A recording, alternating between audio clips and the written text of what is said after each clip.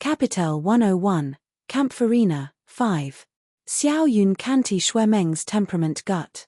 Sie war die Liebeling des Herzogs vonnen, ein kostbares Jewel in seinen Handen, und daher war sie von Nature aus arrogant. Wenn sie Huang Bei u arge bereiten Word, konnte dies ungestum jung Dame einen toddlichen Unfall veroorsaken.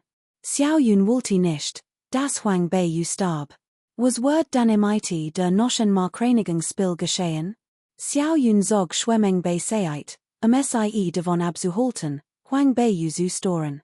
Huang Bei u stieg langsam die Treppe hinauf und kramte in ihren Wirren Erinnerungen. Schwemmeng war die jung Dame im Anwesen des Herzogs von Nguer, die junge Schwester von Schweger. Ihre Persönlichkeiten Arnolten sich sehr, beide waren arrogant und eingebildet und skikanierten gern die Schwachen. Jetzt, die Schweger Hong Shu erwerben hat, wurde wahrscheinlich noch arroganter werden. Die Kaiserliche Akademie beherbergt hauptsächlich Studenten aus der kaiserlichen Familie und die Modell der Hauptstadt. Sofern sie nicht über besondere Begabungen in Beschwörung oder Kampfkunst verfügen, studieren sie in der Regel klassisch Literatur, Etikett, Staatsführung und Militärtaktik. Die Dozenten sind zumeist renommiert und angesehen gelehrt. Huang Bei u besucht die Akademie zum ersten Mal und war zudem von Prinz Xiao Yaro Wang empfohlen worden. Daher wird sie nach Betreten des Tors eigens zu einigen Lehrern der Akademie geleitet. Der Lehrer war eigentlich Akademiker schon, aber ist heute krank, daher werden ein anderer Lehrer für die nächsten 2 Tage vertreten. Prinzessin, bitte treten sie ein, der Mann verbot sich und 40 sie in ein Villa voller üppiger Blumen und Zierpflanzen. Einig wenig Tang klang einer zither waren zu hören, offensichtlich übte jemand. Sehr wohl, stiegen sie auf ein sanfter, ruhig Stimmerklang. Huang Bei u kam die Stimme irgendwie bekannt vor, schenkte aber kein weitere Beachtung. Blick fiel auf ein Glasinienrank, und sie sah einen Mann in Weiß, der sich umdreht. Sein langes schwarzes Haar wet sanft im Wind. Zwischen den sich wiegenden Glasinienswegen schienen sein hellvioletten Augen die ganz Schönheit der Landschaft in sich aufzusorgen. Dies Glasini ist ein wunderschön Flans, nicht wahr, winky face. Während Huang Bei u in Gedanken versunken war, hort sie den Mann lächelnd sagen, Prinzessin Bei u ist angekommen, seid gegrüßt, Sir, erwidert Huang Bei u hoffentlich, Blick gleichgültig. Fong Lien yi sah sie ein Anflug von Enttäuschung huschte über sein Augen, und lächelt, sollte auch zum Unterricht gehen, Huang Bei u nickte, sagt nichts mehr und wandte sich zum Gehen. Dongling folgte ihm und flüstert, Fräulein, sie scheinen diesen Mann nicht besonders zu mögen, oder? Ist nicht so harmlos, wie scheint. Seien sie vorsichtig, wenn sie in Wiedersehen der Klang der Zithergina nacht holt ihr noch in den Ohren, doch sie hat die morderische Aura, die bei ihrer ersten Begegnung ausgestrahlt hat, nicht vergessen. Eindruck von ihm war als ander als gut. Dongling nickte. Sie bewundert Huang Bei u nun sehr. Jeds Wort, das sagt, nahm sie für bare Manns und pragte es sich ein, one Gemmels darin zu Zweifel.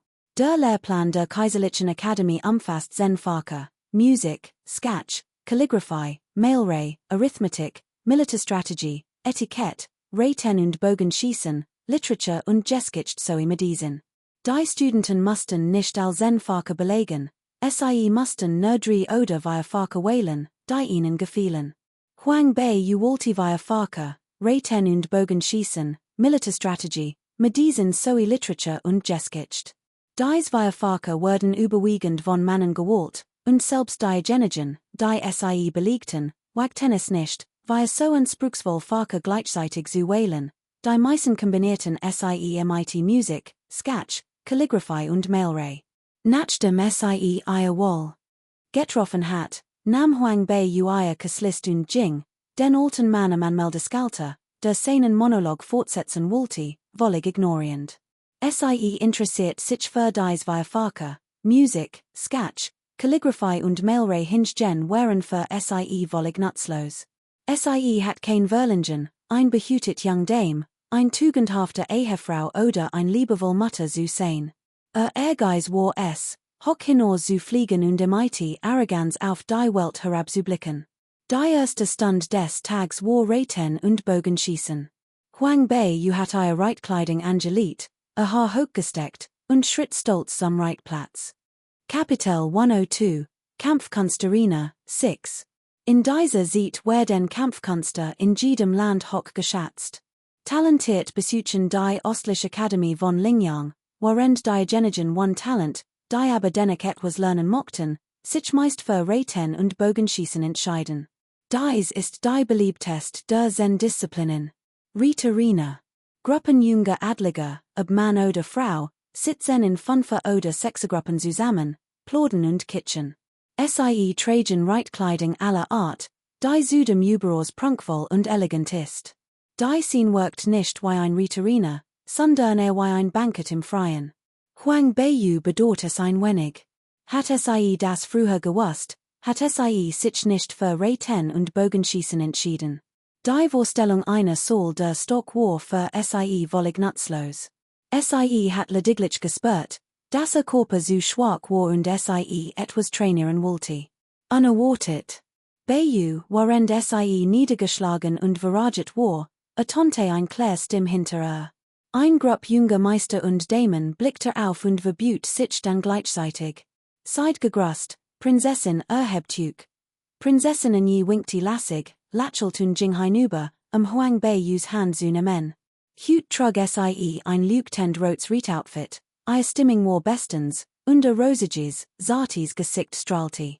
Ich habe gerade von ihren Studienfahrten erfahren und kann es kaum glauben. Your Gesundheit ist nicht die best, warum hat nicht etwas Leichteres wie Musik, Sketch, Calligraphy oder Malerei gewollt? Ich war lange zu Hause, deshalb wollte ich etwas News und Interessantes lernen, öffnet Huang Bei hastig ein Ausrede und sagt, der Unterricht hat begonnen, lasst uns hinchen, heut war der erste Tag, und es gab etliche News Schüler, der hier plant Akademiker gwar, der Riet und Bogenschießlehrer, sie zur Ostakademie zu bringen, damit sie die waren Meister kennenlernen und ihren Kampfgeist starken konnten. Die Schüler waren überglücklich und voller Tatendrang und folgten Akademiker gwar zur Ostakademie. Die Kampfkunstakademie der Ostakademie hat dieses Jahr ein Grupp herausragender neuer Schüler. Die Ausbilder brachten ihnen die Grundlagen bei, während einige alte Schüler sie anleiteten. Akademiker gwar, was meinen sie? Mein neuen Schüler sind dieses Jahr all außergewöhnlich gut Rief Akademiker lei von der Kampfkunstakademie lachend, als nahe kam, sein Gesicht strahlte vor Stolz. Akademiker gwars Gesichtsausdruck wirkte etwas gequält, doch lächelt dennoch und sagt, Akademiker lei, ich hat nicht erwartet, sie heut hier anzutreffen hat gewusst, das lei kommen wird, wäre gar nicht erst gekommen. Beid waren Lehrer, die Schüler in Kampfkunst unterrichteten, doch dieser Mann namens lei konnte dies talentierten Jungen Leut wirklich unterrichten, während selbst in der Kaiserlichen Akademie ne eine Gruppe Adliger keine Raten und Bogenschießen beibringen konnte. Ich bin zufällig hier, haha, und es trifft sich gut, dass your neuen Schüler heut auch hier sind, Akademiker gwar. Hattet ihr Interesse an einem Sparringskampf zwischen uns? Ein Sparringskampf. Ein Sparringskampf MIT jemandem von der Kampfkunstakademie? Die Jungen Adligen erblickten bei diesen Worten. Obwohl sie normalerweise etwas arrogant wären, kannten sie ihren Platz. Akademiker gwar sagt, ein Sparringskampf ist nicht nötig, gebt ihnen einfach ein bisschen Hilfe. Akademiker lei Schurtner, why hat das können diese Adligen kinder nicht kennen sollen?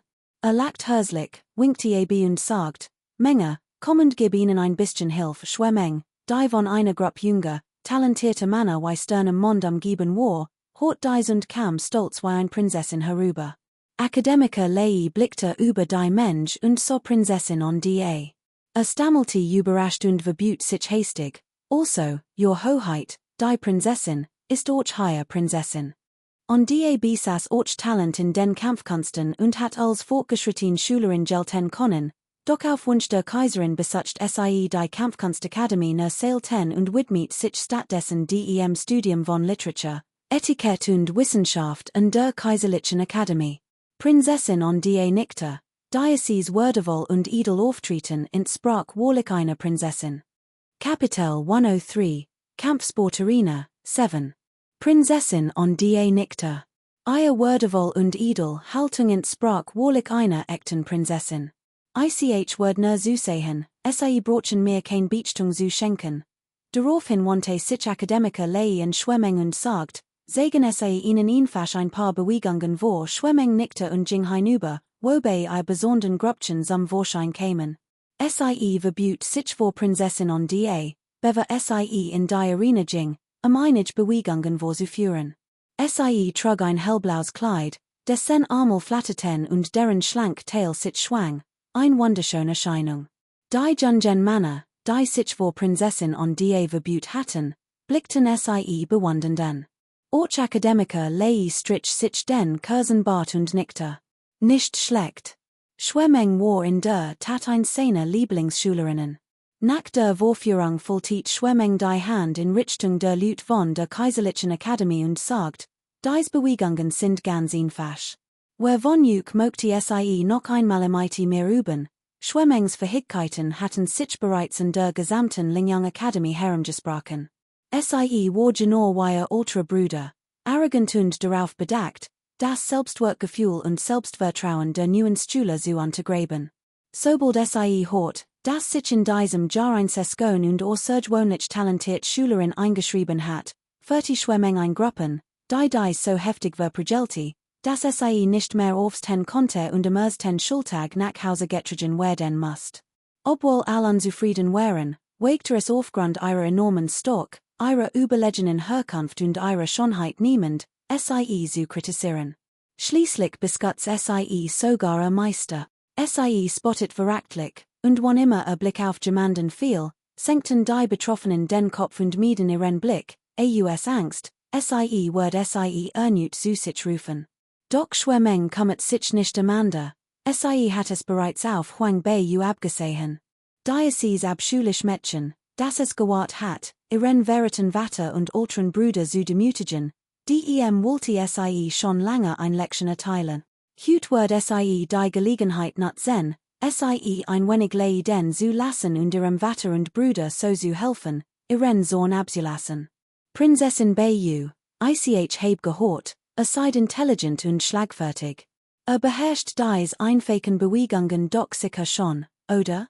Kommt doch und ubt ein wenig mehr, jederen Lin Hui wust, dass Prinzessin Bei ausdem Palast der Großprinzessin ein schwasch und unfähig Torgenichts war. Was für ein Intelligenz und Schlagfertigkeit? Das war ganz klar Schwemmengs Absicht, sie zu demütigen, aber wenn sie vorher ein wenig ermutigt, wird es nicht so wirken, als wird sie die schwasch ausnutzen. Sobald sie dies Wort ausgesprochen hat, wandten sich all Blicke Huang Bei zu, ihr Augen voller Mitgefühl und einem Horch von Schadenfreude. TSK, wer hat dir denn gesagt, dass du Schwemmengs Aufmerksamkeit auf dich sehen sollst? Diesmal wirst du die Konsequenzen tragen. Prinzessinnen Stern legte sich in Folten, ihr von exartigen Augen weiteten sich. Bei geht es gesundheitlich nicht gut, such die jemand anderen, wer wagte es schon, der Prinzessin selbst zu widersprechen? Schwemmeng nörschte den Sahnen, dies lohnisch und unberechenbar Prinzessinnen je. Warum mischst du dich schon wieder ein? Letztes Mal bei der Auction, habe ich gehört, dass sie sich auch ihrem Vater gestritten hat, wie ärgerlich. Schwemmeng war genervt und wollte gerade Yell wechseln, als Huang Bei ihr Kind strich und ernste Mien fragte, willst du wirklich mehr üben? Prinzessin Bei geht es gesundheitlich nicht gut, lass es lieber sein, damit niemand denkt, ich wird dich ausnutzen. Schwemmengs Ton war äußerst missmutig. Huang Bei überlegt ernsthaft, was ist denn deine Gesundheit? Los. Ich bin mir nicht sicher, wie will der Bewegungen ich noch kannte, also lass uns ein bisschen üben. Schwemmeng freut sich insgeheim, dieses Mädchen war tatsächlich so dumm, wie Xiaoyun gesagt hat. Sie wollte es ignorieren, aber sie hat es selbst verschuldet. Gut, das ist den Hygiene schuld, jeder kann sehen, dass ich dich nicht ausnutz. Kapitel 104, Kampfsportarena, 8. Prinzessin und je blickte Huang Bei besorgten, Bei, du, es ist nur ein Übungsinheit, Prinzessin, du brauchst dir kein Sorgen zu Mädchen, sie sprache mighty unschuldige Stimme, wie ein kleines Mädchen, das die Welt noch nicht kennt. Warend sie sprach, Jinghuang bei u vor und sagt zu Schwemmeng, von hier aus kann man nicht als gut sehen, lass uns rübergehen, hob die Hand und du tiet auf die Arena auf dem Feld. Die Lehrer und all anderen waren von ihren Worten überrascht. Schwemmeng sah sie verwundeten, du willst die mit mir üben, hat dies Dummkopf denn gar kein Hirn? Weiss sie denn nicht, was das für ein Autist? Ger einfach hoch am Sparring, und selbst wenn du deinen Gegner verletzt oder gar totest, wirst du nicht so Rechenschaft gezogen. Leben und Tod spielen kein Roll, Prinzessinnen je stand sofort auf und ging auf sie zu, selbst Akademiker und Akademiker lei versuchten, sie aufzuhalten. Übung ist Übung, aber eine Arena ist kein Ort zum Spielen. Huang bei kommet sich nicht mir Wort und ging zugig selbst zur Arena. Was? Traut nicht, flüstert sie Schwemmeng im Vorbeigen zu, so leise, dass nur die Bedenes hören konnten. Schwemmeng war in ihrem Alter noch nicht so arrogant herausgefordert worden. Und sie fragten sie sogar, ob sie sich trau. So ein Nichtsnutz wagteres, so ihr zu reden? PFF. Wenn du die oben später stirbst, gib mir nicht die Schuld. Schwemmeng folgte ihr schnell. Bei rief Prinzessinnen je. In der Arena dürften Außenstehend nicht eingreifen, solange beide Seiten einverstanden wären. Das war zwar kein Gesetz, aber ein Regel, und die sich als Seat hielten. Denn sie waren allein in der Arena, sonst niemand. Was sollten sie nun tun? Wenn bei etwas Zustiers, word vater sicherlich untrostlich sein, und tant im Jenseits were am Boden zerstört. Sofort befahl sie ihren hen, benachrichtigt schnell meinen Bruder, holt in her, aber beeldtug die hen, die wussten, dass etwas ernst passiert war, wagten kein Seat zu verlieren und alten sofort los. In der Arena waren Huang bei und Schwemmeng angekommen und standen sich gegenüber, während die Menschen sie hirem die unterschiedlichsten Gefühl zeigte. Prinzessin Huang bei ist wirklich ein Idiotin, es zu wagen, Schwemmeng in der Arena herauszufordern. Oh, sie wär beinahe tragisch umgekommen, hoffentlich seht Schwemmeng nicht PFF, was für ein Unsinn. Jeder kennt den Charakter der Geschwister der Familie schwer, es ist schwerer zu glauben, dass sie nicht sagen würden, als dass ein Sor auf einen Baum klettert. Schwemmeng, die in der Arena stand, hort dies Geflüster und runzelt die Stirn. Huang bei, du kannst dich immer noch ergeben. Bitte mich einfach Vergebung, dann ist dieser Arenakampf vorbei, aufgeben? Warum sollte ich aufgeben? Huang bei verschränkte die Arm, Gesichtsausdruck war kalt. Wär Schwemmeng nicht gekommen, so ist Schwierigkeiten zu bereiten, hat sie nicht so schnell mit ihr abgerechnet. Doch die Feindin war nun einmal so weit gekommen, wenn sie noch gedacht hat, würde sie nicht mehr Huang bei heißen. PFF. Du Kleingor, du kannst nur großspurig reden mal sehen, why du mich später anflehen wirst. Schwemmeng schnaubte verachtlich und führte ein Standard Eröffnungsbewegung aus. Los geht's, Huang bei sagte eine Eröffnungsbewegung, die sie zuvor von Schwemmeng gelernt hat. Du ist einiges gelernt, sagt Schwemmeng verachtlich und begann, die Angriff einzusetzen, die sie zuvor demonstriert hat. Sobald ihr Hand sich Huang bei hört, wirbelt dies Hirem. Die Bewegung so simpel ermöglichte es aber, Schwemmengs Angriff auszuweichen. Schwemmeng war verbluft. War ihre Bewegung etwa zu langsam? Dies nutzlos Mädchen war tatsächlich wendig. PFF. Nicht übermütig werden. Word dich gleich leiden lassen. Kapitel 105. Kampfarena, 9. Es war zutiefst demütigend, ein so nutzlos Person nicht schnell besiegen zu können. Als Schwemmeng sah, dass ihr Angriff wirkungslos blieben, erhöht sie sofort ihre Angriffsgeschwindigkeit. Obwohl sie nun schneller angriff, konnte sie die Wohlkraft ihrer einstudierten Bewegungen entfesseln, ein Vorteil, den nur ein Meisterin besitzt. Huang bei setzte mehrere Konter ein, dies war nicht so scharf und schnell wie die von Schwemmeng waren, aber wie fließend Wasser wirkten, scheinbar sanft und one Durchschlagskraft. Doch nur Schwemmeng, die in der Arena kämpfte, wusste, dass sie 7 Teil ihrer Kraft eingesetzt hat und Huang Bei's Kleidung noch nicht einmal berührt hat. Das machte die von Nature aus arroganti Schwemmeng wütend. Selbst ein Niederlage vor einer Meisterin war für sie unerträglich, geschweige denn gegen so ein nutzlos Person. HMPF. Huang Beiyu, weißt du eigentlich, dass du in der Arena nicht zur Rechenschaft gezogen wirst, selbst wenn du deinen Gegner verletzt oder gar tot ist. Nach dem Schwemmeng Huang Beiyu erneut verfehlt hat, verzog sicher schons Gesicht leicht. Leben und Tod spielen kein Roll, fragte Huang Beiyu sternrunzelnd, und ein grausames Lächeln huschte über Gesicht. Rief Schwemmeng leise, und augenblicklich veränderten sich ihr Angriff. Die Demonstrations bewiegen von zuvor waren vorbei. Jeder Zug war unglaublich rücksichtslos und schnell und zielte direkt auf Huang Beiyus Schwachstellen. Alle Antennen schnappten schockiert nach Luft. Was tat Schwemmeng die? War das nicht nur ein Übung? Why konnte sich wie ein Räuberin benehmen, schnaubte Akademiker Guer. Academy Lei, Prinzessin Beiyu ist heute summers 10-mal in der Akademie. Hat noch nie Kampfkunst trainiert. Sind all den Schülerinnen solche, die schwachen Skickenieren, Akademiker Leis Gesicht rotiert sich leicht bei der Bemerkung. War etwas verlegen. Es war schon demütigend genig für Schwemmeng, sich mighty gemandem, denn I Kampfkunst gelernt hat, ein paar Schläge zu liefern und trotzdem keinen Vorteil zu erlangen. Nun wandte solch brutal Techniken an, ein Schande für die Kampfkunstakademie.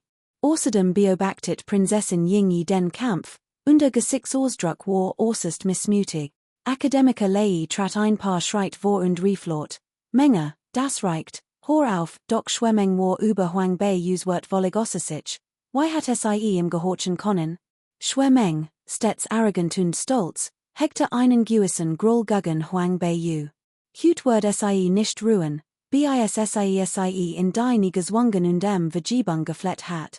Huang Beiyu wirbelt herum, which Schwemmengs kraftvollem Schlag aus und nutzte den Schwung, hinter sich zu springen und Schwemmeng einem Tritt eines Gesicht zu treffen. Huang Beiyu, erst 12 Jahre alt und einen Kopf kleiner als Schwemmeng, konnte being unglaublich hoch haben. Schwemmeng erschrak, dreht sich und wird sofort mitten eines Gesicht getroffen. Turmelte einig Schreit zurück und start fassungslos. Wird Volstis Gesicht war getreten werden, der Tritt war nicht besonders stark gewesen, aber machte wütend. Konnte es nicht fassen. War von einem wertlosen Mädchen besiegt worden, und dann war es auch noch genau die gleiche Bewegung, die vorher gut hat. Why konnte das sein? Ein Demütigung. Das ist absolut beschämend. In der Arena herrschte absolut still unter den Zuschauern, die eben noch geflüstert hatten. All starten fassungslos. Niemand hat erwartet, dass die nutzlos Huang Beiyu die eben gesagt Grundtechnik so gekonnt ausführen und Schwemmeng mitten eines Gesicht treten wird. Schwemmeng hat eindeutig den Rang einer Kriegerin mittleren Ranges erreicht. Nutzlos. War wirklich so nutzlos? In der gespenstisch stillen Arena klatschte nur Prinzessin Yingyi in die Hand und lacht, nicht schlecht. Kapitel 106, Kampfkunstarena, 10. Akademiker Guer kichert, alte Lei, den Kampfkunstakademie wird in letzter Zeit immer schlechter. Haha, Akademiker Lei war so wütend, dass sein Gesicht grunnen lief. Hat Schwemmeng sprunglich aufhalten wollen, entscheid sich aber nun dagegen. Ein schwasch, unfähiged Leid von der Kaiserlichen Akademie, hat ihn fast nur glückend benahm sich schon so arrogant. Glaubte nicht, dass lange Glück haben wird. Wenn Prinzessin Beiyu hut damit durchkommen ließen, why sollte Kampfkunstakademie dann in Zukunft überleben? Schwemmeng verbage Gesicht und fast sich langsam wieder. Funkelte Huang Beiyu wütenden, ihr Augen so grimmig, als wollten lebendig verschlingen. Kopf drohnte vor Wort, und must sich immer wieder selbst versichern, dass dies nur ein Anfall war, es muss ein Anfall sein. Huang Beiyu blieb trotz der Blicke ruhig. Eingestalt in leichten, fließenden Gewanden, selig und kursengerade, imitate Augen wie ein tiefer, stiller Ozean, die ein elegant, aristokratisch Aura ausstrahlt. Idel, distanziert und unnahbar. Schmolt Schwemmengen, streckte einen Finger aus und forderte auf. Weiter. Ich bringe ditchem ein morderische Glanz Blitz in Schwemmengs Organ auf. Wie konnte sies wagen, sie so zu demutigen? PFF, jetzt word sie kein Nade mehr erwarten. Die arm Schwemmeng, hat immer noch geglort, Wohlkraft nicht entfesselt zu haben und Huang Beiyu so leichtfertig über sie hinwegreiten lassen zu haben. Wenn sie gewusst hat, wer die Jungfrau vor wirklich war, hat sie sich langs das Leben genommen.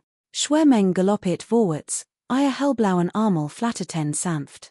Fließens Kleid ließ sie im Kampf unglaublich anmutig und elegant wirken. Doch für Huang Beiyu, die von klein auf ein Spezialausbildung erhalten hat, war ganzer Körper ein todlich Schwachstell. Plötzlich blitz ein kalter Ausdruck in Huang Beiyus Augen auf. Schwemmeng hat heimlich einen Dolch unter ihrem Armel hervorgeholt. Huang Beiyu which sieht aus und torschte war, Schwemmengs Angriff nicht ausweichen zu können, sodass der Dolch absichtlich ihren Hals streifte. Unterhalb der Arena stießen all einen entsetzten Laut aus und richteten ihre verächtlichen Blicke auf Schwemmeng. Dies Schwemmeng war einfach nur abscheulich. Ihre Gegnerin beherrschte nur ein paar einfache Bewegungen, die sie zuvor gesät hat, und nun versucht sie eine Waffe zu töten. Jeder kannte Schwemmengs Charakter. Sie nutzte ihre Herkunft und ihre starke aus, die Schwachen zu tyrannisieren. Prinzessin Beiyu hat wahrlich Pech, in all ihren Leben begegnet zu sein. Schwemmeng, wie kannst du es wagen, jemanden zu verletzen, rief Prinzessin Anyi und eilte zur Arena, Schwemmeng an einem Anfang zu hindern. Auch die Akademiker Lei und Gua eilten vorwärts, Schwemmeng war so leichtsinnig und kümmert sich nicht einmal darum, wer ihre Gegnerin war. Ist Prinzessin Huang Beiyu etwa jemand, den man einfach so skikanieren kann, während noch diskutierten und debattierten, geschah plötzlich etwas unerwartet. Gerade als sie den Dolch in Huang Beiyus Hals ansetzen wollte, schmolt dies und lächelt Schwemmeng an. Dann trat sie mit einem Fuss auf den Saum von Schwemmengs langem Kleid, griff mit der anderen Hand nach ihrem Armel und zog ihn hoch. Obwohl es sich nur eine Demonstration handelte, hat die Ausführung ein eisig und unheimlich Wirkung, die allen einen Schauer über den Rücken jagte. Mit einer blitzschnellen Bewegung which sie Schwemmeng aus, dreht sich und überholt sie. Armel war zurückgezogen, und der Scharfdolch in ihrer Hand lag nun für als sichtbar vor ihnen. Entsetzen huschte über Schwemmengs Gesicht, doch es war zu spät. Gerade als Huang Beiyu und Schwemmeng vorbeging, hielt sie Schwemmengs Armel noch immer fest in der Hand und zog ihre Hand zu sich heran. Kapitel 107, Steinwerfen und Handverstecken, 1. In dem Moment, als Huang Beiyu und Schwemmeng vorbeging, hielt sie deren Armel noch immer fest umklammert und zog sie zu sich heran. Schwemmeng wusste nicht, wie Huang Beiyu das geschafft hat, wo ihren Augen verschwamm als. Der Dolch hat bereits ihre Kehle durchtrennt. Frisches Blut strömt hervor, und in ihren Augen blieb nur noch ein blendendes Rot. Auf dem Trainingsplatz herrschte plötzlich still, als wär die Welt untergegangen. Die Sonne schien hell, doch der gesamte Platz war eiskalt. Als Burton nur kalte, als hat man ihnen einen Eimer kaltes Wasser übergeschüttet, und ihnen strobten sich die Haare. Ein bizarres Bild bot sich in der Arena. Schwemmengs Kehle war durchgeschnitten, und Huang Beiyus Hand umklammert immer noch ihren Armel. Der Scharfdolch steckte noch in Schwemmengs Hand, als hat sie sich selbst die Kehle durchgeschnitten. Sie hat dieses Unglück selbst verschuldet. Huang Beiyu verzog kalt die Lippen und lockert ihren Griff. Schwemmengs Körper fiel wie ein zerfetztes Marionett augenblicklich von der Arena. Peng, schweres grünes Kleid nollte zu Boden, und ein Lake frischen Bluts breitet sich aus ihrem Körper aus allweg einen Schritt zurück. Als geschah blitzschnell, niemand hat sie zu reagieren, all wären wie gelähmt. Ein klein Gestalt schritt langsam zum Rand der Arena. Im Gegenlicht stehend, war Gesichtsausdruck undeutlich, nur ihr klaren, dunklen Augen blitzten gelegentlich mit furchterregender Kälte auf. Außerhalb des Trainingsgeländes eilten einige Stühle herbei, die gehört hatten, das Schwemmenge mit Huang Beiyu in der Arena trainiert, das Getummel zu beobachten. Schwäche war unter ihnen. Die Demütigung, die durch Huang Beiyu erlitten hat hat sich irgendwie herumgesprochen und dazu geführt, dass Tagelang von den Adelskinden verspottet word. Why sollte die sen Zorn unterdrücken? Sein junge Schwester Schwemmeng Verstand sein Gefühl am besten, diesmal word sie in ganz bestimmt Rätchen. Also das Trainingsgeland Betrat, war es nicht so laut wie erwartet, sondern unheimlich still. Niemand sprach, und die bedrückende Atmosphäre ließ in sich unwohl fühlen. Aus in deinem Grund bischlich schwer ein Gefühl der Unruhe. Hastig blickte zur Arena und sah gerät noch, wie Huang Beiyu hinter seiner jüngeren Schwester Schwemmeng stand und mit einer Hand in ihrem Arm zapfte. Schwemmengs Hals war in zweifelhaften Gerissen. Als Huang Beiyu ihren Griff loslies, fiel Schwemmengs Körper schwer zu Boden, still. Schwäche war wie gelähmt, sein Trauer und wat drohten, seinen Verstand zu überwältigen. Das war seine Schwester, die sieht seine Kindheit überall geliebt hat, und nun war sie ermordet worden. Du elends Mädchen. Faser Holly rief Schwäche wütend, sein Augen waren blutunterlaufen, sein Gesicht war wat verset. Wörtlos beschwor Hong Shu's war Gestalt war gewaltig, plötzlich tauchte sein kolossale roter Körper auf dem Übungsplatz auf und hat beinahe das Dach zum Einsters gebracht. Acht Speer schnellten heran, scharfer, kalter Glanz und toddliches Gift blitzten über ihnen auf. Hong Shu's Großaugen flammten auf, und stiess ein tiefes Gebrüll aus dies war ein Kampfkunstakademie, waren Kampfkünstler, kein Beschworer. Selbst Akademiker Lei war nur ein Kampfkünstler. Erschrocken über den Anblick von Hong Shu, rief hastig den Schulen zu, sich zurückzuziehen. Verschwindet von hier. Schnell, Prinzessin, bitte verschwinden schnell, rief auch Akademiker gwa eifrig eine Gruppe adliger Damen zu und drängte sie zum schnellen Verlassen des Gelans. Schwäche, du bist leichtsinnig, schrie Prinzessin an je Schwächerin. Kapitel 108. Steinwerfen und die Hand in den Schoß legen, 2. Schwäche, du bist leichtsinnig, schrie Prinzessin an je Schwächerin. Doch Schwäche war außer sich war wat und hörte sie gar nicht mehr. Der riesige Kopf von Hong Shu, unter Schwäches Kontrolle, stürmte mit mörderischer Absicht auf Huang Beiyu zu. Blitz suckten in seinem Körper und jagten all in die Flutsch. Auf der Arena versogen sich Huang Beiyus Lippen leicht, doch sie blieb regungslos stehen. Schwäche, willst du etwas sterben? Wenn du die beiden kostbaren Kinder des fetten Herzogs von an einem Tag toten konntest, wie würde denn erst reagieren? Letztes Mal hatte Lüt Summenwiesen der Prinzessin geschickt, sie anzugreifen, aber war gescheitert. Sie war sich sicher, dass auf ein zweite Chance wartet, gegen sie vorzugehen, zumindest sein Stork zu demonstrieren. Schwemmengs heutige Aktionen waren natürlich insgeheim vom Herzog von gebilligt worden. Wir kommen unsere sehr eigenen Angelegenheiten, aber wie Herr, du wagst es, mich zu beleidigen. Dann wird dich endgültig ausloschen. Sollte sie dem Herzog von etwa weiterhin ein so großes Geschenk machen? Huang Beiyu stand unbeweglich da, der riesige Kopf von Hong Shu nun ganz nah vor Gerade als sie den Eisgeist Phantom Vogel beschworen wollte, brach ein markerschütternder Schrei aus der Mensch sie herem los. Im selben Moment zersplitterten die Fenster des Übungsplatzes, ein blendend rotes Licht erschien und ein gefährliches, brennendes Gefühl breitet sich augenblicklich aus dunkelviolett Flammen, wie ein wütender Drache, lodeten auf und schossen blitzschnell auf den hochmütigen Kopf von Hong Shu zu.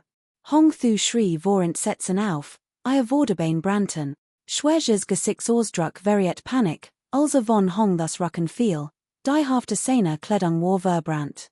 Bruder, rief Prinzessin an je erleichtert und erleichtert. Zum Glück war Bruder rechtzeitig eingetroffen. Dieser Schwäche war ganz anders als Schwemmeng. War ein wahrer Beschworer und besaß zudem ein Geistertier der Stufe 11, Hong Thu. An der Lingyang Academy galt als Expert zweiter Stufe. Es war für Beiyu nahezu unmöglich, im Zu entkommen. Der Purpurflammen für Keilen landet in der Arena, und die drückend Ohr des übermächtigen Geistertiers zwang Hong Thu, sich Schritt für Schritt zurückzuziehen.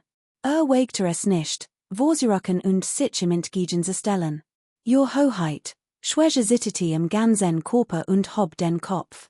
Selbst gegenüber Hong Shu wurde es nicht wagen, den Kronprinzen zu provocieren, aber seine Schwester, must sie einen so tragischen Tod sterben? Your Hoheit, bitte verschafft meiner Schwester Gerechtigkeit. Prinzessin Bei hat es gewahrt, einen Mord zu begehen. Das ist ein unverzeihlich Tat, schrie Schwäche, der auf Hong Shus Rücken lag, imitie heiserer Stimme. Kronprinz Johnny saß auf dem Purpurflammen für Keilen, sein schwarzen Roben von purpurnen Flammen am Halt.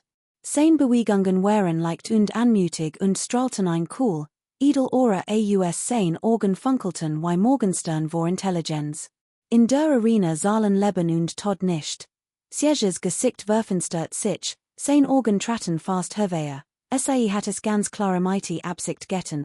Huang Beiyu, du elends Mädchen, du wolltest mein Schwester umbringen. Huang Beiyu warf im einen kalten Blick zu und wandte sich dann verracklich ab. Und, wenn ich geplant heb, sie zubringen? In der Arena sahen Leben und Tod nicht. Das ist die Regel des Salter Kontinent. Wer die Arena betritt, muss mighty dem Tod rechnen geplant, sie zubringen? PFF, das sieht doch jeder. Hat sich selbst getötet. Huang Beiyu blickte kalt auf Schwemengs blutüberströmten Leichnam. Der Dolch befand sich noch immer in Schwemengs Hand. Bei solch eindeutigen Beweisen, wie konnte man die Schuld geben? Schwäche betrachtet den Dolch, ein stechender Schmerz durch für sein Herz, sein ganzer Körper zitterte. Du, und was ist mighty mehr? Ich bin nur ein neuer Schüler, der sich erst Diocese Jar eingeschrieben hat, und Schwemeng, ein Krieger in mittleren Ranges, hat während unseres Trainings ein Waff benutzt. Letztendlich hat die Konsequenzen ihres Handelns zu spüren bekommen. Wessen Schuld ist das? Kapitel 109, Steinwerfen und Handverstecken, 3. Dieser Satz erinnert als sofort an das Geschehen. Prinzessin Bei hat von Anfang bis Ende nur Demonstrationsbewegungen gesät, während Schwemmeng die Waren Fähigkeiten einer Kriegerin mittleren Ranges einsetzt, jede Bewegung brutal und rücksichtslos, und am Ende versucht sogar, ihr Gegnerin imitie einer Waffe zu töten. Es war wahrlich abscheulich. Die Gegnerin war nur ein gewöhnliches junges Mädchen, und Schwemmeng war sowohl alter als auch starker als Huang Beiyu. Hat sich nicht nur nicht zurückgehalten, sondern war sogar noch schlimmer, hat an der ganz offensichtlich gekeniert. Jetzt, tot war, wie konnte irgendjemand anderem die Schuld geben? Konnte nur sich selbst die Schuld geben, dass die Früchte ihrer Taten erntet.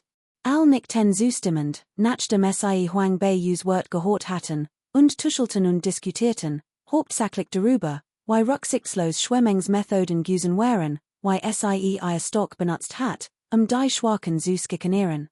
Schwäche hat dies, sein Gesicht lief sofort rotten, und ein Schwall Blut ergoss sich aus seinem Mund. Schluckte es mighty Mühe hinunter. Obwohl Schwemmeng also tragisch ums Leben gekommen war, must Huang Beiyu kein Verantwortung übernehmen, war denn als gerechtfertigt? Und wird sogar für ihren schnellen Verstand und ihre Wendigkeit gelobt. Schwäche sah die Menschen sich herum, darunter auch sein Freund, die ihn allverracklich anblickten, und im Wort schwindelig. Auf dem Kontinent Jarrte wurden Kampfkünste sieht Jiher hoch geschätzt und meisterhoch wäret.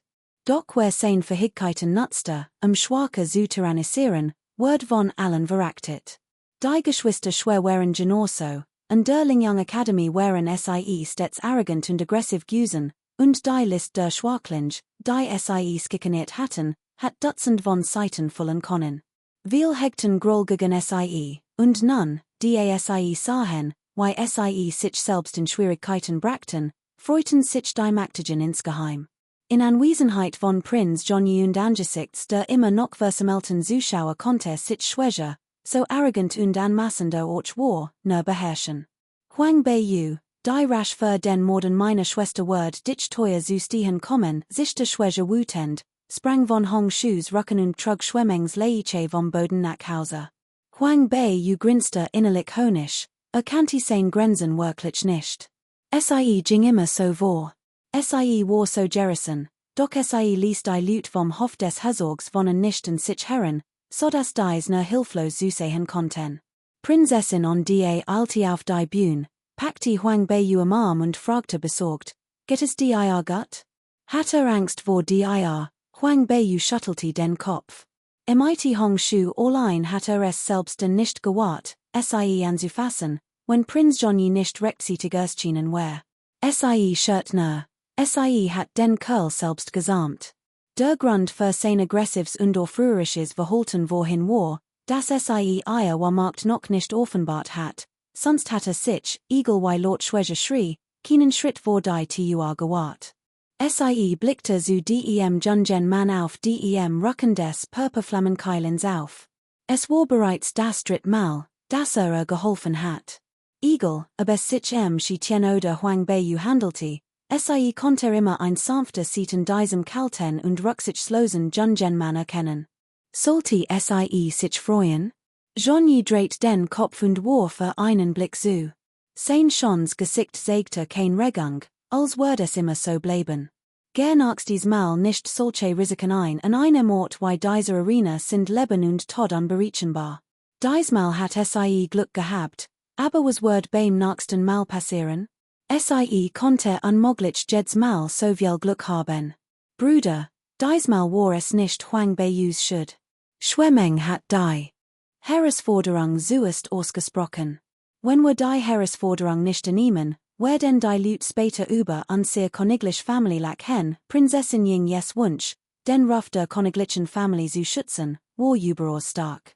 Sie empfand Huang Beiyu als die leibliche Tochter von Prinzessin Huiwen, die sie mit dieselbe Blutlinie teilten, und behandelte sie deshalb wie eine Schwester. Wiesen war einfach und direkt, wenn sie sich jemanden in den Kopf gesetzt hat, behandelte sie in von ganzem Herzen gut. Kapitel 110, Steinwerfen und Handverstecken, 4. Jonyes Gesicht verfinstert sich. Es ist nicht nötig, in die Arena zu gehen und zu kämpfen, Prinzessinnen je wich Zurück, und auch Huang Beiyu streckte die Zunge heraus und verzog das Gesicht. Plötzlich benahm sich kindisch, als wär tatsächlich ein 12-jähriges Mädchen, das etwas angestellt hat und von seinem älteren Bruder ausgeschimpft wird. Familiär Zuneigung, so etwas hat schon lange nicht mehr gespürt.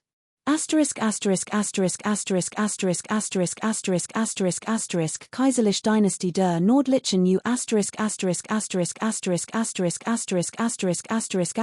der Vorvollem Prinzessin Beiyus Kampfsportkampf mit der Jungen Dame des Hauptzweigs der Schwerfamilie verbratet sich schnell in der Lingyang Academy. Schwemengs hinterlistige Methoden, das Verbergen von Waffen und die Absicht zu töten, führten letztendlich zu ihrem eigenen Untergang und ihrem Selbstmord. Sobald dies Nachricht die Rund machte, wurde sie überschwänglich gelobt. Huang Beiyu galt nun als intelligent und einfallsreich. Als Xiao Yun und Xiao Zhongqi horten, das Schwemmeng von Huang Beiyu getötet worden war, erblickten sie und eilten zu sie Rede zu stellen.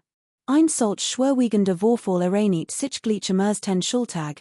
Das Trainingsgeland der Kampfkunstakademie war von Hong Shu und Zi Yanghua Chelins erhaftet erstört worden, so dass der Akademie nichts anderes übrig blieb, als die Stühle vorseitig nach Hause zu schicken.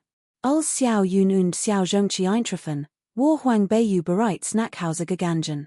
Sie mussten sich beeilen, zurückzukehren. Beim Betreten des Hauses begrüßt sie ein Diener hastig mit den Worten: Junger Herr, Young Herrin, es ist furchtbar. Die dritt Young Herrin hat es gewahrt, die Young Dame des en Guogongen Wiesens zu töten.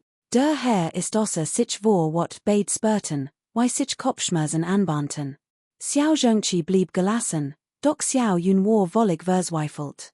Ihr Verlobung mit schwer war doch schon arrangiert, wer hat gedacht, dass so etwas jetzt passieren wird?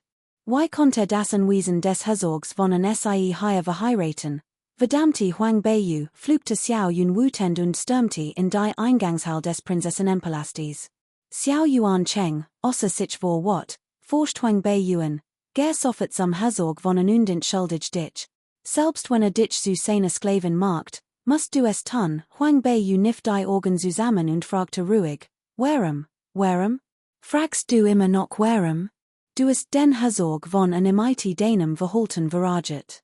Why soll die Family Xiao Gemels wieder einen Platz in der Hauptstadt haben, Xiao Yuan Cheng war außer sich vor Wat, doch Huang Beiyu blieb ungeruht, was seinen Sohn nur noch mehr heißt. Diocese elend Mädchen, sie last sich nicht mehr so leicht herumschubsen wie früher, hat das Gefühl, sie ist wie ein wildes Tier, das sein Sohn noch nicht gesät hat. Die Family Xiao, Huang Beiyu hob die Augenbrauen, stand abrupt auf, du tiet auf die Tür und sagt, ich erinnere mich das Schild über die Hauptremitei den wir Schriftzeichen, Residenz der Prinzessin, persönlich vom Kaiser geschrieben. Was hat das Mitei der Family Xiao zu tun? Prinz Gemahl, Iren sie sich. Xiao Yuan Cheng funkelte sie wutenden, sein Gesicht lief rotten, sein ganze Körper zitterte. Du, war so wutend, dass kein Wort herausbrachte. Huang Beiyu spottet. Mein Mutter ist verstorben, ich werde die Angelegenheiten der Residenz der Prinzessin selbst regeln. Welche Konsequenzen ich auch immer für meinen Sohn auf den Herzog von tragen muss, ich werde sie allein tragen. Es hat nichts Mitei der Family Xiao zu tun, sie können beruhigt sein. Concubine Qin, die in der Nähe saß, sprang plötzlich auf, Stimme schrillte. Prinzessin Beiyu, welche Residenz der Prinzessin, welche Family Xiao, allen diese Anwesen bilden ein Family und teilen Freude und Lied. Dong Ling, die hinter Huang Beiyu stand, hort dies und lacht. Tant, ihr Wort sind unzutreffend. Unser Young Dame ist königlicher Abstammung, und obwohl der Hauscher und die anderen jungen Herren und Damen alle Anwesen leben, unterscheiden sich in ihrem Stand erheblich. Sie tragen den Nachnamen Xiao und gehören dem Xiao-Clanen, aber Tant. Kapitel 111, Steinwerfen und Handverstecken, 5. Dong Ling hielt einen Moment in, betrachtet das verzerrt Gesicht von Concubine Qin und sagt zufrieden, es werdet vom Herrn nicht ordnungsgemäß verheiratet, noch sind your Namen im Stammbaum der Family Xiao verzeichnet, daher gehört nicht derselben Familien, Duelens Mädchen. Ist das dein Platz? Rief Concubine Qin, getroffen von einem Schlag eines Gesicht, und hob sofort die Hand, Dong Ling zu schlagen. Sie hielt Huang Beiyu und Dong Ling immer noch für ein nutzloses Herdiengespann. Dong Ling besaß seit ihrer Kindheit Grundkenntnis in Kampfkunst und war von einem Lehrer unterrichtet worden, den die Prinzessin engagiert hat. Früher hat sie die Jungherrin aus Schutzgründen duldet, aber das war nun nicht mehr nötig. Dong Ling holt aus und packte Concubine Qins Handgelenk. Die Kraft des Mädchens war betrachtlich, so dass sich Concubine Qins Gesicht vor Schmerz verzerrt und sie aufschrie. Concubine schwer beobachtet das Geschehen im einem Anflug von Schadenfreude. Diese Frau wird von anderen zurecht gewiesen, und sie freut sich insgeheim. Xiao Yuan Cheng war etwas erschrocken und wollte geraden wat ausbrechen, als Xiao Zhongqi's wutend Stimme von draußen ertönte. Duelens Mädchen, wer hat die dies Frechheit erlaubt, als Huang Beiyu die Gestalt herenstürmen sah, zog sie Dong Ling schnell zu sich. Sie wusste, dass Xiao Zhongqi nicht minder stark war, und Dong Ling im Frontal entgegen zu treten, wird nur zu einer Niederlage führen. Duelens Mädchen, schrie Xiao Zhongqi. Konnte es nicht einfach hinnehmen, dass sein Mutter so behandelt wird. Hat sich immer für den ältesten Sohn des Anwesens gehalten, für arrogant und eingebildet, und hat Huang Beiyu nie ernst genommen. Huang Beiyu und ihre Dienerin hatten es gewahrt, sein Mutter zu skikanieren, wie konnte ihnen das verzeihen? Bruder, was tust du dir? Rief Huang Beiyu, die Dong Ling hinter sich schützen zur Schau stellte, Xiao Zhongqi anblickend und die Faust erhoben. Wenn du Diocese Mädchen nicht richtig ersehen kannst, lass mich dir helfen. Huang Beiyu bewahrt die Fahrsang und lächelt leicht. Du bist schließlich ein hochrangiger Krieger, stehst in der ganz seiner königlichen Hoheit des Kronprinzen und ist militarisch erfolgreich. Wie legt wird sein Majestät dich sogar belohnen? Was glaubst du, was passieren wird, wenn du jetzt ein schwaches, wehrloses Mädchen anfasst und das der Armee, seiner königlichen Hoheit dem Kronprinzen oder seiner königlichen Hoheit zu Ohren kommt? Xiao Zhongqi, der aggressiv vorgestürmt war, blieb abrupt stehen, ein Anflug von Sogen huschte über sein Gesicht. Concubine Qin, nicht dumm, wusste die Zukunft ihres Sohns und sagt, Zhongqi, Den Status muss nicht mit dem eins kleinen Mädchens verglichen werden, dies wird wären ein Möglichkeit für Xiaozhongqi, zurückzuruden. Tauschte wat vor, winkte ab und Kurti zu Concubine Chin zurück. Xiao Yun trat nahe und sagt, Huang Beiyu, fürchtest du nicht die rasch des Herzogs von für den verholten, was? Schwemmeng war I gut Freundin gewesen, und nun, die I best Freundin tot war sie natürlich etwas traurig. Doch das wichtigste war immer noch die Verlobung mit Schwäger. Mit Schwemmengs Todd würde sie sicherlich nicht mehr heiraten wollen. Obwohl die noch der König war sie nicht bereit aufzugeben. Ich habe sogar Menschen getötet, was habe ich noch zu befürchten. Huang Beiyus Blick glitt über die Gesichter der Anwesenden in der Eingangshall. Mein Hand sind nun mit dem Blut der Toten befleckt, von nunnen wage ich als, kaum hat sie dies gesagt, which die ängstlich Concubine Chin augenblicklich hinter Xiaozhongqi zurück. Adlige Damen sie hatten noch nie Mord oder Blutvergießen erlebt. Huang Beiyu warf ihnen einen kalten Blick zu und ging den mit Dongling fort. Sobald sie weg war, schlug Xiao Yuan Cheng wütend mit der Faust auf den Tisch. Concubine Chin fragte eilig, Meister, was sollen wir jetzt tun? Wir dürfen es uns nicht leisten, die Macht des Herzogs von Angua zu provosieren, obwohl die Familie Xiao den alten Meister Xiao hat, miskte sich nie in die Angelegenheiten des Fürstenhauses ein. Kapitel 112, Steinwerfen und Fingerabdruck hinterlassen, 6. Xiao Yuan Cheng war wütend und konnte sich in kurzer Zeit kein passend Lösung ausdenken. Meister, warum schickt nicht jemanden zu verwalter Chen Wommenwiesen des Herzogs wonnen, bringt ihm Geschenk und erklärt ihm, dass der Mord von Huang Beiyu begann wird und nichts mit uns zu tun hat? Außerdem wird dies unser Mitgefühl für Fräulein Schwägen.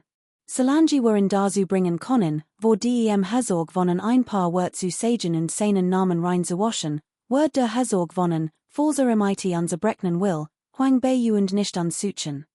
Concubine schwer war gewissenhaft und besonnen, und Xiao Yuan Cheng verlies sich größtenteils auf ihre Intelligenz. Als dies hort, nickte und schickte sofort jemanden los, Geschenk zur Entschuldigung das Anwesen des Herzogs von zu übergeben. Huang Beiyu Kurti lächelnd nachdenklich zum Lügenpavillon zurück. Durch Bing hat sie das gesamte Gespräch mitgehört. Es einfach ignorieren zu wollen, war das wirklich so leicht? Sie schlüpfte in ein langes schwarzes Gewand und einen Umhang, wies Donglingen, zu Hause zu bleiben, und schlich sich heimlich hinaus. Auf dem Bug Markt besonders ein Tavern auf, die von Soldnern frequentiert wird. Es du wirklich das Gefühl, dass Schwäger in so einen Ort gehen wird, fragte sie sternrunzelnd. Soldner hielten sich üblicherweise in extrem lauten und chaotischen Gegenden auf, sie war etwas skeptisch, dass ein Adelson Schwäger dorthin gehen wird. Hong Shuam gibt ein Aura von schwarzem Jade, ich spür sie in der Nahe, ich bin zu voll, es zu sagen, sagt der Vollpelz. Sieht ich in rausgelassen heb, sich zu amusieren, ist sehr entspannt. War die letzten zwei Tage recht glücklich, Huang Beiyu stieg die tur eine Tavern auf, so sicher und entdeckt im ersten Stock ein Vertrautgestalt. Sie runzelt die Stirn und ging auf sie zu. Die Soldner, die zu vor lautstark gestritten hatten, verstummten augenblicklich, als sie eintrat, und drehten sich sofort zu ihr. Einige guckten auf, und der Wein in ihren Munden ergoss sich. Why hatten dies Leute angesichts einer Legend in unmittelbarer Nahe nicht erschrocken sein können? Die Nachricht von Lord Shitiens Sieg über den unbesiegbaren General Sima Gui Yang des Südflügelreichs hat sich im ganzen Land verbreitet. Der Name Shitien war zum Titel eines mächtigen Kriegers geworden und hat sich rasch auf dem gesamten Kontinent Salter eingebürgert. Lord Shitien, darf ich fragen, why ich Ihnen helfen kann? Fragte der Kellner aufgeregt.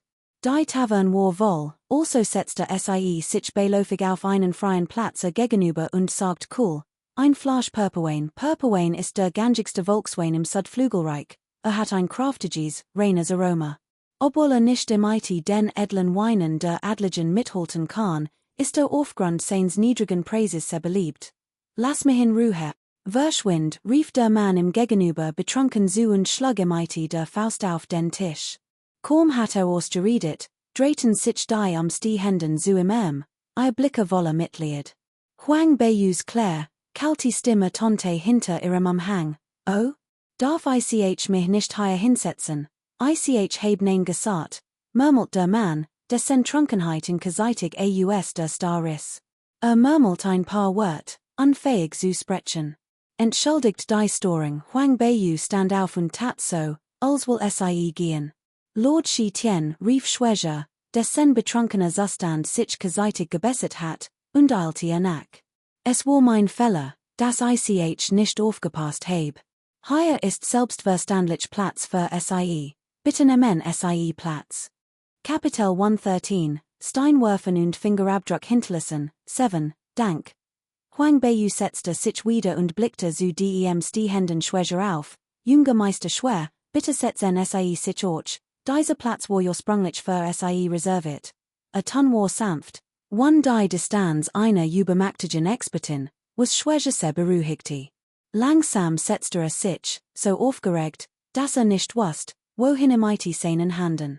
Hat nie gedacht, dass das Glück haben wird, Lord Shi Tian an einem Tisch zu sitzen und im zu trinken. Im Schatten des Sonnenschirms lächelt Huang Beiyu. Genau in diesem Moment bracht der Kellner den von bestellten Wein aus Violet 10 Trauben. Schenkte sich genüsslich ein Glas ein, der intensiv Duft der Violet 10 Trauben war berauschend. Schwäger start Würsten nislos an. Nicht all Meister beversagten Tor Wayne. Selbst der hochrangig Shi Tian, ein mächtiger Expert, trank nur Wein aus Violet 10 Trauben. Obwohl der Wein aus Violet 10 Trauben preiswert war, strahlte als in Shi Tians Glas Weinglas eingeschenkt wird, ein elegant und edel Aura aus, als hielte sie einen Violet 10 Edelstein in Handen. Einem Anflug von Ehrfurcht in den Augen sagte Schwägers Mundwinkel, als seine Jeans Weinglas betrachtet. Es war einst ein teurer Wein gewesen, doch nun schmeckte nur noch fade. Huang Beiyu nahm einen kleinen Schluck, blickte auf und sah, wie Schwäger sie anstarrt, offenbar etwas sagen wollend, aber sogend. Ruhig fragte sie, junger Meister Schwer, mochten sie etwas sagen, Schwäger war verbluft und nicht schnell vor nieder. Herr Shi Tian, ich bitte sie instandig, mich als ihren Stuhler anzunehmen, hinter dem Vorhang must Huang Beiyu fast loslegen. Junger Meister Schwer, wenn sie wussten, dass ich, Huang Beiyu, die Genig bin, die sie gerät anfliehen, würden sie sich wahrscheinlich den Kopf gegen ein Soll schlagen und Selbstmord begehen. Ich nehme kein Stuhler an, sagte sie heiser. Verzweiflung spiegelt sich in Schwägers Gesicht. Wenn nicht Stuhler einer so mächtigen Persönlichkeit wie Lord Shi Tian werden konnte, hatte kein Chance, sich Prinz Johnny entgegen zu stellen. Hasst es. Hast diesen Johnny dafür, dass tatsächlich das Mädchen Huang Beiyu beversagt. Noch mehr hast den Adelstand des Kronprinzen, der über allen anderen stand, und das Genie des Südflügelreichs, einen jüngsten Beschworer nur 6 Jahren. Wäre starker als Kronprinz John Yi, wird das seinem Vater in seinem großen Plan Flügel verleihen. Außerdem hatte Huang Beiyu leicht und gnadenlos toten können. Aber Lord Shi Tian nimmt kein Stuhler an. Huang Beiyu warf ihm einen Blick zu und sagte dann kalt, ich nehme kein Stuhler an, aber ich schließ gern Freundschaften. Schwägers Augen leuchteten auf. Freundschaften schließen? Lord Shi Tian wollte sich im Freunden? Vielen Dank, Lord Shi Tian, rief Schwäger überglücklich und verbot sich tief, bevor aufstand und zu seinem Platz zurückkehrt. Lord Shi Tian, warum sieht, hier etwas zu trinken? Fragte Huang Beiyu. Ich bin auf dem Markt, Heilkrauter zu besorgen, antwortet Schwäger gleichgültig. Heilkrauter? Fragte Schwäger misstrauisch. Wozu braucht ein Beschworer Heilkrauter? Wäre es nicht einfacher, einen Alchemisten zu finden, der Elixier herstellt? Konnte Lord Shi Tian etwa auch Elixier brauen? Unmöglich. Ein jüngster Beschworer war schon stark genig, wenn auch noch ein Alchemist wär das doch ein Wunder. Die Schaub fragte Schwäger vorsichtig, ich frage mich, welch Heilkrauter Lord Shi Tian sucht. Ich kann you helfen, nicht nötig, Ich habe schon genig Heilmittel gefunden. Ich word später noch nach einem guten Alchemiekessel suchen, sagt Huang Beiyu gleichgültig und nahm einen Schluck von ihrem selbstgebroten Wein aus violeten Trauben. Schwäche fühlte sich bei diesen Worten in seinen Vermutungen fast bestätigt. Kapitel 114, Steinwerfen und Handverstecken, 8. Schwäche word sein Vermutung fast sofort bestätigt, also das Hort. Ein Heilkessel. Beim Kauf von Heilmitteln wäre es nicht so sicher, aber ein Heilkessel ist etwas anders. Es gibt nur einen Beruf auf dem Kontinent, der einen Heilkessel benötigt. Chem. Lord Shi Tian, wissen Sie, wie man Medizin herstellt, stammelte Schwäche, etwas benommen. Huang Beiyu nickte und sagt bescheiden, ein wenig Schwäche schluckt schwer. Die Bewunderung in seinen Augen war fast greifbar. Wahrlich, sich mit anderen zu vergleichen, lasst einen vor nicht sterben, ander brochten act leben wolle Glück, ein Beschworer zu werden, und ein Alchemist. Traum weiter. Aber dieser Mann ist nicht nur ein mächtiger Nünstern Beschworer, sondern auch ein Alchemist. Diocese Massen Stock und Talent ist wahrlich beneidenswert. Solche Talente müssen vom Herzogspalast des Staaten sorgfältig rekrutiert werden. Ihre zukünftigen Unternehmungen hängen von diesen Experten ab. Der Sit verfügt der Herzogspalast über keinen einzigen Alchemisten.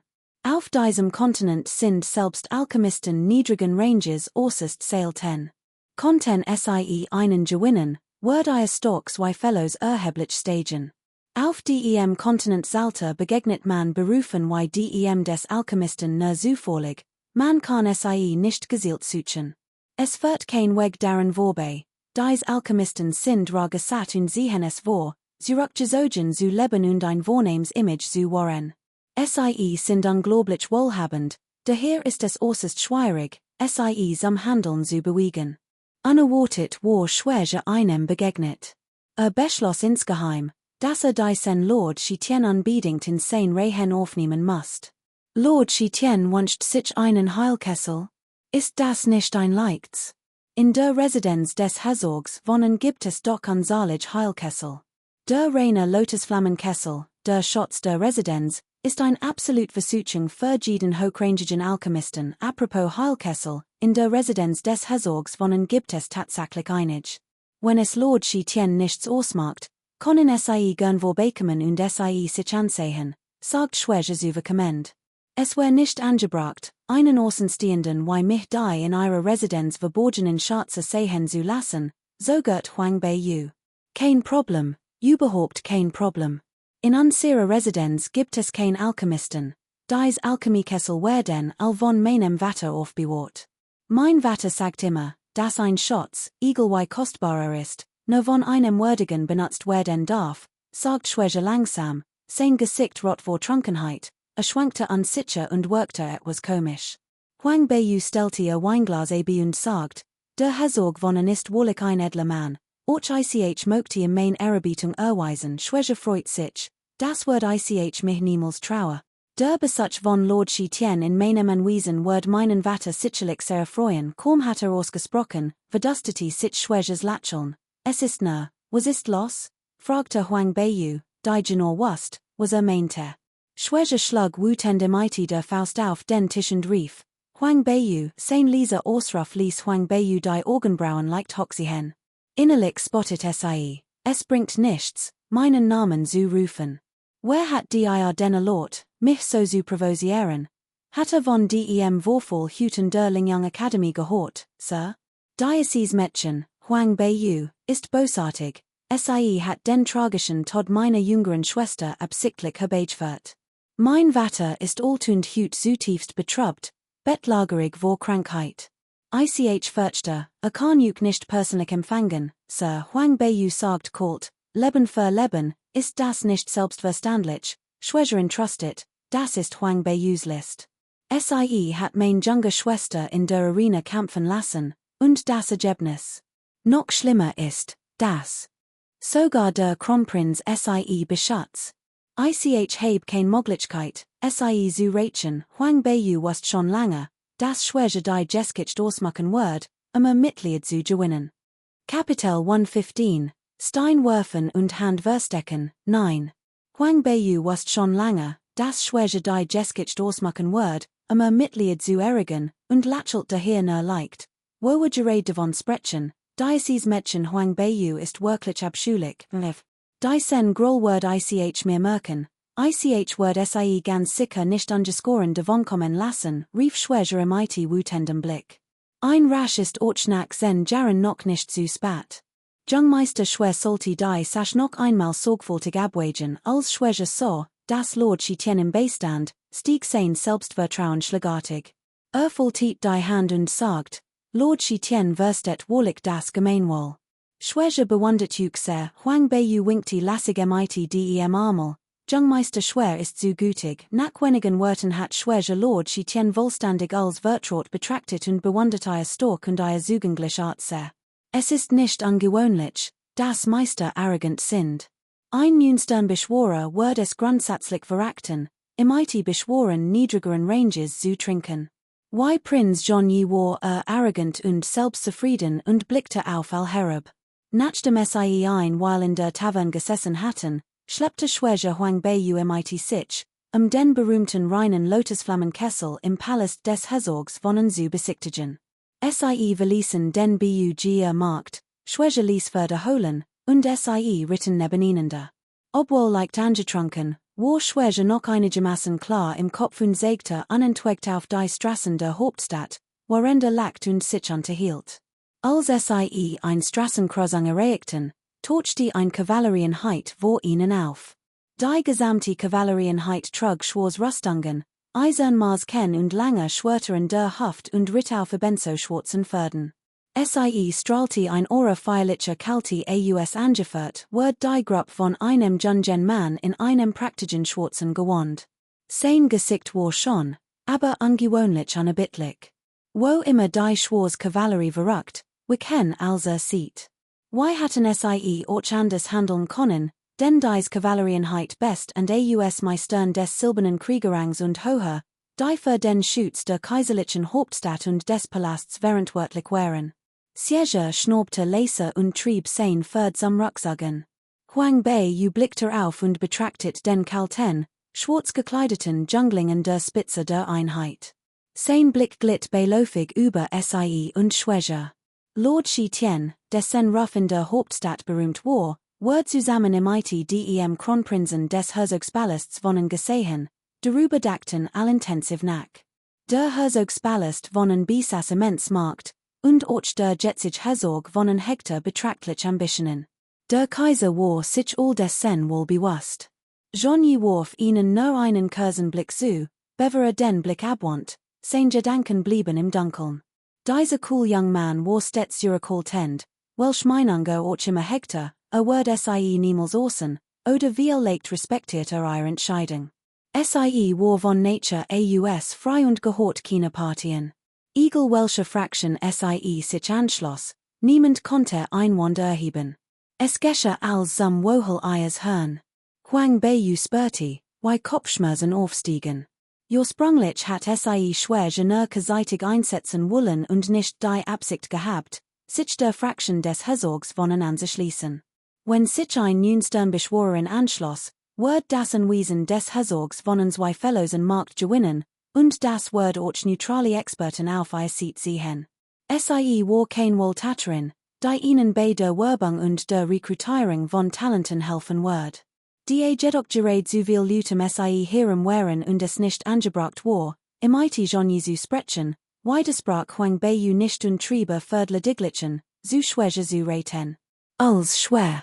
Ihre Handlung so, war voller Begeisterung. Seine Meinung nach bedeutet dieser Schritt von Lord Chitien, dass dieser in den Palast des Herzogs wohnen einsehen wollte. Kapitel 116, Steinwerfen und Handverstecken, 10. Prinz John Yi ist immer so arrogant und selbstzufrieden, kommt sich nicht einmal die Helden und tapferen Männer dieser Welt schwäche beobachtet, wie sich die Kavallerie allmalig entfernte, und sagt leise. Ich wollte als daran setzen, Prinz John Yes ansehen in den Augen von Lord Chitien zu schadigen, Nerden werden sich im Lut anschließen. Außerdem war Prinz John Yes arrogante und rücksichtslos Nature echt, wird schon merken, dass log, Huang Bei Widersprach nicht, sondern hort nur schweigen zu. Wie hat sie Schwäche absichten nicht erkennen können? Doch Schwäche, der so, dass sie nicht sagt und dagt, sie stimmen zu, freut sich sehr. Ein Gurgong Manchen. Der plötzlich, tragisch Tod der ältesten Tochter, Schwemeng, stürzte das gesamte Anwesen der Familie in Gurgong in tief Trauer. Jeder wusste, dass Schwemeng die geliebteste Tochter des Herzogs war. Die junge Frau besaß außergewöhnliches Talent in den Kampfkünsten und gewann sein Gunst. Der Herzog von Hutit sie wie einen kostbaren Schatz. Nach Schwemengs Tod war der Herzog von so untröstlich, dass erkrankt, und seine Frau weinte hemmungslos. Der älteste Sohn, von Trauer überwältigt, ging trinken. Zu diesem Zeitpunkt kommten sich nur der Verwalter und einig wenig jung, erwachsene Herren die Angelegenheiten des Anwesens. Die Konkubinen regelten die inneren Angelegenheiten. Huang Bei und Schwäche waren in das Anwesen zurückgekehrt. Das gesamte Anwesen war in Weiß gehüllt, und die einst so praktische Landschaft verströmt nun ein schwache, melancholische Atmosphäre. Der Trauersaal war im hinteren Teil des Hofs eingerichtet, unauffällig vom vorderen Hof aus zu sehen. Als der Verwalter Schwäche zurückkehren sah, eilte ihm respektvoll entgegen. Junger Meister, seit Zurich, Schwäche winkte ab und sagt, ich habe einen hochrangigen Gast, meldet euch später bei mir während sprach. Fertier Huang Bei in den hinteren Hof und fragte den Verwalter beiläufig, wo ist mein Vater? Geht schnell und ruft in, sagt ihm, dass Lord Shitian angekommen ist. Der Verwalter warf einen Blick auf Huang Bei, der in einen schwarzen Umhang gehüllt war und ein unbeschreiblich, unheimlich Aura ausstrahlt, die einen Schauer über den Rücken jagte. Wagte es nicht, lange hinzusehen, und eilte sogleich fort. Das Arbeitszimmer im Anwesen des Herzogs von war mit unsaligen kostbaren Schatzen gefüllt, so luxuriös, dass es blendit. Der Herzog von wagte es, so viel selten Schatzer Fenster Schau zu stellen, und zeugt von seinem immensen Vertrauen in die Sicherheit seines Anwesens.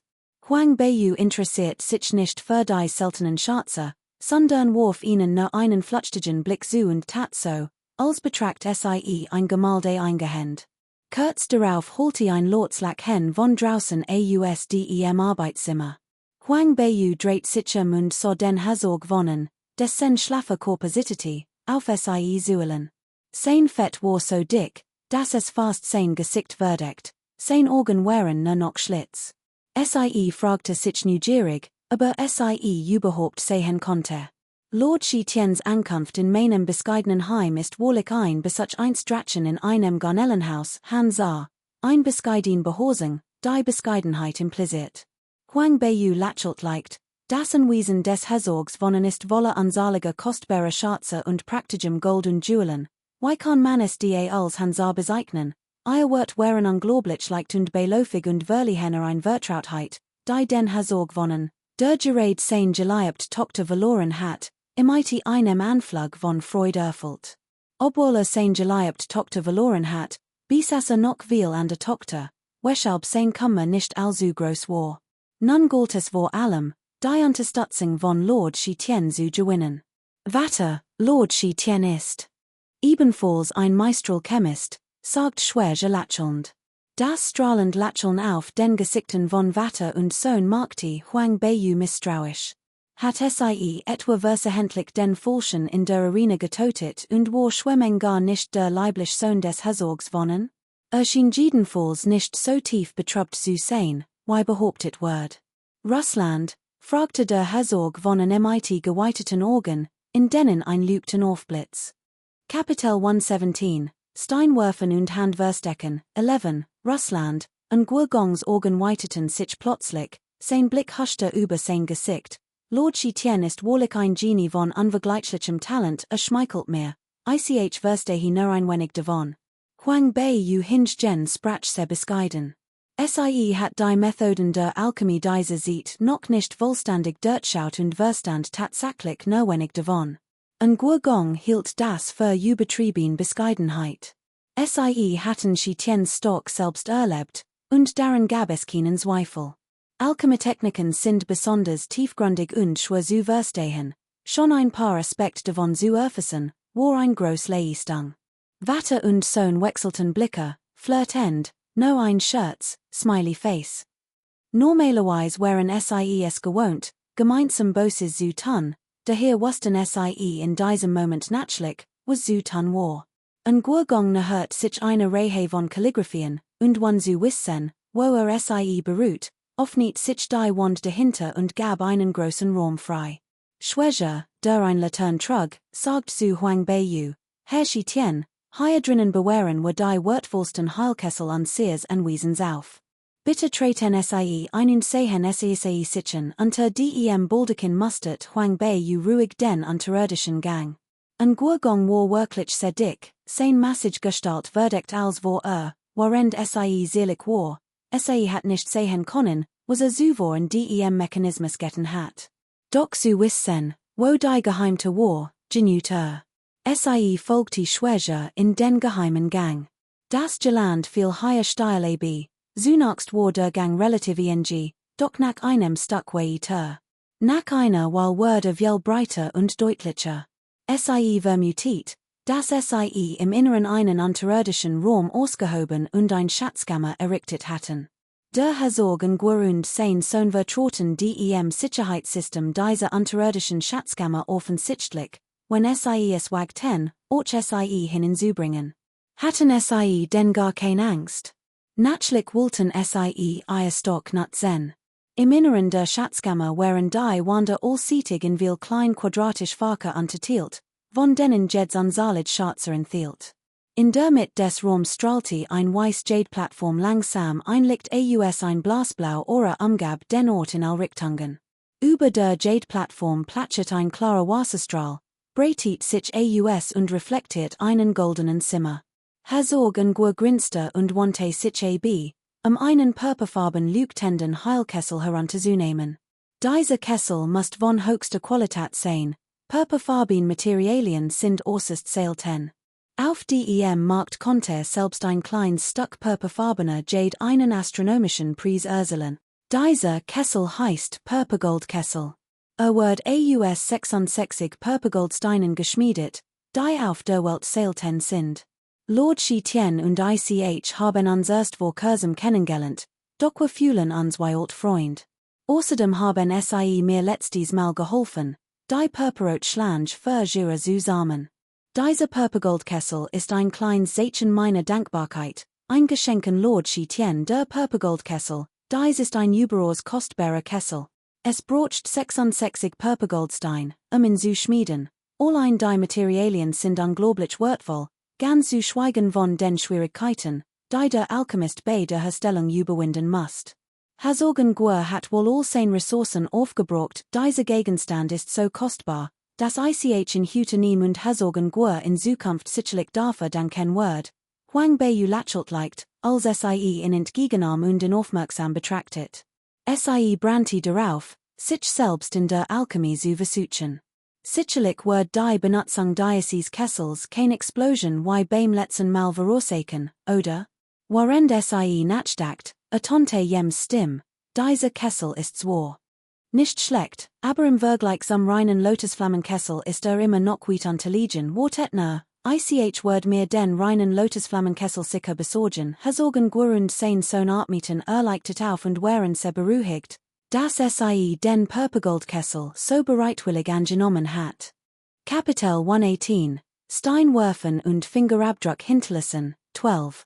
Normalerweise verfügen hochrangige Beschworer nicht nur über Stockfähigkeiten, sondern auch über betrachtlichen Reichtum, weshalb SIE nur schwer zu bestechen sind. In dieser Welt ist jeder, der sich MIT Geld kaufen lässt, leicht zu überreden. Verstärkungsden sind Gene, die sich überhaupt nicht für Geld oder materiell Besitztümer interessieren. Herzog lacht herzlich. Lord Tien ist wohlig ein aufrichtiger Mensch, Huang Beiyu sagt. ICH not für einfach gern Freundschaften, genau, ein Freundschaft, verstanden Gurgong intuitiv und fühlte sich noch wohler.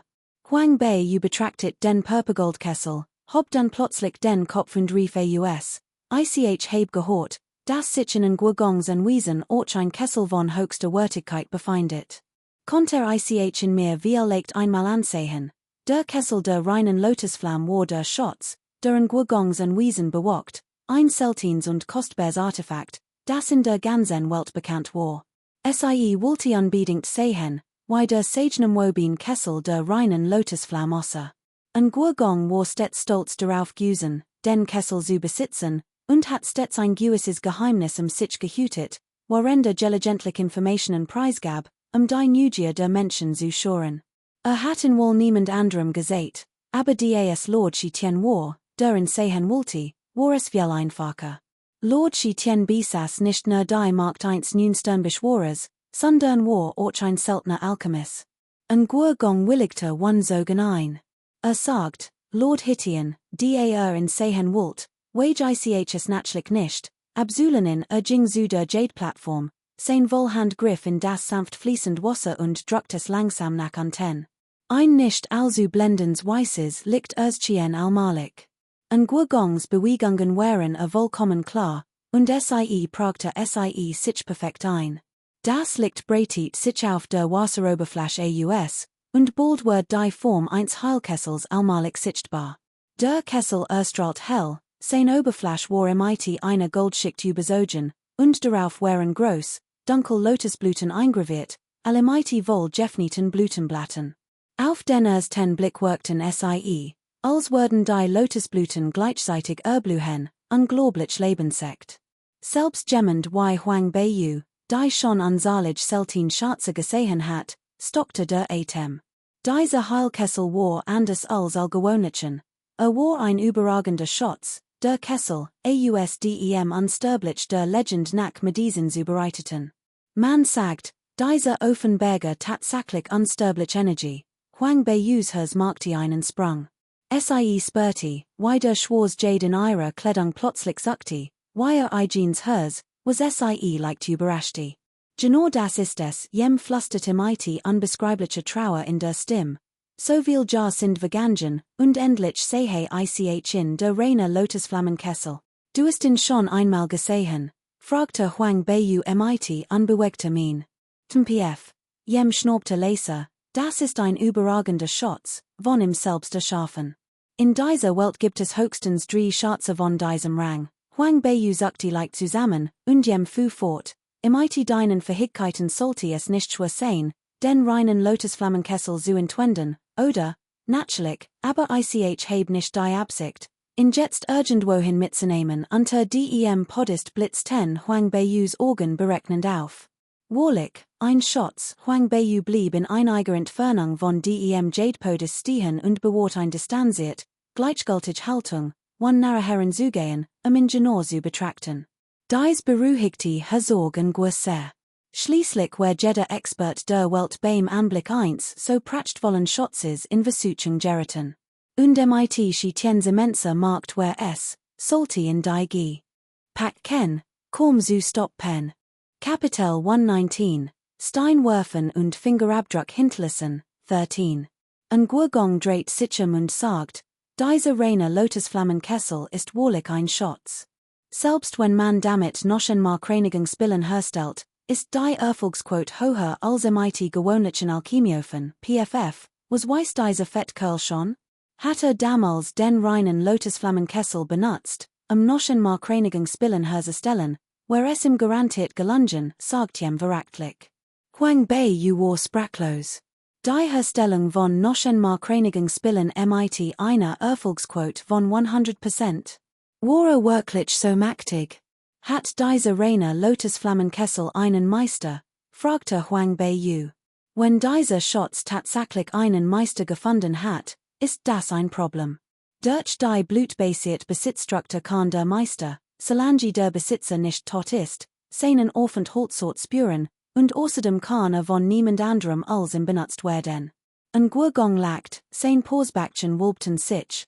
Nur Alchemisten können einen Ofen dazu bringen, seinen Meister zu finden. Unsere Familie hat noch keinen Alchemisten hervorgebracht, heimlich dachte bei sich, wenn sie sein vertraut werden konnte, where der reine Lotusflammenkessel in Zukunft sicher gut für sie. Diesem Schatz und ihrem Status als nünstern Alchemistin und Beschworerin wird das dem anwiesen deren Gurgongs Flügel verlegen. Der Kessel noch keinen Meister gefunden hat, War Huang Bei Yu etwas erleichtert. Sie betrachtet den glitzernden Kessel und sagt vielsagend, was, wenn gestohlen Word, Solange noch keinen Meister gefunden hat. Haha, siege lacht zweimal Laser und sagt, Herr, sei dann besorgt, dies Geheimkammer ist schwer befestigt. Selbst ein nun Sternbeschworer konnte nicht unbedingt eindringen. Und selbst wenn, ist die Weiss Jade-Plattform im Wasser durch ein Verbatin Energiebarriere geschützt, deiner den Atem einer einzigen Person wahrnimmt, meines Watters so ist das also, dacht Huang Bei Yu still nach. Dieser Ort ähnelte einer modernen geheimen Kammer MIT-Code, doch es fehlte im die Hightech-Ausrüstung der heutigen sieht, weis also ein Dutig viel Mangel auf. Das ist sehr gut, nickte Huang Bei Yu ruhig, warf einen Blick auf den Kessel der reinen Lotusflamme und sagt dann, Hut war wirklich ein Orgenoffner. Dank, Herzogen holt den Kessel MIT der reinen Lotusflamme herwehe, wischte sich das Wasser von den Handen und sagt, es ist selten, dass man sich so gut MIT Lord schitien verstet. Ich habe mein Diener angewiesen, Wein und Speisen vorzubereiten. Lasst uns in den Empfangsraum gehen und ein wenig plaudern, dank, Huang Bei Yu lacht cool. Diesem dicken alten Mann etwas zu stehlen, must sich zwangslaufig etwas einfallen lassen. Nach ein paar Glasen im Anwesen des Herzogs und war Huang Bei Yu, obwohl sonst cool und distanziert war, überraschend geduldig. Konnte auf alles eingehen, worüber Vater und Sohn sprachen, und erfrut damit Gastgeber und Gast gleichermaßen. Herzog und war zunehmend angetan von Chitien, und ihre Aufrichtigkeit stimmte in umso mehr. Als es dunkel wurde und im Anwesen des Herzogs und noch immer die Trauerfeier stattfand, verabschiedet sich Huang Bei Yu und Jing. Unterwegs hat bereits einen groben Plan ausgearbeitet, wie den Kessel MIT der reinen Lotusflamme an sich bringen konnte. Doch ihn fashioneren zu nehmen, wird nicht funktionieren, wollte einen kleinen Trick anwenden. Versteht die Familie Xiao denn nicht, den Hof des Herzogs und zu verragen? Indem überalt Geschenk anbot, ihren Namen rein zu waschen, wird deren Feindschaft nur noch vertiefen. Kapitel 120, Steinwerfen und Fingerabdruck hinterlassen, 14. Zurück im Lüen Pavillon holt Huang Bei Yu die Kleidung herwehe, die vors Tagen bestellt hat. Hat gerade erst erhalten und noch nicht genau betrachtet. Die Kleidung war exquisit verarbeitet, der Stoff schwarz MIT desenten Blumenstickereien, und passt perfekt, genau wie von erwartgeben. Darin sah umwafend aus. Dong Lings Augen weiteten sich vor Überraschung und Freude. Fräulein, aus welchem Land ist dies Kleidung? Warum habe ich noch nie gesehen? Kommt aus einem fernen Land, sagt Huang Bei Yu beiläufig, wann Dong Ling will zu erklären, die dieses ohnehin nicht verstehen wird.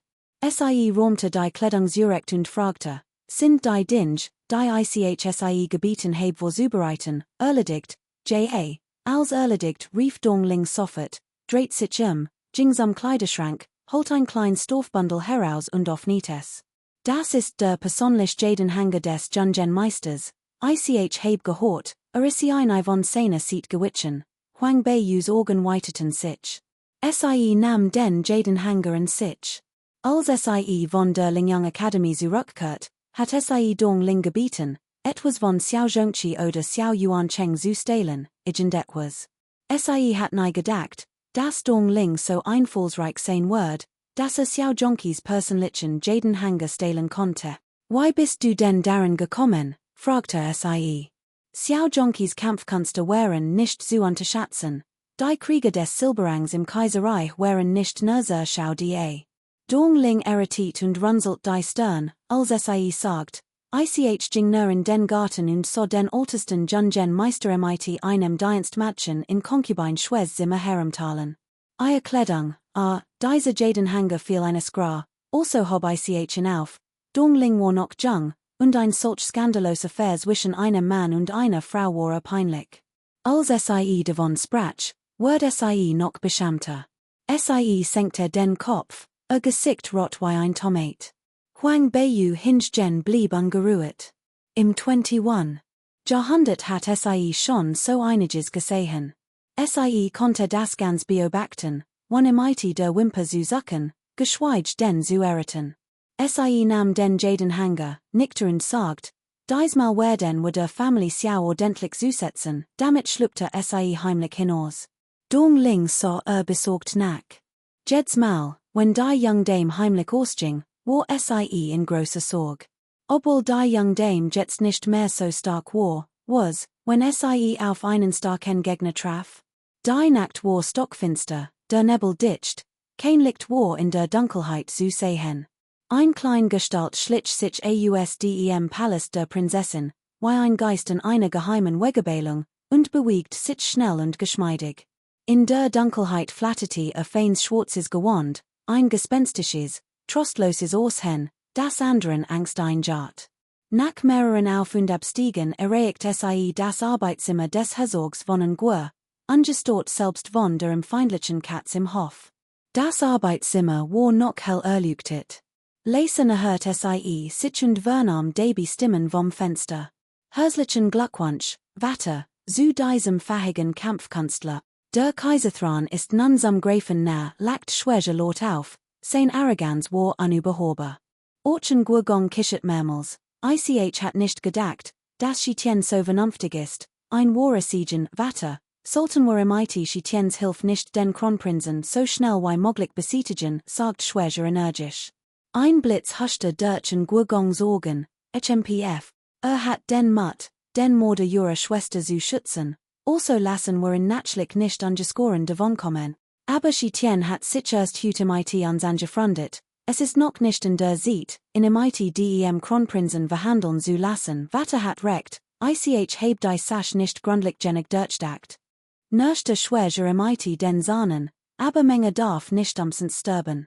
Huang Bei Sie muss getötet werden. Kapitel 121, Steinwerfen und Spuren hinterlassen, 15. Ein Gurgong nickte, sein listigen Augen verrenkten sich, als sagt, letztes Mal heb ich Schwedei geschickt, und ist nach so vielen Tagen immer noch nicht zurück. Wahrscheinlich verprast wieder sein Geld in deinem Bordell. Nutzloser Kerl, schwäger zog den Kopf ein, sein Stimm wolle Hass, dieser Kerl, der sich nicht unterkriegen las. Wenn ich in Erwisch, kriegt ordentlich was auf die Fress, wollte Huang Bei teuer dafür bezahlen lassen, in gedemütigt zu haben, und hat die Schwedei, einen Mann mit ordentlichen Fähigkeiten, aber einem verabscheuungswürdigen und bösen Charakter, geschickt, das Mädchen erst zu entehren und dann zu töten. Aber wie hat ahnen können, dass nach so vielen Tagen nicht die geringste Spur von Schwedei zu finden war? HMPF. Diesmal schickt ein paar mehr Lut. Dieses Mädchen, das Rennplatz nicht kennt, brocht ein Leckchen. Schickt noch ein paar Lut, Spuren zu hinterlassen. Lasst Sie im Palast des Großherzogs sterben. Der Herr darf nicht zulassen, dass wir hineinsogen werden verstanden. Vater, mein Lieb, es wird spät, und du warst heute sehr aufgebracht. Vielleicht solltest du zurückgehen und dich ausruhen, schwächer versucht Sie zu trosten. Obwohl es nicht davon sagte, liebte Vater Menge so sehr, why hat nicht Menges Tod trauen können?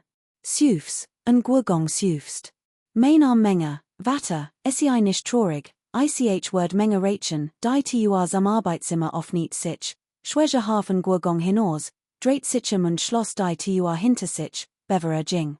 Huang Bei trat ausdem Schatten hervor, ihr Gestalt geisterhaft, in schwarz gekleidet, verschmolze mit der Dunkelheit. Sie fummelte einen Moment im Schloss herum, schüttelte den Kopf, nahm ein klein Eisenstange und hiebelt die tua mit zwei schnellen Bewegungen auf. Lautlos ging Sie vorwärts, schloss die tua und konnte sich, gestützt auf ihr Erinnerungen an den heutigen Tag, in der Dunkelheit ganz natürlich bewegen, wenn ein Lampion sonden zu müssen. In ihrer Erinnerung war als, so kleines Orchgusen sein mögte, noch die wenn sehen zu müssen, schien als im Raum vor zu erscheinen.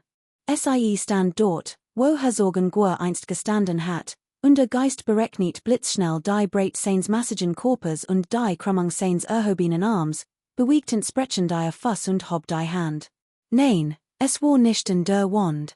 Ein Geistesblitz traf Sie, ihr Sehen bewegten sich leicht über den Boden, dann stampfte Sie zweimal auf, das war die richtige Position.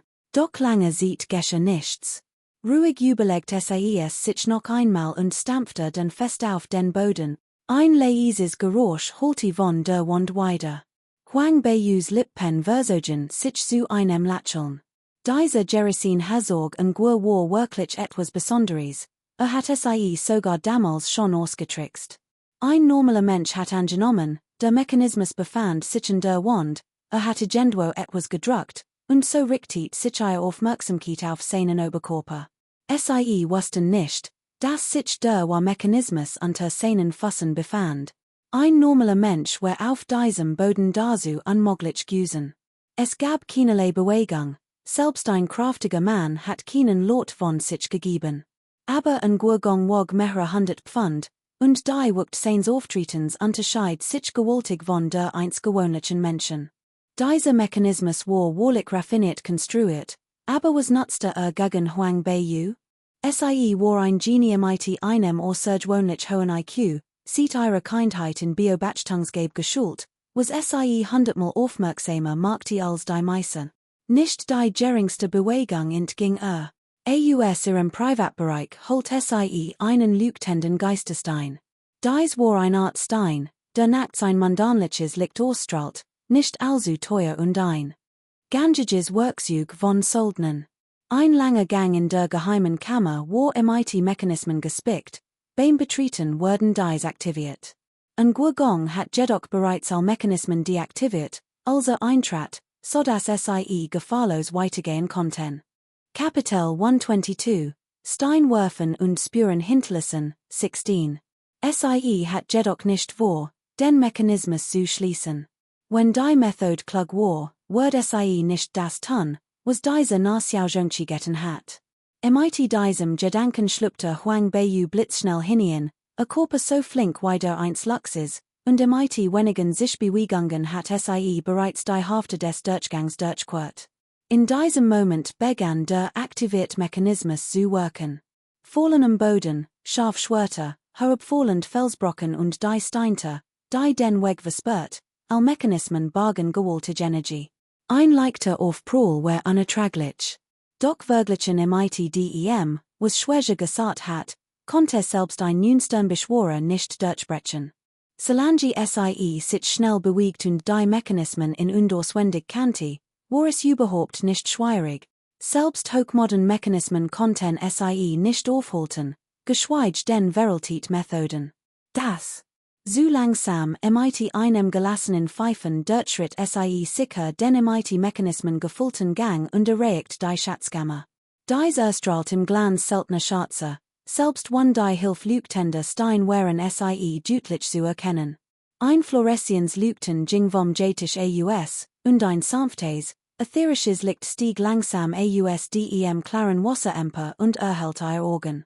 Huang Beiyu lächelt, nahm einig Haarstrahlen aus ihrem raumlichen Speicher und warf SAE in das fließend Wasser. SAE hat heut kein Seite mit dem alten Herzog Gur verschwendet.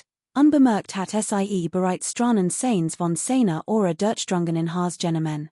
Glücklicherweise hat Schweger gesagt, dass sich der Weißjetisch nur mit der Ora des Herzogs Gur öffnen ließ. Andernfalls hat SAE gewollt und wenden müssen. Dieser Weißjetisch ähnelte den Fingerabdruckscannen moderner Technology. Die Muster in seinen Augen und die Atemanalyse waren jedoch viel einfacher. Dieser Mann war so fett, dass man seinen Atem noch deutlicher sehen konnte. Zufrieden beobachtet SAE, wie ein Schimmenslicht vor aufblitz, sich das Wasser langsam teilte und etwas vom Grund emporstieg. Irgendetwas stimmte nicht. Huang Beiyu wurde sofort misstrauisch. War es nicht ein sanftes goldens Licht gewesen, als der reine Lotusflammenkessel erschien? Heut hat SAE es ganz deutlich gesehen. Lächeln verschwand langsam, und das schimmend Licht im Wasser spiegelte ren dustren Gesichtsausdruck wider. Ein kleines Jade-Tablet erhob sich langsam aus dem Wasser, doch es war leer. Erster Gedanke war, ich bin von diesem alten Fuchs hereingelegt worden. Doch dann überdacht SAE in sofort. Es kam mir komisch vor. Ein Gurgong war Jerison, aber vertraut den Mechanismen dieses Schatzgewölbes vollkommen. Niemals hatte daran gedacht, den reinen Lotusflammenkessel woanders hinzubringen. Gerade eben, beim Betreten, wo ich auf mehrere Fallen gestossen, aber jetzt, wo ich darüber nachdacht, wären sie ziemlich simpel. Blitzschnell schossen unzahlige Informationen durch meinen Kopf. Huang Beyu schlug mit der Faust auf den weißen Jadestein, verdammt. Jemand war schneller, wer kam denn auf die Idee, selben Tag sie etwas zu stehlen? Und dann noch mit solch einem Geschick.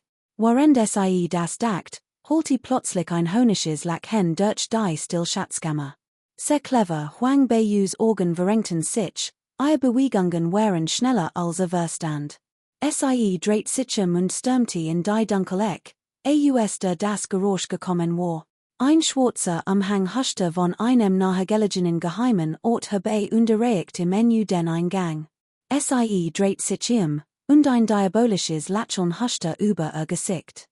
Kapitel 123, Steinwurf und Handabdruck, 17. Du kannst zuerst die sein, willst du es stehlen, im gleißenden Licht des Raums voller seltener Schatze umgab Fönglieni ein dämonisch, majestatisch und imposante Aura, ganz anders als sonst, wo so sanft und kultiviert war. Was mir wichtig ist, kann mir niemand nehmen, rief Huang Beiyu wütend. Ein kalter Glanz blitz in ihren Augen auf. Dieser Mann kannte viel ihre Geheimnis, in ihrer Nahe zu behalten, war ein Katastrophe. Fönglieni lächelt schwach, sein Augen blitzten auf, und warf einen Blick zu. Dann kommend Stiles, mit die Sen wurden verschwande blitzschnell und rannte hinaus. Huang Beiyu schnaubte verächtlich und rannte im Wanzusogen hinterher. Beide waren blitzschnell. Im Menü waren sie vor der geheimen Kammer. Im dunklen Arbeitszimmer tauschten sie, ihren scharfen Sinnen folgend, zwei schnell schlag aus Huang Beiyu spürte einen stechenden Schmerz in ihrer Hand. Als wolfjähriger Körper war einfach zu schwach, ihr Kraft reichte nicht aus, gegen jemanden anzutreten. Gegner kannte dies schwach genau und hat sich nach wenigen Zügen einen leichten Vorteil verschafft. Seine Fähigkeiten waren ihren ebenbürtig, doch in ihrem wahren Leben hat sie im Leicht nicht unbedingt die Oberhand gelassen. Huang Beiyu hegte insgeheim Groll. Einem Gentleman word rasch kalt serviert, sen ja sind nicht zu spät. Wenn ihr Flügel ausgewachsen sind, word sie in Leiden lassen. *+*, Huang Beiyus Fuss traf in heftig in die Haft, doch sein unerschütterlich Kraft ließ sie einig Schritt zurückturmeln. Blitzschnell packte sie in der Schulter, wirbelt herum und sprang hinter sie. Du bist noch so jung und willst mich schon besiegen? Wart, bis du etwas alter bist. Pf Huang Beiyu lacht kalt auf. Der Nunti Prinz des Königreichs bei Yao, ein wahrer Meister der Tarnung. Bei so vielen Maß kennt sollte sich sorgen Mädchen, dass sie im Einreißen, gleichfalls ein Horch von List huschte über Fönglianias Augen. Dieses jung Mädchen erfüllten mit Freude und Furcht zugleich. Ihre Fähigkeiten waren im Königreich des südlichen Flügels absolut erstklassig, auch wenn es noch etwas an Kraft fehlte, schließlich war sie noch jung. Wer die nicht das Güsen, hatte Hut wohl gegen sie verloren.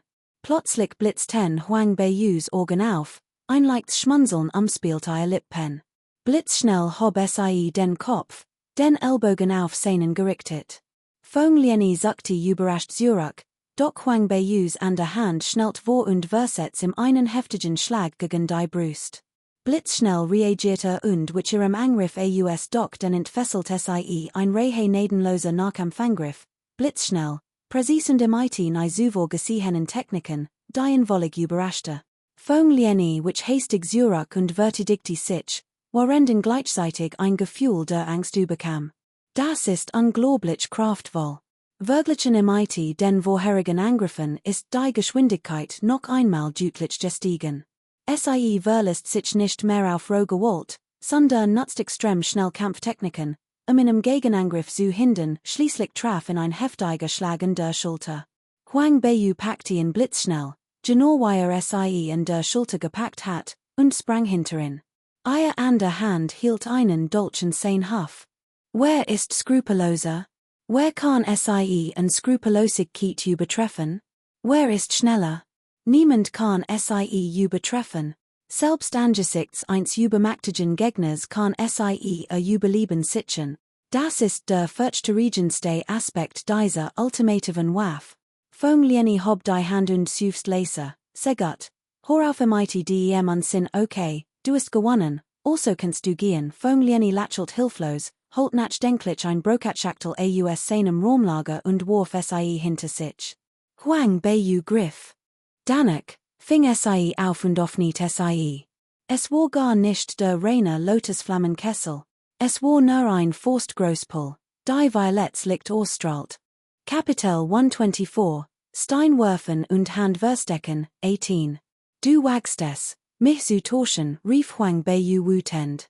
Fånglieni which ihrem Dolch Muhalos aus, Lachelt und sagt, nur ein Abschiedsgeschenk im selben Moment sprang aus dem Fenster seines Arbeitszimmers.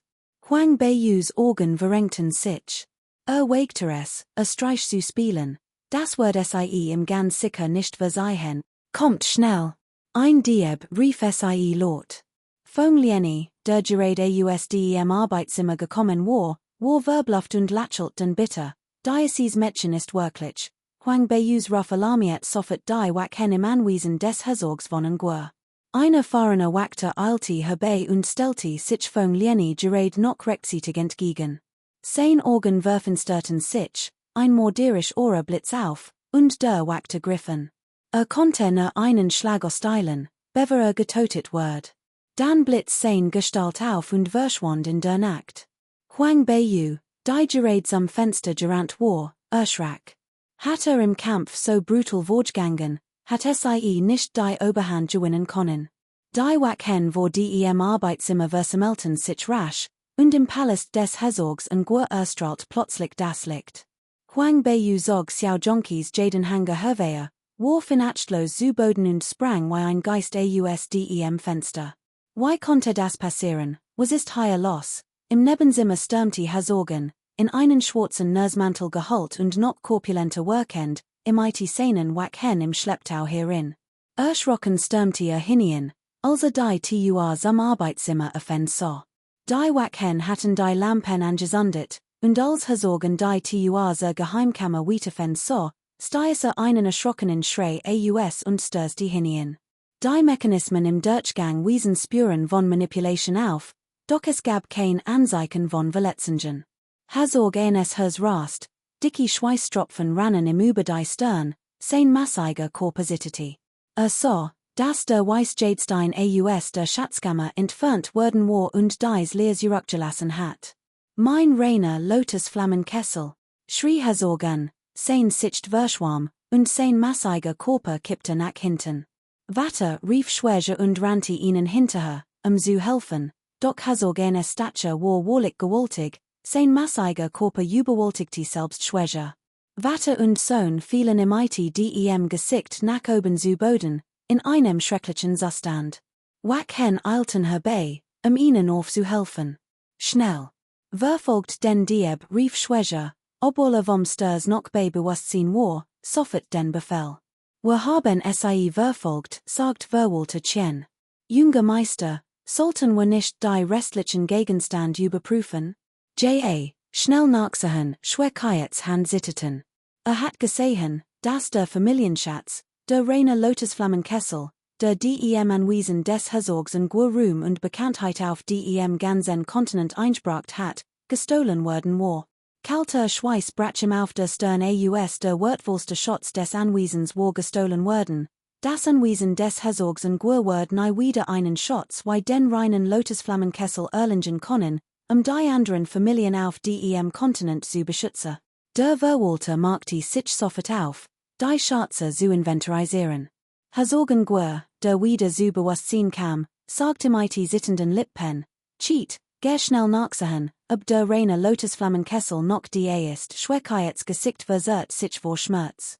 Sich zu vergewissen, stand auf und ging zu dem weißen Jadestein, ihn zu untersuchen. Auf der Jade-Plattform war nichts, die Jade-Scale darin war leer. Selbst das Wasser, das zuvor hell geleuchtet hat, war durch den Verlust des Schatzes zu gewöhnlichem Wasser geworden.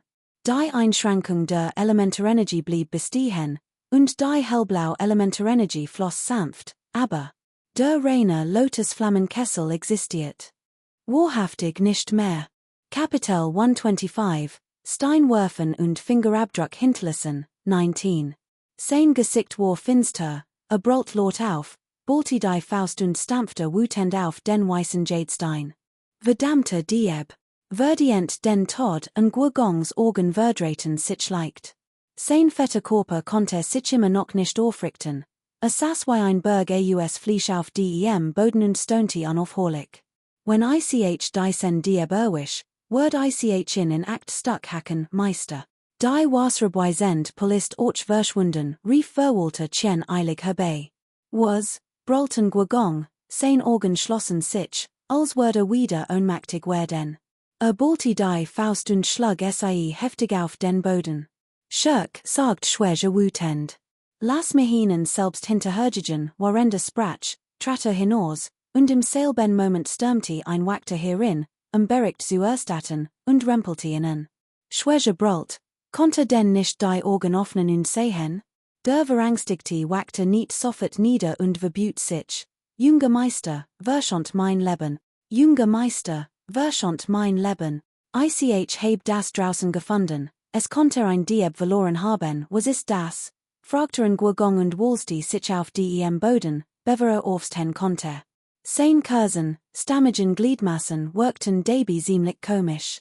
Schwäger fragte hastig, schnell, bringt es heraus, die Wachter, erschrocken, präsentierten im sittenden Handen den Gegenstand, den sie aufgehoben hatten.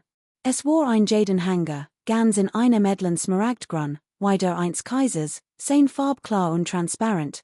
Es war auf den ersten Blick offensichtlich, dass es sich nicht einen gewöhnlichen Gegenstand handelte. Schwägers Blick ruht auf der Jade, und rief plötzlich aus. Das ken ich en Guergong Sorinen, und Schwäger sagte mit grimmigem Gesichtsausdruck, verdammt, das ist definitiv Xiao Zhongqi. Ich heb dich nicht provosiert, und du wagst es, mich zu provosieren, Xiao Zhongqi. Fragte en Guergong, dessen Gesichtsausdruck sich veranderte, und Platz sofort vor wat heraus. Die Leute der Familie Xiao sind wirklich etwas Besonderes, Schwäger sagt, Vater, ich irre mich ganz bestimmt nicht. Diese Xiao Zhongqi tragt die sen Jadenhanger jeden Tag, one in Gemmels abzunehmen. Niemand sonst kann ihn gestohlen haben, en Guergongs Augen verengten sich, ein grausamer Glanz blitzt darin auf. Gott, der Beweis liegt vor, mal sehen, wie es abstreitet. Wenn die Familie Xiao mir meinen reinen Lotusflammenkessel nicht zurückgibt, wird ich sogar die sen alten Schurken Xiao Kaiwan besietigen.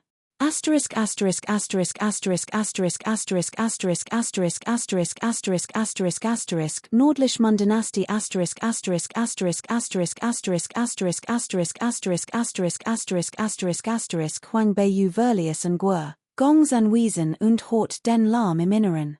Innerlich grinste verachtlich. Jem sagt Leser, hattest du den Eisgeist Phantom Vogel eben erscheinen lassen, why hat Fong Lieni dir den gegenübertreten können?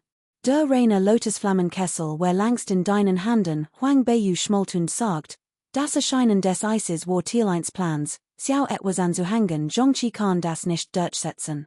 Ich will der Familie Xiao wahrlich nicht den Frieden gönnen, MPF entgegnet jem wollig. Hielt den Besitz des reinen Lotusflammenkessels für wichtiger als alles andere. Die Familie Xiao war ein unbedeutender Hofen, also konnte sie genauso gut schnell töten. Außerdem habe ich Bestien beschworen, warum sollte Fong Lieni kein haben, flüstert Huang Beiyu, der spürte, dass nicht so naiv war, wie schien. Sie hat dieses Gefühl seit ihrer ersten Begegnung im Palast der Prinzessin gehabt, und sein unnachgiebiges Verhalten im Haus des Herzogs von Nguer bestärkt sie hüt nur in ihrem Verdacht. Vor anderen trug Fong Lieni, genau wie sie, ein Mask. Jem sagt langsam, wollt also den Kessel der reinen Lotusflamme aufgeben, Huang Beiyu lächelt kalt und sagt, ich. Word mir zurückholen, was besitzt aus ihrer raumlichen Dimension holt sie ein in Violets Licht gehalt Pulherwehr, betrachtet sie eingehend und fragte, Jem, du bist so belesen, weißt du, was das ist? Kapitel 126, Steinwerfen und Handabdruck hinterlassen, 20. Obwohl Jem im Schwarzwassergefängnis eingesperrt war, konnte als draußen klar sehen. Viel Lakt ist es die Wasserabweisend Pull, jem hielt in. Genor, es ist die Wasserabweisend Pull, Tchempf. Den östlichen Horizont verlieren, die Moorbeerfelder gewinnen *, den reinen Lotusflammenkessel ist dies Wasserabweisend Pull auch ein Schotz des Himmels und der Erde * östlicher Horizont, der Osten, wo die Sonne aufgeht, Moorbeerfelder, die Dämmerung, wo die Sonne untergeht. Dieser Satz kann als etwas verlieren, aber etwas anders gewinnen interpretiert werden. Wasserabweisend Pull, mit dieser Wasserabweisenden Pull where es ein Lichts, zum Meeresgrund hinabzustiegen, 1000 von Faden tief. Huang Beyu dakt einen Moment nach und bracht dann plötzlich in Lach aus, der Wasserdruck am Meeresgrund ist enorm, Jeddah, der hinabtorcht, wird zerquetscht. Tchempf, du weißt es nicht. Die Wasserabweisend Pull ist zwar kein Waff, aber Wasser weichter einfach aus sich durch Meer zu bewegen ist, als Ginge man auf festem Boden, das ist ja unglaublich. Das muss ich unbedingt mal ausprobieren, wenn ich sieht heb, Huang Beyu warf einen Blick auf die Pull, wirst dort sie und Kurti Laces am Lüenpavillon Zurich. Nachdem sich am Jesogen hat, stürmte Dong Ling herbei und rief, Fräulein, es ist schlimm. Das Anwesen des Herzogs in Guer ist umsingelt, Huang Beyu nippte ruhig in ihrem Tee und nickte, sie haben schnell gehandelt. Als Dong Ling sah, wie gefasst und selbstsicher sie wirkte, als hat sie alles unter Kontrolle, fragte sie neugierig, Fräulein, was ist denn los? Huang Beyu winkte Dong Ling nahe heran und urteilte die Intrige, Xiao Zhongqi die schuden die Schuzu schieben. Dong Ling kichert, Fräulein, sie sind aber hinterholtig, das nennt man Schuzuweisung. Ich heb Schwemmeng getotet, und Xiao Zhongqi hat den Kessel der reinen Lotusflamme und die Wasserabweisend Pull gestohlen. Wissen sie was? Word dieser alt Schurk, Herzogen Guer, Schwemmeng mehr wertschätzen? Oder den Kessel der reinen Lotusflamme und die Wasserabweisend Pull? Dong Ling kratzte sich im Kopf. Der Altmann sagt, Blutsband sind tief, ob Gott oder schlecht, es ist immer noch ein Wattersohn Beziehung. He rief Huang Beyu und klopfte Dong Ling leicht auf den Kopf. Welch Wattersohn Beziehung? In einer großen Familie gibt es kein Wattersohn Beziehung, die hecht nur der Eigennutz. Sehen sich nur Xiao Yuan Chengen Dong Lings Gesichtsausdruck war etwas traurig, und tachelte Dong Lings Hand. Fräulein, so ist der Herr nun mal, brochen nicht traurig zu sein traurig? Empfand keinerlei wartlich Zuneigung für Xiao Yuan Cheng, in ihrem Herzen hat in Nialseren Watter anerkannt, Huang Beyu war einfach sein Blutsverwandter, ein Tatsache, die nicht auslöschen konnte. Dong Ling hingegen, ihre gütigen Nature, hat im Gegensatz zur viel durchgemacht und wurde durch kalt und distanziert geworden. Draußen wurden die Streitgeräusch immer lauter und storten die still der Nacht. Im Inneren des Palasts der Prinzessin brannten Lampen und Fackeln hell, und die Konkubinen, Jungen Herren und Damen waren erschrocken von der spürbaren Feindlichkeit draußen. Verkrochen sich in ihren Gematchen und wagten es nicht, herauszukommen. Huang Beyu und Dong Ling Jingen in den vorderen Hof. Die Wachen der Familie Xiao und die Bediensteten des Anwesens des Herzogs in Guer standen sich gegenüber, beide Seiten gesagten Schwerten und Bogen. Ein einziges Wort des Widerspruchs wird unsalig Opfer fordern. Xiao Yuan Cheng, der noch nicht einmal sieht hat, sich anzusehen, stand dem ebenfalls ungefleckten Herzog in Guer, nur einem schwarzen Nursmantel bekleidet, und der Tur.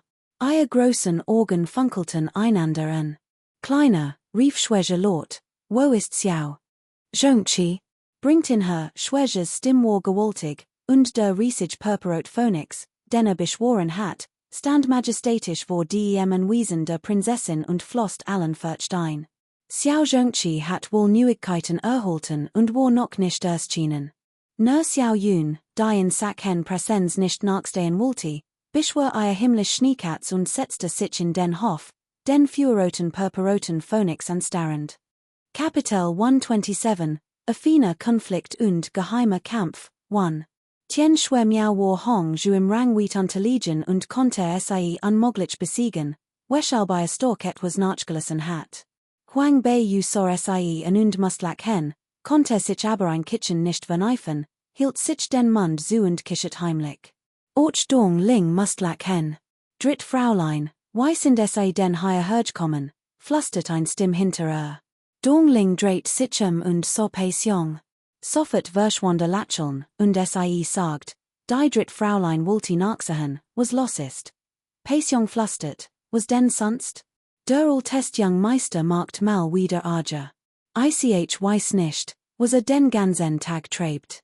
Entwickelt sich nie weiter, kann no Arger Mädchen. Diesmal hat ein großes Problem verursacht, Huang Beius Mundwinkel zuckten leicht, Gesichtsausdruck blieb ruhig. Dong Ling fragte, was für Arger hatte den diesmal angerichtet, habe gehört, dass der Test Young Meister diesmal unglaublich dreist war und es gewahrt hat, Zusammenwiesen des Herzogs und Guazugien und den berühmten Jing Lian Yang Huading zu stehlen, sagt Boi Hung wütend. Concubine Chin war eben noch außer sich vor wat und word sogar ein paar Mal geniffen. Es tat furchtbar weh. Dong Ling tat überrascht. Der reine Lotusflammenkessel. So geht das nicht. Was denkt sich der Test Young Meister nur dabei? Why kann es wagen, ein so machtig markt wie das Anwesen des Herzogs und Guazu provosieren? Och Boi Hung workte unwillig, stimmt, wer weiß, was sich dabei denk. Concubine Chin ist außer sich vor wat. Ich denk, diesmal wird der Meister sie ganz bestimmt streng bestrafen, wie legt fort Concubine Chin in Ungnade Dong Ling trostete sei. Kein Sorg, Concubine Chin hat die Unterstützung des Premierministerpalastes, und außerdem ist sie so schon wie ein Blum, sie wird nicht in Ungnade fallen. Boi Hung hob den Blick, so Huang Beiu aufmerksamen und sagt, Dritt Fraulein, why wär es, wenn sie begleit? Boi Hung, imite ihnen in der Seat von Concubine Chin fühle ich mich viel sicherer. Huang Beiu wante den Kopf zu helles Gesicht trug. Ein elegants Lacheln wie ein Orchidee. Dong Ling sagt, das stimmt, wann sie, why konnte die Young Dame es imite Concubine Chin aufnehmen? Wenn die Young Dame in Zukunft die Herrschaft über den Prinzessinnenpalast übernimmt, werden sie ein Großgönnerin sein, Freud huschte über Jungs Gesicht, und sie nicht schnell nieder und sagt, vielen Dank, Dritt Fraulei. Jung würde bests tun, ihnen zu helfen. Huang Beiu nickte und zwinkert Dong Ling zu, die lachelt und unauffällig einen Butel mighty Goldmunsen aus ihrem Armel zog und in Jung reichte. Schwester Jung, nimm das Geld und gib es zu es ist ein Geschenk der Jungen Dame, Jungs Augen weiteten sich, Mund stand fen. Ein Butel voller Goldmunsen. Sie war schon so erwachsen und hat noch nie so viel Geld gesehen. Auf dem Kontinent sollte waren Goldmunsen die wertvollste Währung. Ein durchschnittlich Family gab nur etwas 20 Goldmunsen im Jahr aus und nun hat die Young Dame einen Butel mighty über 100 Goldmunsen geschenk. Vielen Dank, Young Dame, rief Boi Hung überglücklich. Dong Ling lachelt und sagt, dann bewähr es Gott auf und lass es niemanden sehen. Boi Hung nickte rasch, verstaut es und sagt leise, Dritt Young Dame, der Test Young Meister hat zu viel Arge verursacht. Ich fürchte, es wird den Kaiser erreichen. So machtig der Premierminister och sein mag, kann den Kaiser nicht überlisten. Daher bittet Concubine Chin your Hilf. Huang Beiu hob die Augenbrauen, mich bitten, hut weiss jeder, dass der Kaiser die Dritt Young Dame stets im Hasen tragt. Außerdem stehen Kronprinz und Prinzessin on die Senahe. Ein Wort von Juk wird mehr bewirken als sein Wort des Premierministers, sagt Boi Hung schmeichelnd, doch ihr Wort wären nicht ganz uneigennützig. Nach dem Banket im Palast war die Haltung des Kaisers nun mal klar. Kapitel 128, Athena und versteckter Kampf, 2. Jung sprach schmeichelnd, doch ihr Wort wären nicht ganz schmeichelhaft. Nach dem Banket im Palast war die Haltung des Kaisers so eindeutig, und hat so viel Geschenk verteilt. Jeder in Lin Hui wusste, dass Prinzessin Beiu aus dem Palast der Prinzessin sehr beliebt war. Wer wagte es, sie zu verachten? Xiao Zhongqi hat hut ein so großes Unglück angerichtet, dass selbst der Premierminister beim Kaiser nichts nutzen wird. Aber wenn Huang Beiu betteln ging, wer der Ausgang schwer vor Usagen. Dong Ling spottet, why hat unser Young Dame vorhin behandelt? Aside so schamlos, hier zu betteln, mal sehen, ob ich nicht verprügel und hinauswerf, Jung sagt schnell. Genau, hat nicht einmal das Gesicht, hier zu kommen, Jung. Huang bei u oft niet ruhig den Mund, get zurück und versuch die Uhr bests, sie zu überreden, zu mir zu kommen und mir an zu flehen. Viel leicht kann ich wirklich helfen, base jong war verbluft, selbst dong ling war etwas verwirrt und verstand nicht, was vorsich ging. Huang bei u erklärt nicht viel, denn vorn war bereits ein Tumult entstanden. Schwäger hat schon lange gerufen, aber Xiao Zhongqi war nicht erschienen. Wie konnte sich da noch zufrieden geben? Beschloss, ein Zugreifen, ein riesiges Spinnenbein schoss herabund zwang mehrere Experten der Familie Xiao, die da standen, zu weichen. Xiao Yuan Cheng sagt wütend, Schwäger, die Sache ist noch nicht geklärt, wie kannst du da schon voreilig handeln? Schwäger tobte, MPF. Xiao Zhongqi ist also ein fade Schildkröte, die den Kopf in den Sand steckt und sich nicht traut, herauszukommen? Hat ein Dutig ein schlechtes Gewissen, seid vernünftig und fordert ihn auf, herauszukommen und mir den reinen Lotusflammenkessel und die Wasserbeisend Polo zu handigen, dann schon ich sein Leben, wer sagt denn, dass ich mich nicht trau, herauszukommen, schalter es ausdem Hof. Xiao Zhongqi, in silberweißer Rüstung, schritt heraus und blieb im Hof stehen, sein schwerer Spie in den Boden gerammt. Im Anwesen des Herzogs und Gwr ist etwas verloren gegangen, und gibt mir die Schuld. Schwägers Augen füllten sich mit roter Haut. Der Herzog von und Gwr setzte sich sofort, sein Gesichtsausdruck variiert wat. Xiao Zhongqi, dein persönlicher Jadenhanger ist auch hier. Was es du dazu zu sagen?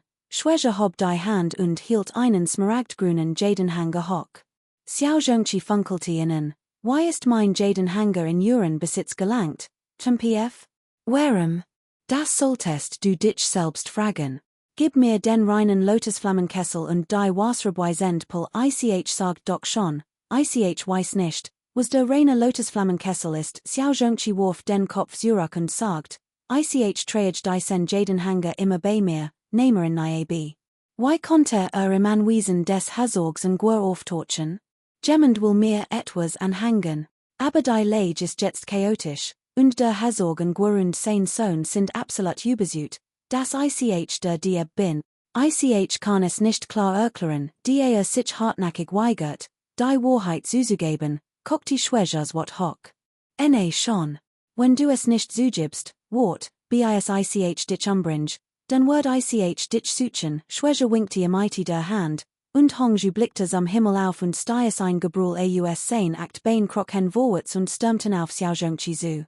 Xiao Zhongqi saß nicht tatenlos den Ben, die Stock eins Kriegers des Silberangs im Kaiserreich reichte im Grund aus, es mit einem Beschworer mit einem weistern Geistertier aufzunehmen. Doch Schwägers Geistertier, Hongju, war zu mächtig, selbst ein sechstern Beschworer würde es nicht wagen, sich im one weiteres entgegen zu stellen. Xiao Zhongqi's Stern war schweißbedeckt, sein Hand umklammert seinen langen Spee, nahm Kampfstellung ein, sein Augen weit aufgerissen wie die eins Stiers. Halt!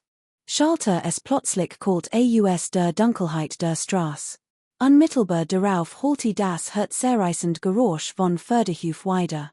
Anfang war die im Palast der Prinzessin spat in der Nacht zu treiben und die Sicherheit der Kaiserstadt zu storen.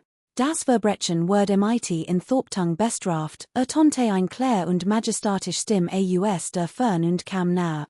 Kapitel 129, Affiner Konflikt und verdeckter Kampf, 3. Schwarz Kavallerie. Die Schwarz Kavallerie, die Hauptstadt beschützt. Blitzschnell erreicht ein Trupp schwarzer Kavallerie das Tor des Palasts der Prinzessin. Sie hielten ihr Förder an. Ein Anführer hob die Peitsch und fragte, was hat vor? Gibt es hier denn kein Recht? Obwohl der Herzog von an arrogant und ehrgeizig war, wagte es nicht, sich der kaiserlichen Familie direkt entgegen zu stellen, geschweige denn diesen schwarzen Reiten, die sowohl die kaiserliche Familie als auch mächtig beamte angegriffen hatten. Sie zu verragen, war unerträglich. Der Herzog von an stieg sogleich von seiner Sanfte und sagt zu dem Reiter, Kommandant, dies Familie Xiao ist wahrlich emperend. Sie haben es ihrem rutschlosen Sohn erlaubt, meinen wertvollen Palast zu stehlen. Ich will Gerechtigkeit, der Kommandant sagt streng. Ich mische mich nicht in persönliche Angelegenheiten ein, aber solltet nachts keinen Arge auf den Straßen mädchen, sonst word ich uk nicht mehr beleidigen, aber, wie konnte Herzog Gur das nur hinnehmen? Allein der Gedanken seinen reinen Lotusflammen Kessel und sein Wasserabweisend Pulfulti sichen, als währem das has gestohlen worden. Kein aber, brüllt der Großkommandant. Fürchtete uk nicht, sein Königlich Hoheit den Kronprinzen zu beunruhigen. Der Blick des Großkommandanten glitt über Schwäges Purpurperl, ein Lichtblitz unter der schwarzen Mask in seinen Augen auf. Die Botschaft war glasklar, selbst im IT eine Purpurperl der 11. Stuf wordet sofort vernichtet werden, sobald der Purpurflammenführer Keilin seiner Königlichen Hoheit des Kronprinzen eintraf. Ein Gurgongs Gesichtsausdruck veranderte sich augenblicklich, und auch Schwäge zeigte einen Anflug von Furcht. Ein Nünstern Beschworer mit einem Purpurflammenführer Keilin, wie legt konnte nur ein Person im gesamten Südflügelreich gegen Kronprinz Johnny bestehen. Lord Shi Tian. Wenn Lord Shi Tian sich ihnen anschließen wird, konnten sie das Anwesen der Prinzessin von Zuzogen dem Erdboden gleichmachen.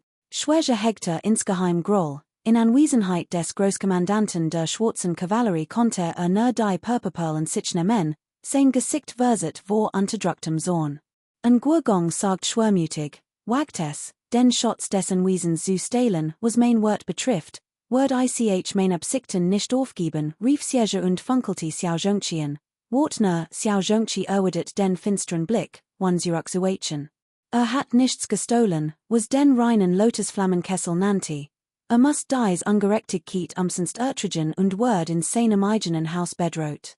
Why sollte sich jemals wieder in der Öffentlichkeit blicken lassen, als der Herzog von Gur und sein Sohn Jingen, die Lutum das Anwesen der Prinzessin aber noch immer die waren, dreht sich Xiao Yuan Cheng Wutend sägte mit dem Finger auf Xiao Zhongqis Nase und flugte, was hat Diocese beist bloß angestellt? Warte. Man hat mir etwas angehangt, rief Xiao Zhongqi wutend. Hat am liebsten getreten, weil nicht wusst, wärem man ihm das plötzlich angehangt hat. Sein wat war hilflos, und nicht einmal sein Family globte ihm, angehangt. Und was ist dann mit deinem Jaden Hanger? Kapitel 130, Affiner Konflikt und verdeckter Kampf, 4. Das, Xiao Zhongqi konnte sich den Grund nicht erklären und dacht insgeheim, dass es wie legt Hut im Garten verloren hat, als sich mit Concubine Schwes Dianarin vergnügt. Aber why sollte so etwas laut sprechen? Wenn sein Mutter von seines Wielichtigen Beziehung zu Concubine Schwes Dianarin wusst, wär bestimmt wutend, und sein Vater erst recht. Why schrecklich. Schwäge will mir das bestimmt anhängen. Finden die gestohlenen Gegenstand nicht in ihrem Anwesen und wollen mir die Schuld in die Schuhe schieben, dacht Xiao Yuan Cheng, als das hört, hielt das ebenfalls für möglich, schnaubte verachtlich und wandte sich wutend ab. Concubine Chin, die ihren Sohn so ungerecht behandelt war untröstlich und sagt schnell, Meister, wir müssen uns schnell eine Lösung einfallen lassen, MPF. Why sollen wir das denn lösen? Zuerst soll diese Benjel erklären, wärem sein dem Anwesen des Herzogs von Gur ist, Xiao Yuan Cheng schnaubte verachtlich, innerlich noch frustrierter. Ursprünglich hatte geplant, Xiao Yun und Schwäge ausdem Hause des Herzogs in Gur zu verheiraten, mithilfe des Einflusses des Herzogs seine eigene Position zu festigen. Der Plan lief gut, und beide Familien waren sehr zufrieden. Doch wer hat ahnen können, dass mittendrin ein solch schwerwiegender Zwischenfall passieren wird. Der Schutz des Herzogshauses, der reine Lotusflammenkessel und die legendäre Wasserabweisend-Pull, beide Gegenstand wurden gleichzeitig gestohlen, und der Verdacht fiel auf seinen eigenen Sohn. Das war alles andere als eine Kleinigkeit. Wenn nicht richtig handelten, wird die Familie Xiao den Herzogshof in Gur zutiefst ersinnen, und es wird ihnen sehr schwerfallen, im südlichen Flügelreich friedlich zu leben. Je mehr darüber nachdacht, desto unruhiger wurde und schritt im Hof auf und ab. Why sollen wir das nur tun? Zhongqi, sag du es mir, Xiao Zhongqi öffnet den Mund, doch sein Kopf war leer. Konnte nur das sagen, das geht mich nichts an. Sollen doch das Anwesen durchsuchen, Sinn tonte plötzlich ein klar, aber kalte Stimme. Xiao Yuan Cheng dreht sich Huang Bei trat langsam, missmutig, ausdem Tor. Wenn man willkürlich Lüt das Anwesen durchsuchen lässt, was sold an AUSDEM Ruff des Anwesens der Prinzessin werden, Pechschwarzen Organ Musterten die Gesichter aller Anwesenden im Hof. Blick war ruhig, doch lag ein Unausgesprochen Drohung in der Luft. Innerhalb kürzester Zeit war jeder im Hof von ihrem Blick eingeschüchtert. Die Residenz der Prinzessin ist der Ort, an dem die Prinzessin zu Lebzeiten lebte, wo Gedenktafel verret wird. Wenn es jemand wagt, fremde eintreten und durchsuchen zu lassen, den Geist der Prinzessin zu storen, und der Kaiser davon erfahrt und wütend wird, wer kann denn die Folgen tragen, Concubine schwer für sofort fort. Das stimmt, der altest young Meister hat die Senage selbst verursacht, also sollte in Orch selbst lösen. Die Residenz der Prinzessin kann nicht einfach so durchsucht werden, Concubine schien funkelte Concubine schwer wütenden und verflucht dies niedertraktige Frau insgeheim dafür, dass es wagte, noch eines für zu jesse. Sie wird dafür sorgen, dass kein Ruhepause blieb, sobald sich die Gelegenheit bot. Dritt young Dame, Diocese mal wird ultra Bruder zu Unrecht beschuldigt, konnt nicht einfach tenlos zu sehen, Lady Chin lächelt Huang Beiyu plötzlich schwaken. In ihrer Erinnerung hat Lady Chin Sail 10 so schmeichelnd lächeln sehen. Lady Chins Gesicht war nicht hässlich, aber dies Art von lächeln widert in. Lady Chin markt witzig, was sollte ich denn schon tun? Ich bin doch nur ein einfach Person, sagt Huang Beiyu und hustet ein paar Mal leicht. Blasses Gesicht veriet Anzeichen von Krankheit. Lady schwer was genau, was Lady Chin dacht, wollte lediglich, das Huang Beiyu den Kaiser bat, dies Angelegenheit zu klären. Wird Lady Chin nicht so einfach davonkommen lassen. Kapitel 131, Athena Konflikt und verdeckter Kampf, 5. Die Angelegenheit des ältesten Jungen Meisters ist zu seltsam. Die Leute vom Wesen des Herzogs und haben ein gültig Beweis. Der älteste Young Meister will seinen Namen reinwaschen. Ich denk, sollte erklären, warum sich sein persönlicher Jadenhanger im Anwesen des Herzogs und befindet, tant schwer warf tant Chin einen selbstgefälligen Blick zu, während so, wie tant Chin wütend imite den seinen Nörster. Wollen mir etwas anhängen, was soll man die noch erklären, anhängen? Man braucht doch Beweis, jemandem etwas anzuhängen, oder etwa nicht, tant Chin, spottet tant schweren zog die Wörten die lange. Why konnte jemand wie tant Chin widersprechen? F. Was ist denn so schlimms daran? Ein bisschen Nachforschungen, und alles ist klar. Zhongqis Verbrechen kann aufgeklärt werden, rief Lady Chin laut. Ich glaub nicht, dass es in dieser Welt kein Gesetz gibt, Lady schwer schnaubte verachtlich, ignoriert und wandte sich an Huang Beiyu, dritt Fräulein, es ist schon dunkel, und seid so gebrechlich. Solltet nicht draußen im Wind stehen. Ich begleit Zurück am Lüen Pavillon nachdem Genig von dem Schauspiel gesehen hat, gab es keinen Grund mehr zu bleiben. Huang Beiyu nickte, ignoriert Xiao Yuanchengs Reaktion und ging. Lady schwer folgte ihr eilig. Nach einer Weile sagt Lady schwer, dritt Fräulein, die Angelegenheit des ältesten Jungen Meisters ist jetzt ein heißes Eisen, solltet die nicht einmischen. Die Sache mit Schwermeng ist noch nicht abgeschlossen, wenn einmischt, bringt nur selbst in Schwierigkeiten, wird wären vernünftig und aufrichtig, also sich wirklich Sorgen machte und warnte. Huang Beiyu verzog die Lippen zu einem leichten Lächeln. Dies Angelegenheit. Lady Chin. Selbst wenn betteln wird es nicht kommen. War excusen, die herangelegt hat, und wünschte sich sogar, gegen das Anwesen des Herzogs und kämpfen zu sehen. Rücksichtsloser der Kampf, desto besser. Tant schwer, sagt Huang Beiyu und blieb stehen, anzusehen. Diesmal wird der Großbruder legt nicht in Schwierigkeiten geraten. Tant Chin wird bestimmt den Premierminister Hilfe bitten. Tant schwer spottet und dacht bei sich, dass Diocese Mädchen wirklich so naiv war. Kein Sorg, die dritt Young Dame sagt bereits, dass die Kaiserin Witwe dies verabschiedungswürdig Frau nicht mag obwohl in den letzten 2 Jahren niemand mehr über gesprochen hat, heißt das nicht, dass es nicht gibt. Heb bereits als geplant. Solange du ein Ort zudrückst, wird dafür sorgen, das sie nicht mehr zurückkommt, das ist mir natürlich egal, Huang bei lachelt schwach. Nach so langem Warten war die perfekt Gelegenheit endlich gekommen. Concubine schwer, die Versprechen erhalten hat, war insgeheim überglücklich. Dongling Zurich zum Lüen Pavillon und fragte etwas verwirrt. Fräulein, wer denn sie Concubine schien und dem ältesten Jungen Meister helfen oder nicht? Das hängt von ihrem Schicksal ab, kichert Huang bei. Dongling, wenn zwei kranisch kämpfen, profitiert der Fischer. Wir müssen das Spektakel nur von der Seitenlinie aus beobachten, Fräulein ist die klugste. Sie hat jeden Schritt kalkuliert und all dies Lut hineingezogen, das Wesen des Herzogs und Guer, die Familie Xiao, Concubine Chen, Concubine schwer, der ältest Young Meister, die zweite Young Dame, all werden unwissentlich hineingezogen. Fräuleins Scharkzug war wirklich brillant. Wer hat ihnen gesagt, dass sie sich selbst in Schwierigkeiten bringen wollen, sprach Huang bei mit wachsender Freude, dies Angelegenheiten wären nur Kleinstrafen, ein kleines Zeichen ihrer Aufrichtigkeit gegenüber der ältesten Prinzessin und Prinzessin bei. Kaiserlich Dynastie der bei am nächsten Tag. Erschüttert der Diebstahl im Anwesen des Herzogs und die gesamte Stadt Lin Huai.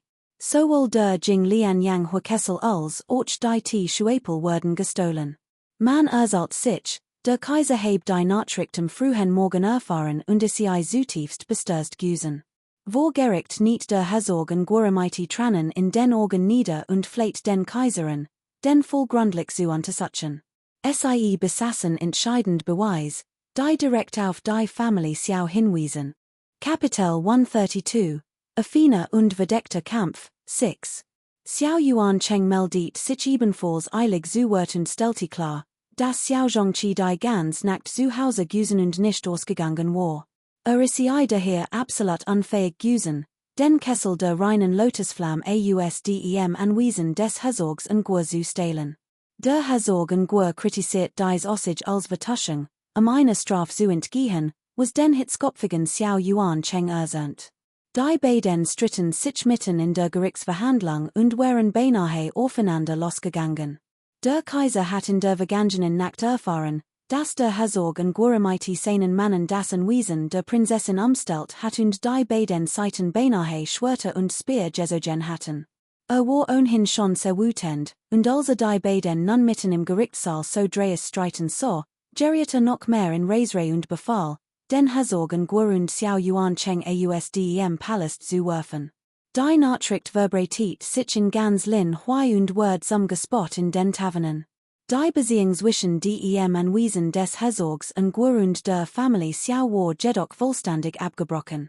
Die Hochzeit von Schwerge und Xiao Yun war natürlich auch geplatzt, darüber reden wir lieber nicht. Lingyang Academy. Die Kutsch vom Anwesen der Prinzessin hielt vor dem Tor der Akademie und zog sofort hundert von Blicken auf sich. Xiao Yun und Xiao Ayu stiegen als erster aus, gefolgt von Huang Bei aus einer anderen Kutsch. Blick wird von den Umstehenden mit Ehrfurcht betrachtet. Gestern hat Huang Bei Schwemmeng in der Arena getötet, und all dachten, sie wird sich mindestens monatlang zu Hause verstecken, bever sie es wagen wird, wieder aufzutauschen. Unerwarteterweise tat sie schon am nächsten Tag so, als wäre nichts geschehen, und Kurtiser Akademie Zurich. Hat sie keine Angst, Schwerge zu begegnen? Obwohl die Kaiserliche Akademie und die Ostliche Akademie noch ein Stück entfernt lagen, where es für Schwerge ein leichtes Güsen, rasch zu nehmen, gerübt besägten, Prinzessin Bei sei schwach und ängstlich, ein nutzlos Person, doch nun sahen allein Mädchen, das sich vor starken Gegnern nicht fürchtet, ein mutig und furchtlos Frau. Hut trug Huang Bei ein schlichtes weißes Kleid mit Pfirsichblütenstickerei, elegant und raffiniert. Elegant und doch edel, betonten die reinen, leuchtenden Farben Satis, ungeschminktes Gesicht und ließen sie von erlissener Schönheit erstrahlen. Gesichtsausdruck war cool und gleichgültig, one Regung, dunklen Augen ebenso distanziert und ungeruht, und sie verströmt ein geheimnisvoll und anmutig Aura, die Hasen weile junger Adliger beruht. Auch Xiao Yun trug Hut ein wunderschönes Kleid, ein leuchtendes Pink, gefertigt vom besten Schneider in Lin Huai. Eier strahlend Schönheit, unterstrichen durch ihr rosigen Wangen wie frisch Pfirsichblüten, verlier ein besond und anmutig Machenhaftigkeit, die all in ihren Bahn zog. Selbst wenn die Heirat im dem Hazorg vonnen Gurscheiten sollte, wollte sie sich dennoch in solch einem praktischen Kleid präsentieren. Ein einfach schwere war ihrer Aufmerksamkeit nicht würdig, doch als sie aus der Kutsch stieg, bemerkt sie, dass die meisten Blicke auf Huang Beiyu gerichtet waren, manche bewundernd, manche überrascht, manche anbeten. Diese Kenntnis traf Xiao Yun wie ein Schlag. Huang Beiyus Kleidung. Sie ist allsolt modisch, und sie trägt kein Make-up, ganz im Gegensatz zu ihrer wunderschönen und anmutigen Kleidung. Singt die Lüt blind? Zweite Schwester, ist die ihr aufgefallen, dass die Drittschwester anders wirkt? Fragte Xiao Zhonglei nachdenklich und mustert Huang Beiyu. Pf. Anders inwiefern? Fragte Xiao Yun missbilligend. Xiao Zhonglei beobachtet Huang Beiyu, die vor im Herging. Das Mädchen war ungefähr so alt wie hat seine junge Schwester, die nur wenig Tage jünger war als nie wirklich genau betrachtet und war nie auf. Ihr edel und elegant Art gestossen. Wie ein geboren Aristokratin umgab sie ein unbeschreiblich Aura. Ungeschminktes Gesicht war von so erlissener Schönheit, so fesselnd, es machte in etwas benommen. So, Xiao Zhonglei's Blick folgte Gedanken verloren. Kapitel 133, Affiner Konflikt und verborgener Kampf, 7. Also, Xiao Zhonglei folgte ihrem Blick, unfähig, es selbst zu erklären. Hat erst vor kurzem entdeckt, wie attraktiv Huang Beiyu war. Xiao Yun dreht sich und sah ihren jüngeren Bruder so hilflos herumstehen. Wütend gab sie ihm ein Ohrfeige. Du kleiner Benjel. Hast du überhaupt eine Zukunft? Seid Halbgeschwister, Xiao Yuns Stimme war so laut, dass Huang Beiyu, die Verostung, sich unwillkürlich umdreht und sie anscha. Xiao Zhonglei's Gesicht lief sofort rotten, erklärt, zweite Schwester, redkinen an Sinn, ich heb nichts getten, danach fühlte sich schuldig und wagte es nicht, aufzusehen. Xiao Yun sorinen, innerlich voller Verachtung und noch wütender. Der heutige Unterricht in der Kaiserlichen Akademie war Literatur und Geschichte, extrem langweilig. Prinzessin Ingye hat sich jedoch ebenfalls für Diocese Fach entschieden. Nachdem Huang Beiyu die Schule betreten und sich gesetzt hat, folgte ihr Prinzessin on Ya. Die wusste, dass Huang Beiyu sich schon früh für Literatur und Geschichte entschieden hat, warf Prinzessin on Ya einen Blick zu, lächelt und setzte sich neben sie. Letzt Nacht hort dass etwas im Palast der Prinzessin passiert ist. Vater war die ganz Nacht in Sorg. Zum Glück hat mein älterer Bruder die Schwars Kavallerie geschickt. Beiyu, get es dir gut, Huang Beiyu ward nervös. Sie blickte auf und fragte, ward die Schwars Kavallerie letzt Nacht wirklich vom Kronprinzen geschickt, Mein älterer Bruder erfuhr als erster von dem Diebstahl im Palast des Herzogs in Gur. Die wusste, dass der Herzog in Gur sicherlich zum Palast der Prinzessin kommen wird, Arge zu Mädchen, befürchtet dass sie die Gedenkfeier der Prinzessin storen werden. Deshalb schickte sofort die Schwars Kavallerie zur Unterstützung. Zum Glück war seine Hoheit der Kronprinz so rücksichtsvoll, flüstert Huang Beiyu überrascht. Der kalte und unbarmherzige Kronprinz Zhonyi besaß offenbar ein so feines Gespür, also beim jeder Augenblick im Herzen lag. Prinzessin Yingyi lächelt, runzelt dann aber plötzlich die Stirn und sagt, apropos, das ist als Xiao Zhongqi zu verdanken. Hat selbst Arge verursacht und sogar Spuren hinterlassen. Ist so dumm wie ein Schwein, Prinzessin Ying wird wären etwas rätselhaft. Sie meinte wohl, hat Xiao Zhongqi kein Spuren hinterlassen, die dem Anwesen der Prinzessin schäden konnten, where sie den überglücklich über den Diebstahl des Schatzes dem Anwesen des Herzogs von Gur? Doch in Prinzessin Ying's Herzen war Huang Beiyu ein gutherziges Kind, und sie wird niemals so etwas Unverschämtes sagen. Huang Beiyu fand, dass die Prinzessin ihre Persönlichkeit noch mehr zusagte, und lacht heimlich, mein großer Bruder ist so ein Idiot.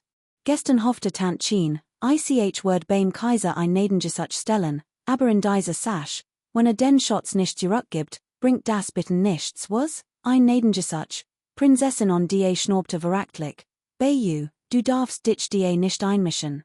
Sonst verragest du den Herzog von dieser Fett altist ein verabschuungswürdiger Mensch, wenn du in verragest, sind sein Methoden äußerst hinterholtig, ich heb noch nicht zugestimmt. Ich weiß noch nicht, why ich Schwemmengs Angelegenheit lösen soll, macht dir kein Sorgen Schwemmeng. Im dem gestohlenen reinen Lotusflammenkessel und der Wasserbeisenden Pulwerd der Herzog von kein Siet haben, sich Schwemmeng zu kommen, Prinzessin on da konnte sich ein kaltes Lachen nicht verneifen. Huang Bei Yus hers sank. Prinzessin on das Gesichts Ausdruck variiert das sie im Königshaus aufgewachsen war und viel Intrigen und Machtkämpfe miterlebt hat. Sie verstand besser als jeder andere, weil sie breklich die Blutsband innerhalb der Königsfamilie und der mächtigen Clans waren. Junge. Meister Luo Luo, dies ist ein Geschichts- und Literaturstand. Sie können gern zuhören, HMPF, warum lassen sie mich nicht in den Osthof? Ich konnte auch ein Kampfkunstgenie werden, tonte die missmutig Stimmeinst Jungen Menes. J.A., junger Meister ist zweifellos ein Genie. Nächstes Jahr werden sie bei der Prüfung ganz sicher in den Osthof aufgenommen, stimmte die schmeichelnd Stimmeinst Dieners zu. Kapitel 134, Affiner Konflikt und geheimer Kampf, 8. Dem Geräusch folgend betrat ein gutes Hände junger Mann von überwesen Jahren das Schulgebord. Sein Mundwinkel zuckten leicht, als sie im Unrecht weiterfahren. Ein junger Diener folgte ihm und half ihm, sein Schreibutensilien und seine Essenskist zu tragen, wobei in MIT allerlei schmeichelhaften Worten überschüttet. Sein schwarzen Augen schweiften durch das Schulgebord, und als Huang Bei erblickt, lügteten sie auf, und ging rasch auf sie zu. Huang Bei erschrak und dacht, hatte mir etwa erkannt, unmöglich, diese Jung wirkte überhaupt nicht wie jemand MIT einer scharfen Sanj. Side Bei, die Prinzessin des großen Prinzessinnenpalastes, fragte Luo Luo, blieb vor Huang Beius Schreibtisch stehen, stutzte die Hand auf den Tisch und bügt sich vor. Sein Augen funkelten wie Stern. Huang Bei hat einen recht guten Eindruck von dem jungen Mann namens Luo Luo und nickte. Luo Luo klatschte in die Hand und lacht laut. Ich war gestern nicht da und hab ihren Auftritt in der Arena verpasst, wie schade. Aber seid wirklich stark, ich bewundere euch sehr, dass dies bosartig Schwemmeng toten konntet. Schwemmeng war in der Akademie arrogant und herrisch und skikaniert auf Jungerstühle. Luo Luo hat viel unter gelitten und mögte Schwemmeng deshalb besonders nicht. Also hort, das gestern jemand Schwemmeng in der Arena getotet hat, war so glücklich, dass sofort hinchen und dem Helden sein Ehrerbietung erweisen wollte. Dann für dass der Held wie selbst nur ein Schüler der Kaiserlichen Akademie und zudem ein berüchtigter, kranklicher Mensch aus dem Palast der Prinzessin war. Der Young Meister Luo Luo wollte jemanden wie sofort mitbringen. Wir sind also seelen verwandt, Huang Bei sagt ruhig, ich habe nicht getotet, hat sich selbst getotet. Hat es selbst verschuldet, Bei hat kein Haar gekrümmt, Prinzessin on meldet sich ebenfalls zu Wort und warf Luo Luo einen Blick zu. Warum rennst du nicht deinem Herrn Schitien hinterher? Was treibst du in der Kaiserlichen Akademie? Kummer dichem den eigenen Angelegenheiten, sieht jenem Tag bei der Auction hat Prinzessin on jas respektloses Verhalten gegenüber Herrn Schitien Luo Luo einen schrecklichen Eindruck von dieser arroganten Prinzessin hinterlassen. Prinzessin on schmollt, dieser seltsame, exzentrisch Mann, der einen am Hang wie ein Gott oder ein Geist tragt. Schitien, nur du holst ihn für einen Gott, Herr Schitien ist ein Gott, wenn ein Gott wär, hatte Schwäche nicht geholfen und im Hong ju nicht gegeben. Ich glaub, sie und der Herzog und Gwurund sein Sohn sind beid bos Menschen, die sich zu unrecht verschworen, als Luo Luo hort, wie jemand den Gott in seinem Hasen wären glimpfte, wurde sofort wütend. Wie kann ein na wie du die Absichten von Lord Schitien verstehen? Ich sages dir, hat Schwäche geholfen, weil wollte, junger Meister Luo Luo, der Unterricht beginnt bald oder wie legt solltest du dich wieder hinsetzen. Der Meister ist da Huang Bei unterbrach in eilig, stand auf, klopfte ihm auf die Schulter und forderte ihn auf, sich wieder hinzusetzen. Es war absurd, wenn Schitiens bos Absicht gegenüber Schwäche öffentlich machte, wären Zukunftspläne ruiniert. Hilflos schmolt Luo Luo und Worf Prinzessin Yingi einen finsteren Blick zu, dann sagte zu Huang Beiyu, Prinzessin Beiyu, du ist in Luo Luo Bug ein war Freundin, wenn in Zukunft etwas passiert, kann ich dir helfen, dank. Einfältig, Toricht, murmelt Prinzessin Yingyi, nach dem Mesai Luo Luo zu ihrem Platz zurückkehren so. Glort your Hoheit, dass sie tien kein guter Mensch ist, fragte Huang Beiyu vorsichtig. An jenem Tag, als Schwäche und ich auf der Hauptstraße ritten, wurden wir von Prinz Johnny gesehen. Wie legt weiß Prinzessin Yingyi das?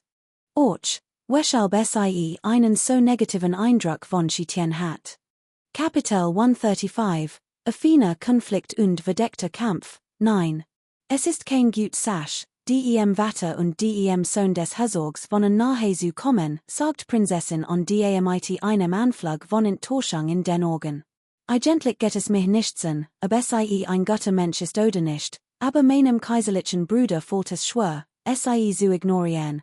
Huang Beiyu betrachtet ihren Gesichtsausdruck und seufzt leise.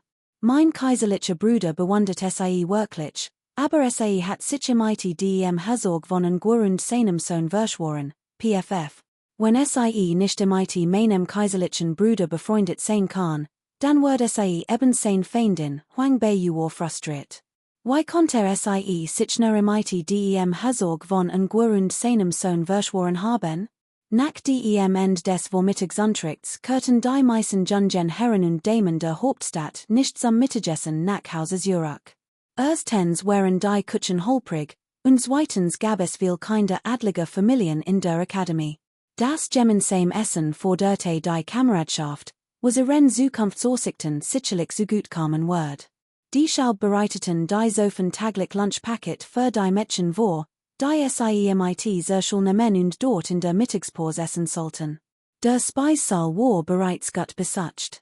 Prinzessin und die 40 Hoang Bak Neuet in den Kiefen und Chrysanthemen Pavillon der Kaiserlichen Akademie am Essen. Hoang Bak Neuet hat nur ein Sofen, Dong Lang, Daby, während Prinzessin und die zwei Farin Palastmatchen, Vio Song und Vio Hon, mitbracht. Dong Lang und die beiden Sofen unterhielten sich angeregt, die drei Mädchen lachten und plauderten, und fröhlich lachen erfüllt den Kiefen und Chrysanthemen Pavillon.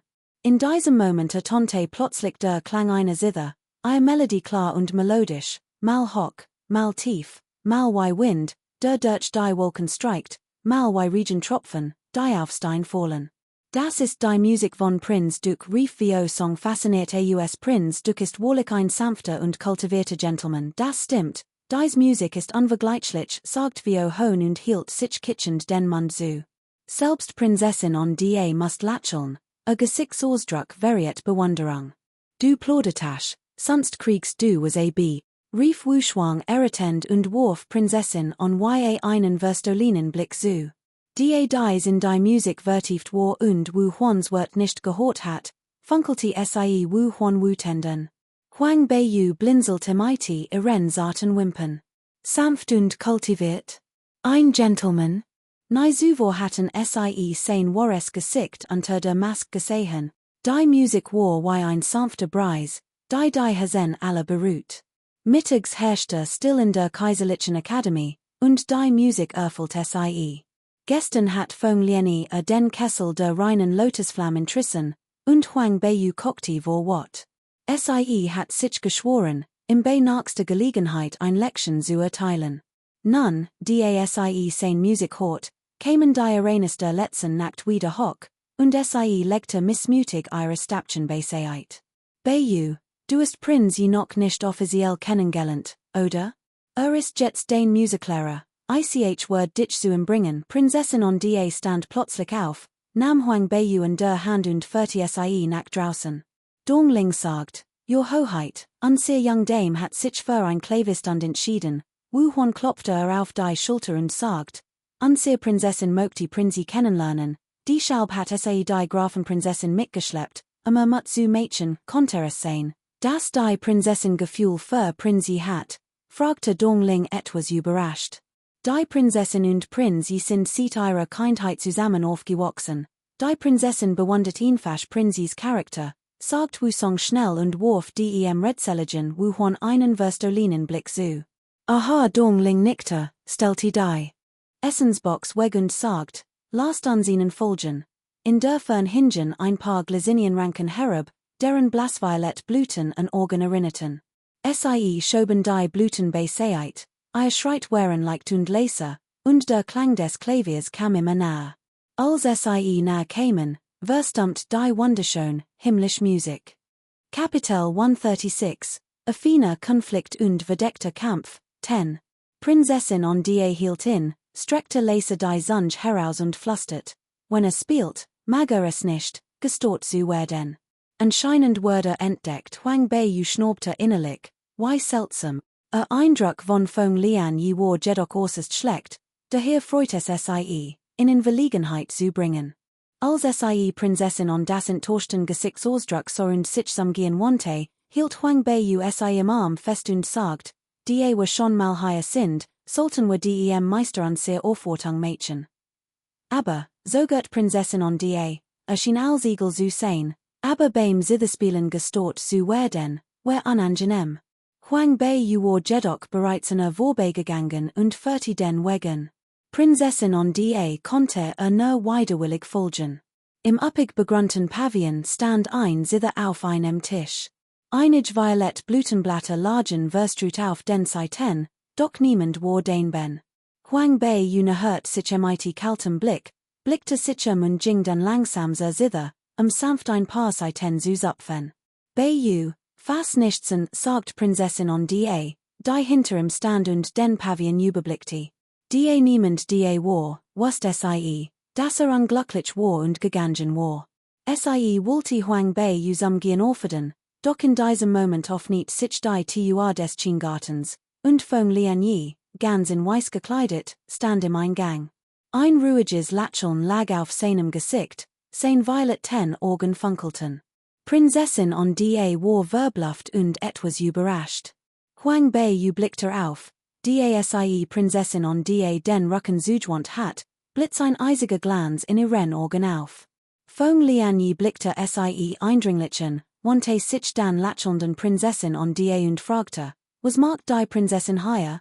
War nicht etwa verraget. Prinzessin on die freut sich und sagt schnell, ich word von der melodischen Musik verzaubert und bin gekommen, während sie sprach, verges sie Huang Bei nicht, trat vor, nahm ihre Hand und sagt, dies ist Prinzessin Bei vom Hof der Großprinzessin.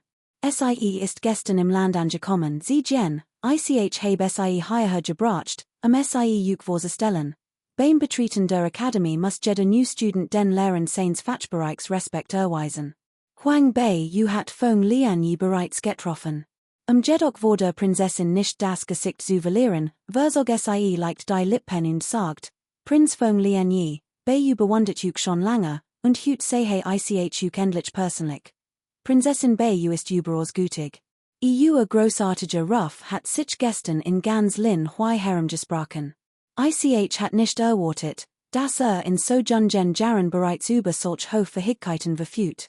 Och Fong Lian lächelt. Ich hat es nicht gewahrt, hat es nicht gewahrt. Es war einfach nur Glück. Die Begegnung mit einem so gerissenen Meister hat mir großen Schäden zugefügt, ein Funkeln huschte über Huang Bei's Augen. Water gestern nicht im Nachteil, Fong Lian blieb so elegant und kultiviert wie und sein Auftreten floßt Bewunderung ein. Die Prinzessin ist so intelligent, wie konnte es die im Nachteil sein, wie leicht begegnet sie einst tags zufällig einem Schurken, wie konnte sie denn nicht im Nachteil sein, Huang Bei setzte ein unschuldiges, matchenhaftes Lächeln auf, und wo anderen zu flüchen. Das war Lieblingshobby. Das Lächeln in Fong Lian's Augen wurde noch breiter, der Mund dieses kleinen Mädchens war so scharf wie ihre Fähigkeiten. Die beiden wechselten Wort, hoffentlich, aber insgeheim in einen Kampf verwickelt, dessen Absichten nur ihnen beiden klar waren. Prinzessin Yingyi lacht und sagt, Bruder du weißt es nicht, Bei konnte seit seiner Kindheit kein Kampfkünste ausüben. Gestern in der Arena where Bei won Schwemmengs Dummheit. Wirklich verletzt werden. Schwache Ausnutzen, matchtlose Mighty stark tyrannisieren und sogar Waffen einsetzen. War Schwemmeng nicht ein Schurk? Huang Bei nickte und sagt zu Fong Lian genau. Ein Schurk. Kapitel 137, Athena und versteckter Kampf, 11. Blick verwelt einen Moment auf ihm, beverer Gesichtsausdruck sich normalisiert und sie wegser. Lieni lächelt sie sein hellvioletten Augen wirkten noch weitläufiger und grenzenloser wie das Meer, unergründlich. Verletzt. Sie konnte Schwemmenge mit Leichtigkeit töten, es war seltsam, wenn sie verletzt worden war. Was für ein Unterdrückung der Schwachen, wenn sie selbst die Genig war, die andere unterdrückte. Schwemmeng hat einfach Pech gehabt, es gewahrt zu haben, sie one Todesfurcht herauszufordern. Das Ergebnis war unvermeidlich. Das Schlimmste war, dass all dachten, Schwemmeng hat gegen ein nutzlos Person verloren, die nichts wusste. Darüber nachdenkend, spürte Lieni noch mehr, wie Jerison und hinterholtig Huang Beiyu war. Doch dies Art von Gerissenheit und Hinterholtigkeit Arnolti seine eigenen. Prinzessin, wo ist der Beste, den sie mir letztes Mal geschickt haben? Erinnern sie sich? Lian die lächelt leicht, sein sanften violeten Augen ruhten auf Prinzessin on ya. Prinzessin on ya wusst, dass ihnen zubereiten wollte, und sagt fröhlich, ich weiß, Bruder die, bitte setz dich erst einmal hierher hin, ich make tea, dann rannte sie vergnügt davon. Huang Beiyu suchst innerlich, was für ein naives junges Mädchen, so leicht zu manipulieren, dass sie es nicht einmal merkte und sich trotzdem freut. Sobald Prinzessin on ya fort war, start Huang Beiyus Gesichtsausdruck wie Frost. Sie verschränkte die Arm, Hobber kleins Gesicht und starten kalten, ihr Ohren nicht weniger imposant als die des Manese mighty den violeten Augen, der einig Jahr alter war als sie. Was die gestrige Angelegenheit betrifft, hat mir Prinzessin Beiyu ein wenig geholfen, deinen Bruder zu belassen, sagt Lian die mighty einem lassigen Lächeln, ein Horch von teuflischem Charme lag in seinem Blick. Huang Beiyu schnaubte verachtlich, ich heb dir geholfen, aber das hat seinen Preis, einen Preis? Reicht ein wasserbeweisend Pol nicht? Fragte Lieni ruhig. Wozu brauch ich das Ding, obwohl sie gestern als sorgfältig geplant hat, Xiaozhongqi nicht zu seinem eigenen Vorteil zu belassen, hat sie ihm indirekt geholfen, im einen ruhigen Schlaf ermöglicht und den unglücklichen Xiaozhongqi die ganz should tragen lassen. Sie war nicht der Typ, der überall und enthusiastisch anderen half, wenn jemand darin gefallen war es nur natürlich, dass sie sich revanchiert. Lieni lächelt sie scheinbar kompromissbereit, was willst du dann?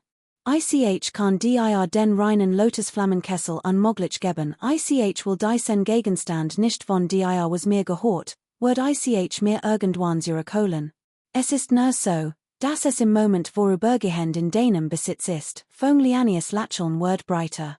Es war das erste Mal, dass ein so arrogants und ungesogens kleines Mädchen sah. Sie war erst 10 Jahre alt, woher kam nur die Stockausstrahlung? Wenn es nicht der reine Lotusflammenkessel ist, dann kann ich mir etwas anderes vorstellen. Nur ein bisschen Huang Beiyu auf nicht like die Augen und sagt, ich möchte zwei noschen Markrenigen spillen, Lieni war verbluft, ein Blitz huschte über sein violeten Augen, ich bin kein Alchemist. Ob du eine bist oder nicht, du hast den reinen Lotusflammenkessel gestohlen, hast du ihn nicht einfach zu Hause ausgestellt, Huang Beiyu warf ihm einen Blick zu. Du bist ein Alchemist, daher ist die Wahrscheinlichkeit sehr hoch, dass du dem reinen Lotusflammenkessel noschen Markrenigen Spillen herstellen kannst. Gib mir zwei, und ich wird dir helfen, deinen Diebstahl des reinen Lotusflammenkessels geheim zu halten, Prinzessin, ich bin nicht die einzig, die im Anwesen des Herzogs gestielt, Huang Beiyu schmollt, lächeln etwas finster, wie will Lüt werden dir das wohl glauben? Gemmend, der sieht seine Kindheit. Kranklich und schwach ist, kann die wirklich in die Geheimkammer des Herzogs einbrechen und stehlen, wolltest du sie etwa bedrohen?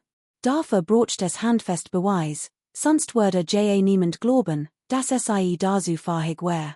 Kapitel 138, Athena und geschlossener Konflikt, 12. Lieni schüttelte hilflos den Kopf, listig und hinterholtig, ich heb gegen dich verloren. Huang Beiyu hob stolz die Augenbrauen, why hattest du auch nicht verlieren können, aber die noschen Markrenigen Spiel kann man nicht einfach so herstellen, sie braucht definitiv sieht. Natürlich weiß ich das. Ich habe die Geduld zu warten. Ich helf dir auch, die kostbaren Heilkrauter zu finden, die du für die noschen Markreinigung benötigst, wang bei hat nie gedacht, das sei damit durchkommen wird, no damit die noschen Markreinigung herstellt. Einige der Krauter wären extrem selten und selbst MIT Geld nicht zu kaufen. Fönglieni dacht einen Moment lang ernsthaft nach und sagt dann, in 2 Monaten ist der best Zeitpunkt, das Medikament herzustellen, also müssen wir bis dahin all Heilkrauter finden, je mehr, desto besser. Die die genau formell für die noschen Markreinigung nicht kannte, fragte sie, was brauch ich?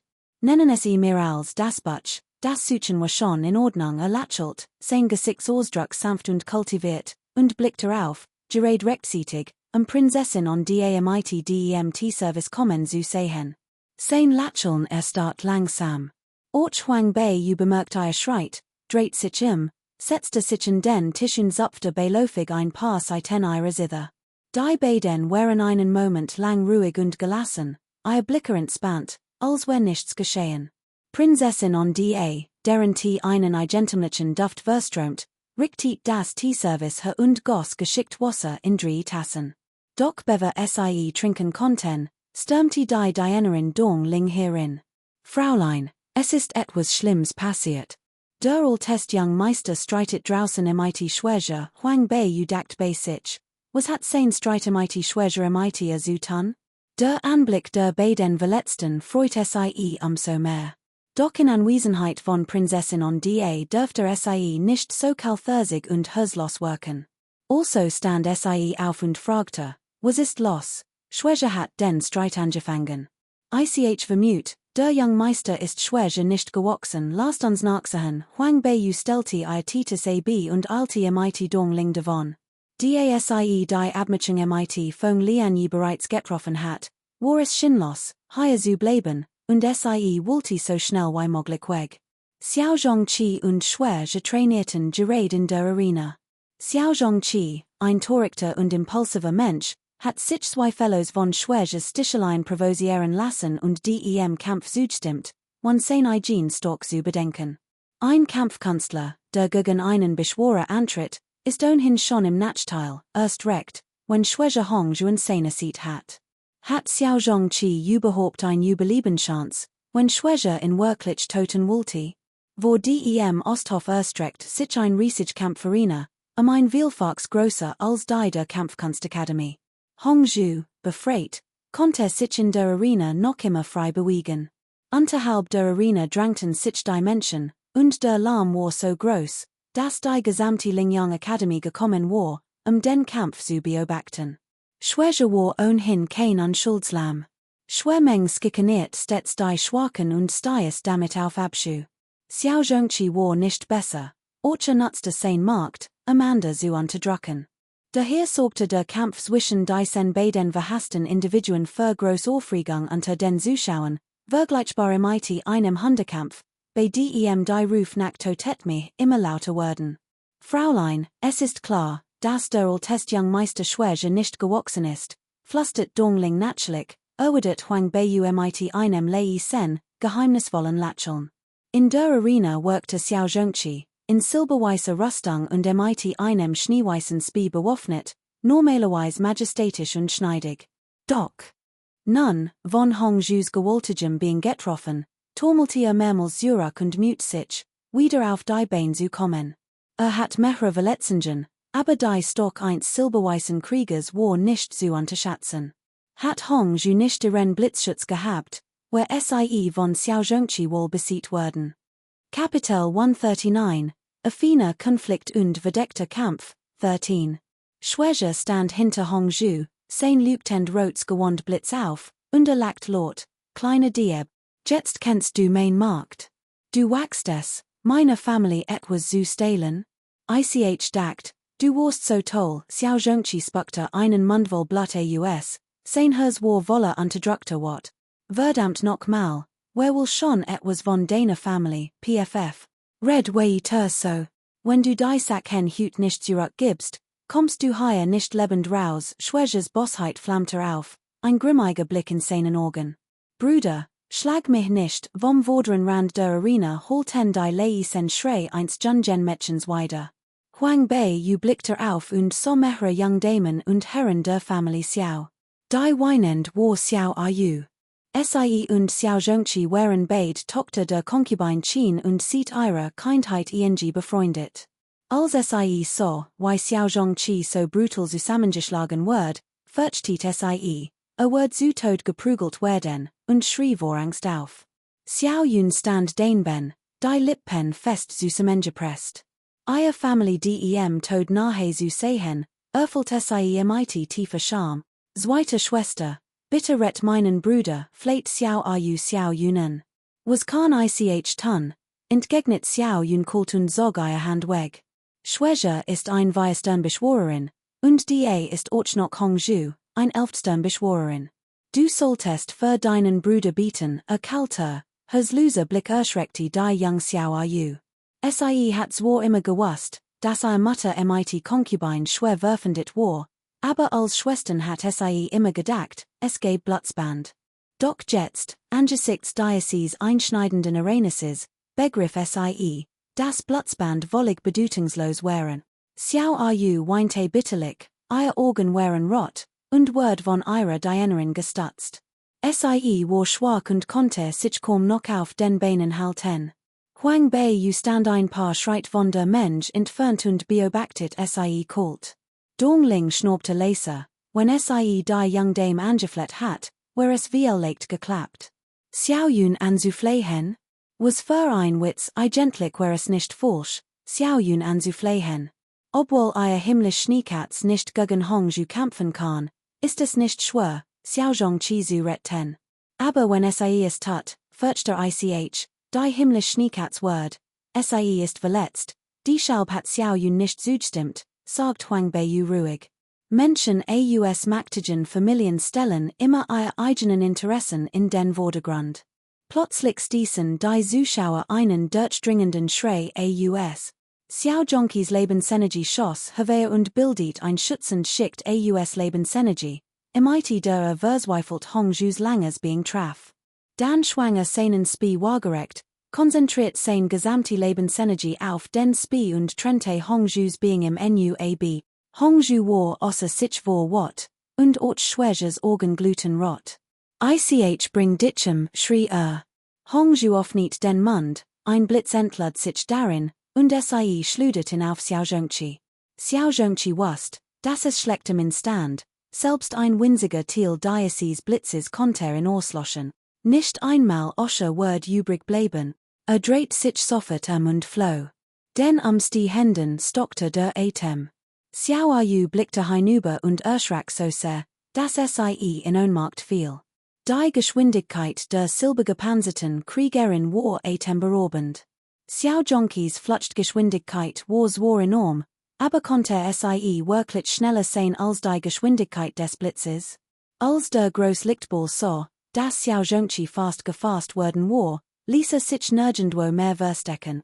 Sprang hastig von der Arena, floh verzweifelt dem Kampfsportstadion, überwand ein Mauer und rannte in die berühmt Bibliothek der Lingyang Academy, die Siebenter. Die Siebentern blickten auf ein lange Jeskich Zurück und waren von einem riesigen dichten Wald umgeben. Im Inneren gab es noch mehr Baum als draußen, und unter dem dichten Blatterdach studierten die Schüler oft fleißig.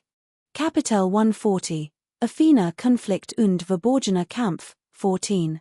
Im Wald standen 7 verstrut. Je tiefer man in den Wald vordrang, desto größer wurden Sie und bargen allerlei Uralty Butcher vom Kontinent Salter. Von diesen 7 Türmen waren nur die 5 vorderen für die Schüler zugänglich, die beiden hinteren Hingegen gesperrt. Die 7 Türme sollten zu den heiligsten Orten der Lingyang Academy, Uralt und Friedval. Normalerweise war es niemandem erlaubt, darin lahm zu Mädchen. Mehrere Lehrer beobachteten den Kampf in der Arena. Als Sie Xiao Zhongqi hinenrennen sahen, verfinsterten sich ihre Gesichter, und Sie riefen, ist sie nicht leichtsinnig und gar nicht hinein, doch der Lärm in der Arena war so laut und übertont die Stimmen der Lehrer. Kleiner Dieb, wages je nicht zu fliehen, honte Siege kalt und forderte Hongju auf, im Natsch zu jagen. Der gewaltig Hong und fesselte mighty Seinen act massiven Beinen einen Blitzhagel, der rasch die Orsenmauern der Siebentürme erreicht. Der Blitz hat bereits mehrere Baum im Wald entwurzelt, und als Hong Jus Blitz nahe kämen, wären Erde und Felsen in der Umgebung fast vollständig ausgetrocknet. Hong Ju auf nicht sein Mal und schludet einen weiteren Blitz auf Xiao Zhengqi, der in Panik geriet und verzweifelt floh. Die Gesichter der Ältesten wären äußerst finster, und mehrere hochrangige Beschworer hatten bereits Geisterbestien herbeigerufen, den Blitz aufzuhalten. In diesem Moment erschüttert ein heftiges Beben die friedlichen und heiligen Siebentürme. Der Boden bebte, als wäre von etwas getroffen worden. Einige schwache Jünger wurden von dem Beben zu Boden geschleudert, ihr Schrei verstummten augenblicklich. Hongju schleudert weiterhin Blitz, doch nach dem Beben. Plötzlich, als ihm etwas einfiel, hielt die hochgewachsene Gestalt einen Moment in. Ein noch gewaltigerer Blitz suckte auf, brüllend und verfolgt Xiao Zhengqi. Als dieser sah, dass einzuholen droht, ertönte plötzlich ein wütendes Gebrüll aus dem Inneren der Siebentürme, ein markerschütternder Schrei, der unwillkürlich den Drängen im Weckte, unterwürfig niedersacknien. Nur der oberste Herrscher konnte ein solches Gebrüll ausstoßen. Huang Beiyu stutzte Donglings schwankenden Körper, hob den Kopf und kniff die Augen zusammen, als sie in den dichten Wald tief im Inneren der Siebentürme blickte. Voren Augen bebte der Wald plötzlich, und aus dem Boden unter dem siebten Turm erhob sich ein riesiger schwarzer Drache, kreiste und schoss empor. Der Körper des gewaltigen Drachen umschloss den Turm fast vollständig. Sein majestatischer Kopf glanzte kalt, und brüllt wütend, während ein heftig Flamm aus seinem Maul schoss und auf Hongjus Juras. Hongju, auf seiner 11. Stufe, besaß bereits Bewusstsein und begann nach dem Abschluss eines Vertrags mit einem Menschen, Diocese zu entwickeln. Beim Anblick Diocese mächtigen Drachen ergriff in die Furcht, war ihm nicht gewachsen, wandte sich sehr flutscht, doch es war zu spät. Die wütenden Flammen verschlangen ihn, und selbst schwere Word von den Flammen erfasst. Ein herzerreißender Schrei, Hongju und Schwere schrien gleichzeitig auf, ihr Schrei jagten den Zuhörern einen Schauer über den Rücken und ließen ihr Seelen ersitten. Straffahrer, es ist Straffahrer, rief jemand laut, und dann herrschte still.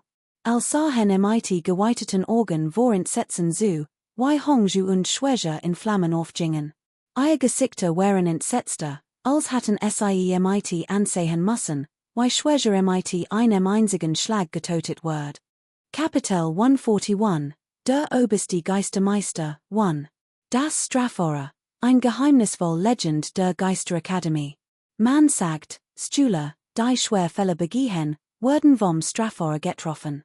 Dies gewaltige Flamm führt zwar keinen physischen Schäden zu, doch wer von verbrannt wird, fühlt sich noch furchterregender und gequälter als in den wütenden Flammen der Aktien Hollenkreis. Das Straffahrer existiert jedoch nur in Legenden der Geisterakademie, niemand hat es je gesehen. Geistermeister, bitte beruhigt euch aus der Fern ritt ein alter Mann mit weißem Haar auf einem Geistertier, einem Himmelsgranit, auf sie zu. Sein graues Gewand flatterte im Wind. Besaß ein unsterblich Ausstrahlung und ein ruhig Aura, wie ein Hochkonstablicher. Es ist der Decken, in dem Moment, als sie den alten Mann sahen, sehten die Genigen, die vor Schreck zu Boden gefallen wären, Gesichtsausdruck, als hatten sie ihren Retter erblick. Das Erscheinen des Riesendraken erzeugt einen ungeheuren Druck, und als denn das Straffahrer erschien, nun, ließ es die Seelen der Anwesenden unkontrolliert ersitten. Obwohl jemand anders bestraft wird, spürten all beim Horen Diocese klagenden und herzerreißenden Schreis ein Kribbeln auf der Kopfhaut und zitterten im Kiefer.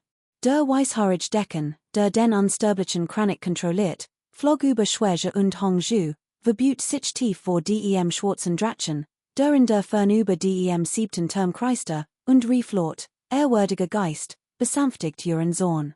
Diocese unwissend kind hat Juk beleidigt, und ich würdes Gues streng bestrafen, Shonghi, ist die Ues Stühle so tief gesunken, dronte ein tief, wütend Stimm aus dem fernen Riesendraken. All waren entsetzt. Dieser Riesendrake konnte tatsächlich sprechen, Geisterbestien können nur telepathisch mit beschworen kommunizieren, nach dem sie einen Vertrag geschlossen haben. Nur diegenigen, zwischen denen ein solche Vereinbarung besteht, können miteinander kommunizieren, außenstehend können ihn nicht hören. Doch diese riesige drasch konnte sprechen. Welches Niveau en Geisterwesen besaß Als Decken kang he den Riesendraken sprechen hort, war nicht überrascht, sondern verbut sich nur noch tiefer. Es liegt in der Taten meiner Unverhigkeit im Unterrichten. Bitte, ehrwürdiger Geist, seid mir nicht bös. Decken kang he war der Decken der Lingyang Academy, ein Nünstern Windbeschworer, Hochangesehen und von außergewöhnlichem Status im Königreich des südlichen Flügels.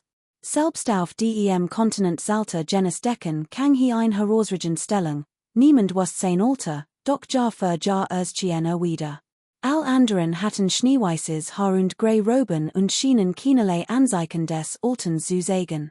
Die königliche Familie des Königreichs des südlichen Flügels schatzte in höchstem Maß und verlieh im den Titel eines Nationalmeisters. War auch der Tutor von Kronprinz John Yi, und die Patriarchen der wichtigsten Clans erwiesen im All-Dreifach Ehrerbietung. Dass ein so talentierter alter Mann im IT einem solchen Geisterwesen flehen musst, war für die Schüler der Lingyang Academy, die den Leiter der Kangi Academy wie einen Gott veriten, schlichtweg unvorstellbar. Woher stammte dieser gigantische Drasch? Sie hatten ihn noch nie zuvor gesehen, und doch konnte das legendäre Straffer spielen, und selbst der Leiter der Kangi Academy nannte in Geister verraten. Die Schüler konnten es sich nicht vorstellen, doch niemand wagte es, auch nur ein Wort zu sagen. HMPF, schnaubte Linton widerwillig und zog aus Respekt vor dem alten Mann zwang das Straffer zurück. Die qualvollen Schrei verstummten, und der gewaltige Körper von Hong zu krachte zu Boden. Sein harter roter Panzer ville seinen Glanz, und sein acht schwachen Bein kämpften zweimal, bever sie erstarten. Ein roter Lichtblitz suckte auf, und Hong zu, unfähig, sein gewaltige Gestalt beizubehalten. Verwandelt sich in ein klein Spin und Kurti in den Geistertierraum des Beschworers zurück. Triet lag derweil krampfhaft am Boden. Kapitel 142, der höchste Geistermeister, 2. Schwäche lag am Boden, krampfte unkontrolliert, Schem trat im Ausdem Mund, sein Augen verdrehten sich, und sah als würde jeden Moment zusammenbrechen. Dank, Geistermeister, sagt Decken Schong he respektvoll und sprang schnell vom unsterblichen Kranik herab, Schwäches Verletzungen zu untersuchen. Auf dem 7. Turm dreht sich der Körper des Geistermeisters langsam den hohen Turm hinab und schien schnell zurückzukehren. Doch in diesem Moment schien das Schwarz Jade Amulet Huang Beiyus Hals plötzlich von etwas beeinflusst zu werden, wie ein leichter Herzschlag. Sie runzelt leicht die Stirn. Was war los? War es so etwas wie die besondere Erregung durch die entfesselten Myriaden Bestien? Der Geistermeister, der sich gerade schnell entfernen wollte, guckt plötzlich auf. Huang Beiyu blickte auf und sah, wie der Geistermeister auf dem hohen Turm sein Abwärtsbewegung abrupt stoppt. Sein riesiger Drachenkopf dreht sich zu und blickte zurück zur Mensch. Die Augen des riesigen Drachen waren so gewaltig, dass niemand erkennen konnte, wohin blickte, und viele Menschen unterhalb der Arena waren noch immer von ihnen eingeschüchtert. Die ängstlichen erstarrten augenblicklich. Huang Beiyu blinzelt leicht. Die Geisterwelt sah sie an. Sie konnte sich nicht irren, dies Augen folgten tatsächlich den Schwingen der entfesselten Myriaden Bestien. Kalt hob sie den Blick und begegnet den riesigen Augen der Geisterverraten. Es du Angst vor meinen großen Augen, lächerlich. Lingzun atmet langsam wie ein Wirbelwind, der durch die Luft fegte und ein Stück Wald heftig rascheln ließ. Sie wandte ihren Blick kreist langsam den hohen Turm und verschwand schnell dem Blickfeld aller. Einfach so war sie fort. Der Moment, in dem sie angesehen hat, schien wie eine Illusion. Lingzun. Was für ein Geistertier ist das? Selbst ein Geistertier der 11. Stufe, der Purpurrot Phönix, wird beim Anblick dieses Wesens die Flucht ergreifen wollen. Es war wirklich unvorstellbar. Und selbst wenn Prinz John Purperflammenführer Keilen und der Eisgeist Phantom Vogel hier waren, Where der Purpurot Phonics nicht unbedingt so schwach und Word nicht schon vor dem ersten Zug fliehen wollen? Konter ein Geisterverräter sogar mächtiger sein als die fünf Geister? Wenn sie ne einen Geisterverräten für ihres Wegsamen konnte, wär das wunderbar. Gerade als diese Gedank kam, tonte jem Stimm. Ich hat nicht gedacht, dass der Altman noch lebt jem, kennst du ihn, fragte jem. Als sie von dem Geisterverräten sprach, klangen ihre Stimm nicht mehr die Verachtung wie zuvor, sondern ein Horch von Ernsthaftigkeit im IT. Ich hat nicht gedacht, dass das Strafauer unter dem siebten Term verfeinert hat. Zum PF, sein Stock hat sich betrachtlich erhöht. Es stellte sich heraus, dass das Strafauer nicht einfach vom Geisterverräten selbst entfesselt, sondern von ihm verfeinert worden war. Huang Bei den Eisgeist Phantom Vogelstuf und Prinz John Yes Purper Flammenfewer Keilenstuf sind wie Nugeberin Kinder im Vergleich zu ihm. Momenten glaub ich, dass nur ich in dieser Welt besiegen kann, sagt jem arrogant und überheblich, während auf all anderen herabsah. Huang Bei schnaubte innerlich, so reddest du, als wolltest du, dass ich dich freilass? Kein Chance, Huang Bei, wenn du in provosierst, kann nur ich dich retten, rief jem wütend. Gemeinsam sind wir in der ganzen Welt unbesiegbar, selbst im Ruhmspalast oder in der Juristad broch ich nicht zu fürchten, wer sagt die denn, dass ich in provosieren will? Ich werden bezwingen und in für mich nutzen, sagt Huang Bei mit einem kalten Lächeln. Jem schwieg einen Moment, dann brach sie plötzlich in gelackter Aus, arrogants Mädchen. Du kennst den Grenzen nicht. Weißt du überhaupt, was für ein Biest ein Geisterverräter ist? Und du fantasierst immer noch davon, in zusammen. Kapitel 143, der höchste Geistermeister, 3. Huang Bei bemerkte mit ihrem scharfen Verstand, dass jem Besti und nicht Geisterbesti sagt, und runzelt die Stirn, konnte es sehen, dass es kein Geisterbesti ist. MPF, ein bisschen schlau, jem schnaubte und prallte ausnahmsweise nicht, sondern schwieg. Jem, Huang Bei wartet einen Moment, leicht ungeduldig. Sieht man war dieser Kerl so lastig geworden? Jem antwortete nicht, und sie wusste nicht, worüber schwieg. Fraulein, der altest Young Meister word weggetragen, scheint schwer verletzt zu sein dong links öfter in ihrer Kleidung. Huang Bei blickte auf und sah Xiao Zhongqi, der von mehreren Schulen weggetragen word. Sein silberweiß Rüstung war stark verbrannt, und sein Pechschwarzes Haar war ebenfalls stark versenkt und zerzaust. Hat mehrere Verletzungen im Körper, und sein Gesicht war mit Prellungen bedeckt, sein einst so stattliches Aussehen war verschwunden. Man trug ihn auf das Freifeld unterhalb der Arena, wo neben Schwäger lag. Schwäger war ohnmächtig geworden, doch Xiao Zhongqi war noch bei Bewusstsein. Du Mistkerl, schrie Xiao Zhongqi. Als Schwäger anscher, hat in liebsten in Act stuck gerissen. Decken Schong he hob den Kopf. Sein alten Augen strahlten die Ernsthaftigkeit und bedrückend Aura eins ältesten aus ein einziger Blick genügt, Xiao Zhongqi verstummen zu lassen. Wagte kein Bewegung. Für die heutigen Arenas muss sich der ehrwürdig Ling entschuldigen. Bade wordet, sobald your Verletzungen verheilt sind, taglichs way stunden in der Bushall nien. Where Gemmels wieder in der Akademie kämpft, word soffert verwiesen, kaum hat Decken Schong he dies ausgesprochen, verbüht sich Xiao Zhongqi zustimmend und wagte keinen Widerspruch. Schwäger sagte nicht mehr und lag friedlich bewusstlos da. Decken Schong he ließ sich von den Mannen des Herzogspalasts und Guazuroktragen, bevere aufstand. Xiao Zhongqi, der sein Verletzungen ertrug, fragte respektvoll, Decken, dieser ehrwürdig Ling. Sein Herz war voller Dankbarkeit gegenüber dem ehrwürdigen Ling, where der ehrwürdig Ling nicht erschienen und hat Schwäger bestraft, where wahrscheinlich tot. Hongju's Blitz hat in zu Staub verbrannt. Der Geist ehrwürdig war so mächtig, dass tiefen Respekt vor ihm empfand. Der Geist ehrwürdig ist das Schutztier unserer Akademie. Duldet kein Storingen, daher darf niemand den siebten Term betreten und Mädchen. Verstanden, mahnt Decken Schong he streng. Diesmal hat kein Sieg gehabt, sie aufzuhalten, und glücklicherweise hat der Geist ehrwürdig nur ein geringe Straf verhängt und das für der Bestrafung eingesetzt. Where der Geist ehrwürdig wirklich wütend geworden, Hatten dies Bengel ein Überlebenschance gehabt. VL Lakt where die gesamte Lingyang Academy in Gefahr Gusen. J.A., Sir, ICH Weiss, ICH heb mich git, Xiao Zhongchi gab seinen Feller demutig zu und war insgeheim froh, nicht der arroganti Gusen zu sein. Sonst hat in das Strafara des Geistervererers wollen Hort und Hort verbrannt. Die anderen Jünger nickten zustimmend. Es war kein Scherz.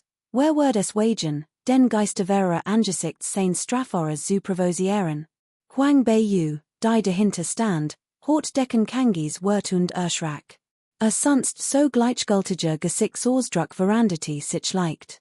Gottliches Tier, flustert sie Leser, ein Anflug von Erstaunen Durchver sie. Die fünf Geister waren bereits die mächtigsten Geistertier, auf dem Kontinent Salter galten die gottlichen Tiers war als Tier, aber leider wurden sie nie wirklich zu solchen. Gottlich Bestien waren auf dem Salter Kontinent bloß Legenden. Man sagt, sie hielten sich ausschließlich im riesigen, gefährlichen Fugwangwald auf und erschienen niemals in menschlichen Siedlungen. Wenn der Geisterverer tatsächlich ein gottlich Bestie war, warum befand sich dann in der Lingyang Academy? Kapitel 144, der höchste Geistermeister, 4. Pf, jetzt weißt du es, du arrogants Mädchen, und traumst immer noch davon, in zusammen. Jem Stim holti ernut in ihrem Hasen wider, kult und spottisch. Gottlich Bestien, sie sind gottgleich Wesen, wie mächtig müssen Menschen sein, sie zu unterwerfen. Huang Beiyu presst die Lippen zusammen, dacht einen Moment nach und versagt dann plötzlich die Lippen zu einem arroganten, selbstsicheren und unvergleichlichen Lächeln. Ich wollte es wohin eigentlich nicht, aber jetzt heb ich kein wohl sein Hers Jukti, sein Hand ebenfalls. Der mächtigste Beschworer zu werden, brocht ein mächtig gottlich Bestie.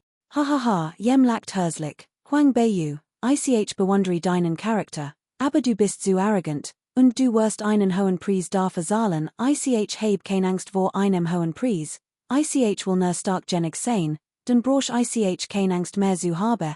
Die entschlossen Stimme des Mädchens hat sich tief in sein Hers eingeprägt, und Wellen bildeten sich im schwarzen Wasser des Gefängnisses. Jem start lange auf die Wellen, das Flacken in seinen großen Augen, wie die Wellen im Wasser des Gefängnisses, konnte sich lange nicht beruhigen. Nachdem als Schüler Zurich zur Schule geschickt worden waren, Jingen Decken Kangi und einige Erfahrene und qualifizierte Lehrer in die Bibliothek. Decken, warum ist Lord Lingzuen diesmal persönlich erschienen, fragten sich die Lehrer verwundert. Früher war Lingzuen selbst bei den wichtigsten Ereignissen nicht erschienen, aber diesmal. Es war doch nur ein Kampfsportduell zwischen zwei unwissenden Schulen. Zwar war das Eindringen in die 7 Term anangebracht, aber nicht ernstgängig, den Geistveriten zu alarmieren, der persönlich herauskommen wird, sie aufzuhalten. Decken Kangi strich sich über seinen langen weißen Bart und schüttelte den Kopf. Ich hat nicht erwartet, dass der Geisterverer erscheint, sagt er. Holt sich sieht über sein Jarren im 7. Term auf. Diesmal ist es etwas seltsam. Dennoch sollten wir angesichts des Erscheinens des Geisterverers besonders vorsichtig sein und die Schüler der Akademie beaufsichtigen, jegliches Chaos zu verhindern. Wir werden vorsichtig sein. Asterisk asterisk asterisk asterisk asterisk asterisk nordlich Dynastie asterisk asterisk asterisk asterisk asterisk asterisk Schwäger, von den Strafen des Geisterverers verbrannt, war mehrere Tage und Nächte bewusstlos. Der Herzog von Angur trauertem den Verlust seiner geliebten Tochter, dann den Verlust des Schutzes, der das Anwesen bewagt, und nun war auch noch sein herausragendster Sohn vom Geisterverer der Lingyang Academy gerückt worden. War völlig erschöpft und blieb mehrere Tage lang bewegungsunfähig. Daher hat die Familie Xiao etwas Zeit, sich zu erholen, sonst wären sie im Anwesen gewesen. Der Kaiser setzte sie allmählich unter Druck, den Kessel der reinen Lotusflamme und die Wasserbeisend Pulhere zugeben, die fürchtet, sie konnte in die eng getrieben werden und zu verzweifelten Maßnahmen greifen. Während diese Zeit besucht Concubine Chen auch häufig den Palast des Premierministers. In jenem Jahr heiratet ihre alte Schwester den Markgrafen von Pingbei und gebar einen Sohn und eine Tochter. Der Tochter war gerade der Titel Prinzessin Hongling verliehen worden, und es heißt, sie die zukünftige Gemahlin des dritten Prinzen. Prinzessin Hongling war einige Jahr alter als Xiao Ayu, und obwohl sie nicht miteinander spielten, kannten sie Xiao Ayu von der Lingyang Academy. Vor kurzem bracht die Frau des Markgrafen von Pingbei Prinzessin Hongling Zurich in die Hauptstadt und wohnte im Palast des Premierministers. Sich bei ihrer älteren Schwester einzuschmeicheln, ermutigt Concubine Qin Xiao Ayu, mehr Zita Mighty Prinzessin Hongling zu verbringen. Obwohl Concubine Qin nun nur noch ein Concubine war, besaß sie Markt und lebte im Palast der Prinzessin in Luxus, nicht weniger als die Hauptfrau anderer Familien.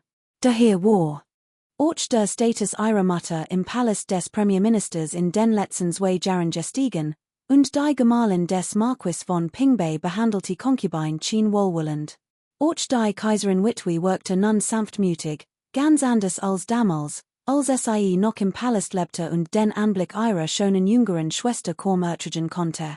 Heute war Prinzessin Honglings Geburtstag, und der Premierminister war seine Enkelin, die bald die Gemahlin des dritten Prinzen werden sollte, besonders zugetan. Deshalb gab ein großes Bankett im Palast. Auch Familien aus dem Umfeld des Premierministers waren eingeladen. Kapitel 145, der höchste Geistermeister, 5. Die Prinzessin aufgrund ihrer Beziehung zu Concubine Qin seit 2 Jahren in unmittelbarer Nähe zum Palast des Premierministers wohnt, war es naheliegend, dass sie an der Geburtstagsfeier teilnehmen wird. Huang Beiyu hat ursprünglich nicht vor, hinzugehen, doch die Concubine Qin sie kürzlich wegen Xiao Zhongqis Angelegenheit Hilfe gebeten hat und sie nun sieht hat, beschloss sie, mitzukommen und sich die Feier anzusehen. Auch der Palast des Markgrafen von Pingbei besaß Einfluss im Hof, und die Mutter des dritten Prinzen Genes Haus ansehen. Der Palast des Premierministers galt ebenfalls als bedeutend Familie im Südflügelreich, sodass zu Prinzessin Honglings Geburtstag aus Respekt all einflussreichen Persönlichkeiten der Hauptstadt erschienen waren. Im hinteren Hof bewunderten Jungherren und Damen die Blumen, flanierten am Siefer entlang, rezitierten Gedicht und warfesten Vers. Die Damen versammelten sich, die Blumen und den Mond zu bewundern und über familiäre Angelegenheiten zu plaudern. Huang Beiyu erkannte niemanden und setzte sich mit Dongling im Pavillon zum Teetrinken zusammen. Nicht weit entfernt umringten einige Jungherren und Damen den dritten Prinzen und Meng Hongling und unterhielten sich mit ihnen. Der Prinz war zu einem stattlichen und eleganten Mann mit sanftem Wesen herangewachsen. Auch Meng Hongling hat strahlend Augen und wohl rot Lippen und war von großzügiger Art. Obwohl sie noch jung war, verströmt sie bereits einen besonderen Charme. Zusammen bildeten sie ein wahrhaft perfektes Paar, ein himmlisch Verbindung. Xiao Yun gehört nicht zu dieser Gruppe, sondern stand mit einigen weniger bevorzugten Konkubinen zusammen und widersprach, ein Tochter der Hauptlinie zu sein, ist wohl ein Segen des Himmels, Schwester Yun ist die kein Ausnahme. Obwohl sie nicht zur Hauptlinie gehört, besitzt sie als, was den Tochtern der Hauptlinie im Palast der Prinzessin gleichkommt. Im Gegensatz zu uns, die wir nichts haben, ist das wirklich erbarmlich. Ich weiß nicht, welch Young Dame sich einmischte. Xiao Yun war die zweite Tochter des Prinzessinnenhauses, doch sie wird anders behandelt als gewöhnlich zweite Tochter. Verglichen mit anderen Mädchen ihres Alters in der Hauptstadt war sie ein Genie und Genes zu Hause Haus ansehen. Vor kurzem war sie sogar mit dem Urban des Herzogshauses und gut verlobt worden. Davon wagten andere Frauen nicht einmal zu träumen. Wenn Schwester Yuns Mutter die Hauptfrau wird Schwester Yun rechtmäßig die legitime Tochter der Hauptlinie Schädner, wenn Prinzessin Hongling die Gemahlin des dritten Prinzen wird, konnte Concubine Qin im Prinzessinnenhaus, dank dieser Verbindung, sogar die Hauptfrau werden. Xiao Yuns Augen blitzten auf, und plötzlich lächelt sie kalt, so einfach ist das nicht, ein plötzlicher Geistesblitz durch für sie, zwei Fliegen mit einer Klapp schlagen, der best Plan. Xiao Yun schritt langsam auf Prinzessin Hongling zu und blickte zu Xiao Ayu, die neben ihr freundlich und anmutig lächelt. Sie runzelt die Stirn, zog Xiao Ayu beiseite und sagt, Wirt Schwester, wie oft hat Concubine Qin dir das schon beigebracht? Mädchen sollten, besonders in Gegenwart von Männern, bescheiden lächeln. Wir wollen nicht, das die Jungen Damen in unserem Haus den Eindruck gewinnen, sie hatten kein Manieren. Xiao Yun's Stimme war leser, doch die Jungen Damen in der Nahe horten es all und wechselten Blicke, in denen sich ambivalente Gefühl spiegelten.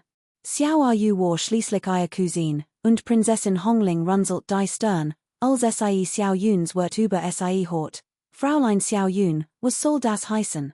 Xiao Yun war etwas verlegen, schließlich war sie ein unverheiratet junge Frau, und mehrere junge Herren aus angesehenen Familien standen in der Nahe, und auch der Drittprinz war anwesend. Sogend sprach sie und senkte die Stimme. Ach, damals war Concubine schien jung und naiv und begging einig. Fälle. Aus fürcht, die Wirtschwester konnte es ergleichen, lehrte sie ihre junge Schwester oft Bescheidenheit und Respekt und mahnte sie, kein Grenzen zu überschreiten. Xiao Yun hat es so klar erklärt, why hat es jemand nicht verstehen können? Damals war ein jung Dame aus dem Palast des Premierministers in der Hauptstadt berühmt geworden. Normalerweise war sie unauffällig, doch dann werfet sie den Prinzgemahl dreist bei einem Palastbanket und wird auf frische Tat ertappt, was, die Kaiserin Witwe und den Kaiser zutiefst erzürnt. Kapitel 146, der höchste Geist, 6. Die es sich ein unmoralisch Tat handelte, hielt der Premierminister sie für äußerst schändlich und konnte sie in seinem Palast nicht mehr aufnehmen. Glücklicherweise war die älteste Prinzessin gütig und sanftmütig und erlaubt der Concubine, sie in ihren Palast zu bringen, wodurch ihr Status zu dem einer Concubine erhoben wird. In jenem Jahr sorgte diese Angelegenheit für einen riesigen Aufruhr in der Kaiserstadt, und der Premierminister brach sogar die Verbindungen zu dieser Tochter ab und verbot sich dem Palast des Premierministers auch nur zu näher. Obwohl wir ja vergangen sind, tuscheln die Mussagen und gelangweilten Damen der Kaiserstadt noch immer gern, insbesondere die Concubine schien arrogant war und nach dem Tod der ältesten Prinzessin ungestraft die Rolle der jetzigen Herrin des Haushalts an den Tag legte. Ursprünglich war diese Angelegenheit so ungeheuerlich, dass sie viel Menschen erzürnt, doch Concubine schien lebte ihr Tage wie ein rechtmäßige Ehefrau, gab verschwenderisch Geld aus und trug Gold und Silber. Die Magde der anderen Anwesen, die sie so sahen, hasten sie wie ein zahnknirschend Concubine. Why hatten sie die nicht ständig belastigen können? Und was ist mit ihren Affären, Gold und Silber, ein Leben im Überfluss? Ihr Liebesaffäre aus jenem Jahr wird nicht offen besprochen, sondern war ein Geheimnis, das jeder insgeheim kannte. Nach Xiao Yun's Worten werfensterten sich die Gesichter einiger junger Herren und Damen. Sie warfen Xiao Yu wortlos einen Blick zu und entfernten sich dann stillschweigend. Auch der Drittprinz wirkte missmutig. Prinzessin Hongling und Xiao Yu hatten sich eben noch angeregt unterhalten und gelacht, ihr Beziehung schien doch recht gut zu sein. Kapitel 147, der höchste Geistermeister, 7. Nur gleichgesinnt können im Seilbenort sein, man nennt das sich Vogel im Schwarm vereinen. Der Drittprinz rouspert sich leser und wandte sich ab. Augenblicklich war Prinzessin Hongling von Sternen umgeben, so dass nur noch die beiden Xiaoschwestern übrig blieben. Sie war ängstlich und wütend zugleich, konnte ihr wat aber nicht sagen. Stern umgeben den Mond, dieser Satz besieht sich lediglich darauf, dass Prinzessin Hongling bewundert und von Menschen umgeben war. Xiao Yun senkte die Stimme und sagt, Wirtschwester, du hattest den dritten Prinzen eben nicht so enlächeln sollen, ihr wort klangen vorwurfsvoll, was Xiao Yu sofort erraten ließ. Zweite Schwester, das habe ich nicht, wenn du sagst, du es nicht getten, dann du es nicht getten. Lass uns nicht mehr darüber reden. Denk von nun daran, dass du ein unverheiratet young Dame bist und sie stets bescheiden und hofflich. Xiao Yun war sehr tolerant, wie eine alte Schwester, die Benimmregeln erklärt. Xiao Yu war so wütend, dass die Tränen in die Augen stiegen, und sie blickte Prinzessin Hongling traurigen. Cousine, warum weinst du? Heut ist ein glückverheißender Tag, und du ist in mighty deinem Weinen ruiniert, sagt Prinzessin Hongling kalt. Heb von den Eskapaden der Concubine schien in den Frauenschmarken gehört. Verhalten in ihrer Jugend war verwerflich, sie hat so unmoralisch und verwerflich Liebesaffären, Das selbst die Kaiserin Witwe und der Kaiser sie kritisierten und Schande über den Palast des Premierministers brachte. Obwohl sich in den letzten 2 Jahren gut benommen hat, andern sich die Seiten, und die Erziehung einer Tochter hat ein Schande hervorgebracht. Ich dacht orchen den Blick des dritten Prinzen wohin, tatsächlich verwählte mehrmals auf Xiao Yu. Die Xiao Yu ist wahrlich kein guter Mensch, vielleicht solltest du in Zukunft besser auf den zweite Schwester hören. Den Mutter hat den Premierministerpalast schon in Verif gebracht, und jetzt willst du auch noch Schande über den Palast der Prinzessin bringen. Prinzessin Hong Ling sprach Wunjid Hofflichkeit, warf Xiao Yu, die noch immer Tränen in den Augen hat, einen finsteren Blick zu und wandte sich wütend zum Gehen. Xiao Yun lächelte triumphierend und machte es Concubine Qin im Premierministerpalast so schwer, sich den Arenissen Jeans Jari zu stellen, was sie bloßstellt. Auch Prinzessin Hong Lings Anseh, Kapitel 148, der höchste Geistermeister, 8. War mein Ossage falsch? Jeder Weiss, was den Mutter damals getten hat, selbst wenn das ICHS gesagt heb. Warum sollte ICHS verheimlichen? Außerdem ist du doch nur versucht, den dritten Prinzen anzulächeln, oder? Heb ich nicht, rief Xiao Yu, getroffen von ihrem kindischen Temperament. Sieht meine Kindheit bist du neidisch, weil ich hübscher bin als du. Mein Temperament ist auch besser als deins, und an der Mogen mich, deshalb redest du überall schlecht über mich, kaum hat das gesagt, drehten sich die adligen Damen und jungen Herren in der Nahe zu Xiao Rus Gesicht lief rot an. Xiao Yun lächelte, schüttelte den Kopf, sagt nichts mehr und ging. Was für ein Narren. Mutig, aber one Strategie, Genorwei Concubine Qin, nur in der Lage, aufheben zu Mädchen und arrogant aufzutreten, und jetzt hat ihr Gesicht verloren, nicht wahr? Huang Beiyu lacht, bis der Borchwei tat. Ganz die Mutter, ganz die Tochter. Concubine Schwer und Xiao Yun liebten beid intrigen, während Concubine Qin, Xiao Zhengqi und Xiao Yu impulsiv und leicht reisbar waren und nur unüberlegt handelten. Diocese aufeinandertreffen zweier so gegensätzlicher Charakter war einfach nur berauschend. Xiao Yu verstand nicht, warum plötzlich so wütend war. Als Huang Beiyu mit einem Lächeln sitzen so, guckte wat noch mehr. Wenn nicht die Nebentochter war, wer wird es wagen, so zu verspotten? Dongling, ein schlagfertiges Dienstmädchen, warf Huang Beiyu einen Blick zu und trat lächelnd auf zu. Wird Fräulein, worüber seid ihr so wütend? Die zweite Fräulein ist schon wieder so arrogant. Ist doch nur ein Mädchen vom Land. Wird Fräulein, regt du doch nicht so auf wegen solcher Lüt. Lasst du nicht so unterkriegen, so ist mein Schicksal. Dorfrau vom Land, ein bodenständig Frau. Dies wird beruhigten Xiao Yu, und der Eindruck von Huang Beiyu verbessert sich etwas. Setzte sich, nahm den von Dongling angebotenen Tee und sagt leise, Drittschwester, du hast doch gesehen, was dies weiter gerät getten hat, hat den Ruf meiner Mutter ruiniert. Was nuts das dem Palast der Prinzessin, eigentlich geht es dem Palast der Prinzessin gut, aber den junge Schwester ist die leidtragend, lächelt Huang Beiyu. Dongling stimmte sofort zu, die wird ist noch schöner als dies weiter, und orche Kampftalent ist sehr ausgeprägt. In unserem Südflügelreich Geniusen Kampfkunste höchstes ansehen, und die zukünftigen Erfolg der Wirten werden denen der zweiten sicherlich in nichts nachstehen. Solange Ruff nicht gelitten hat, sollte unser Young Dame den Kaiser ein Heiratsurkund für die zweite bitten. Ich fürchte, wird Prinzessin Hong Ling in nichts nachstehen, Xiao Rus klopfte. Nicht weniger wertvoll als Prinzessin Hong Ling. Hat etwa auch Hoffnung, ein Prinzessinnen-Gemahlin zu werden?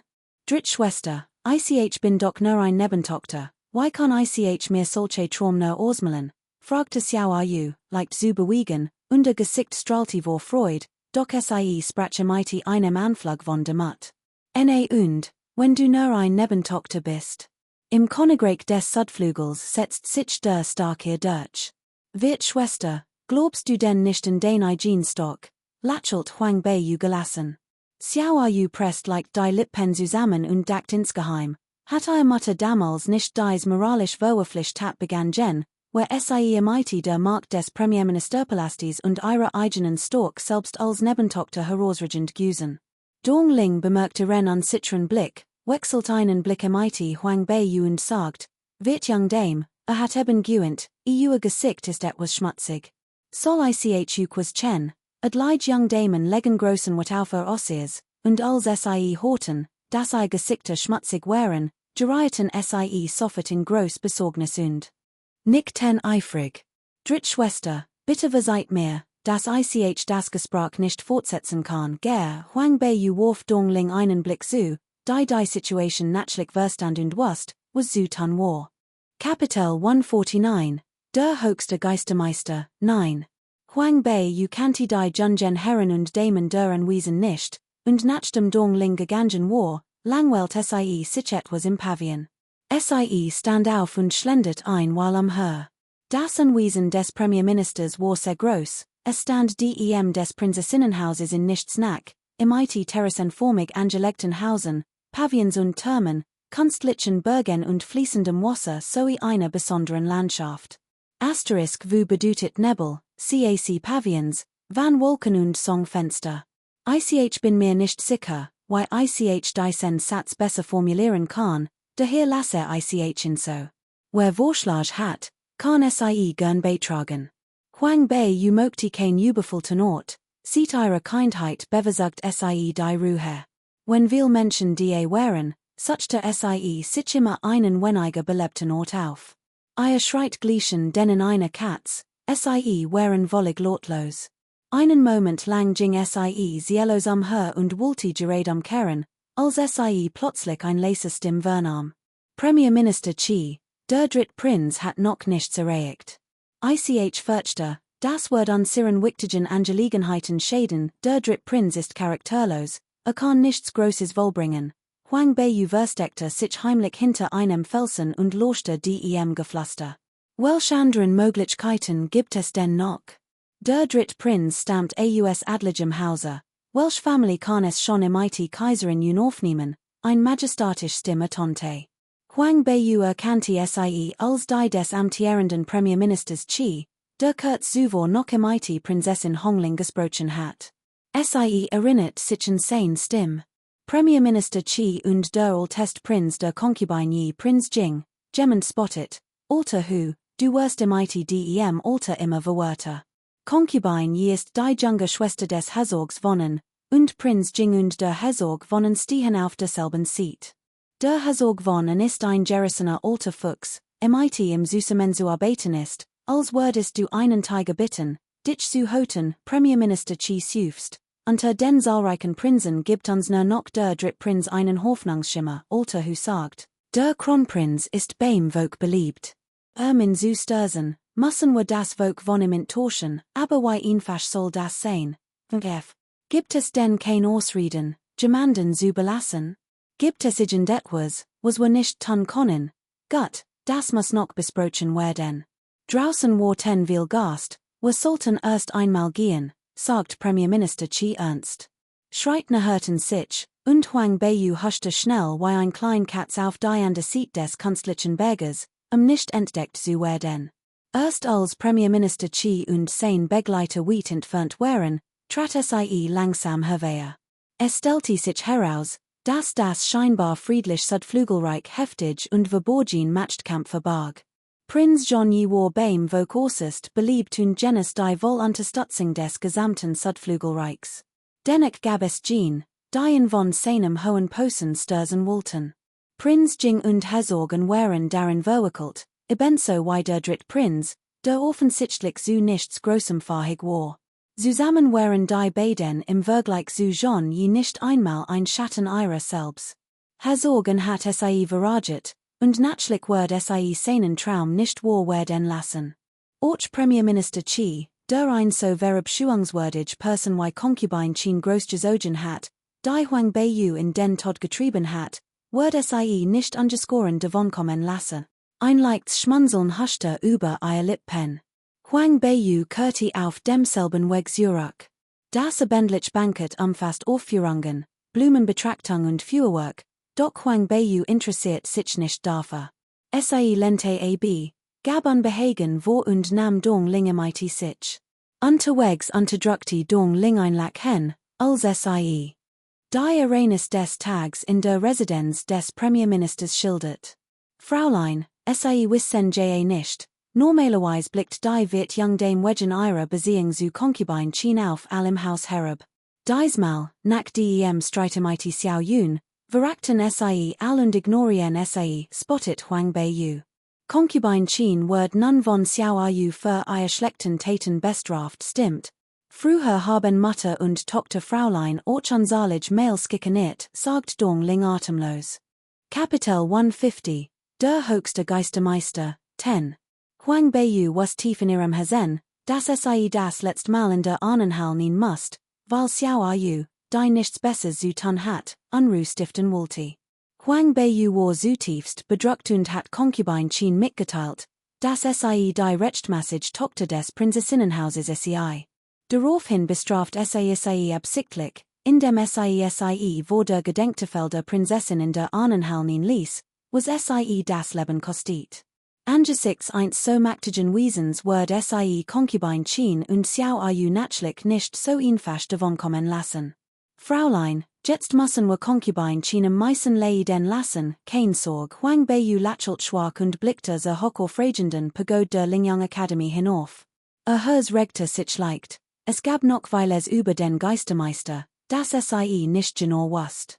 Dongling, geh du schon mal zurück, ich muss noch etwas erledigen, Miss, seien sie vorsichtig. Dongling nickte. Huang Bei war in letzter Zeit häufiger unterwegs gewesen, und Dongling war von ihrer stockvollig übersüht und behandelte sie nicht mehr wie die schwach und schüchtern young Dame, die sie einst gewesen war. Nachdem sie sich von Dongling verabschiedet hat, zog Huang Bei einen schwarzen Umhang hervor, halte sich darin ein und verschwand rasch in der Dunkelheit. Wenn du den Geisterwehrer provozierst, konnte es sein, dass du dein Leben nicht mehr retten kannst, wohnte sie gelassen. Es du Angst. Mein Gestalt kann kein Angst vor ihm haben, doch du bist das Gefäß, das mich versiegelt. Wenn du stirbst, stirb ich mit DMPF. Kein Sorg, mein Leben ist sehr stark, nachdem sie das gesagt hat, schenkte Huang Bei yang kein weitere Beachtung. Sie flog schnell durch die Dunkelheit und erreicht das Geland der Lingyang Akademie. Dies war der Bereich der größten Akademie des Imperiums. Laternen hingen am Wegestrand und erhellten den Weg. Die imposanten Turm ragten majestatisch in der Nachttemper, ihr strömend Energie erzut ein kraftvoll und einschuckend Atmosphäre. Einbetreten wird die ältesten der Akademie sofort alarmieren, was verheerend folgen hat. In den letzten Tagen in der Akademie war allmalig etwas klar geworden. Dank des Schutzes des Geisterverräten und des legendären, unglaublich mächtigen Straffahrers wagten es selbst jene mit immenser Stock nicht, die 7 Turm zu betreten. Daher waren die 7 Turm der schwachste Punkt der gesamten Lingyang Akademie. Huang Bei nahert sich leise dem Gebiet hinter den 7 Türmen. Das Gebiet innerhalb der 7 Turm war von ausgedehnten Walden umgeben, die Mauern wirkten und den Zugang von den Bergen aus ermöglichten. Doch dieser Ort war nicht weniger gefährlich als der Nebelwald. Lin, sie hat gehört, dass hier extrem mächtig Geisterbestien lauerten, ebenso wie giftig und aggressiv Pflanzen, weshalb sich nur wenig dorthin wagten. Angesichts des überwältigenden Drucks des Eisgeist Phantom Vogels wagte es natürlich kein Geistertier, sie zu provozieren. Dank ihrer Fähigkeit, sich in der Dunkelheit zu bewegen, erreicht sie nach einer halben Stunde den Fuß des 7. Turms. Von weitem ragte der 7. Turm hoch in die Wolken, doch aus der Nahe wirkte unglaublich gewaltig. Am Fuß des Turms befand sich ein großer offener Raum, so dass es aussah, als sei der Turm plötzlich aus dem Boden emporwachsen. Als sie nach oben blickte, konnte sie die Spitze nicht sehen. Man konnte erahnen, wie gewaltig dieser Turm gewesen sein musste, als der Geisterwehrer in Zuvor umkreist hat. Sie umkreist den 7. Turm, fand aber keinen Eingang. Es schien, als sei der Turm vollständig versiegelt. Sollte sie einfach hinaufliegen? Sie erinnert sich, dass es Fenster auf der Spitze des 7. Turms gab, was aber nicht, ob dies Fenster irgendwelch elementaire Energiebestrakungen oder ähnliches enthielten. Sie Word hinor und nachsahen. EAS flustert Sie. Und die Temperatur der umgebenden Luft sank schlagartig. Ein Dirt Scheinens, Wasrages liegt Blitz auf, und der gewaltige Körper des Eisgeist Phantomvogels erschien. Huang Beiyu sprang auf seinen Rücken und flüstert, kreise langsam den Turm.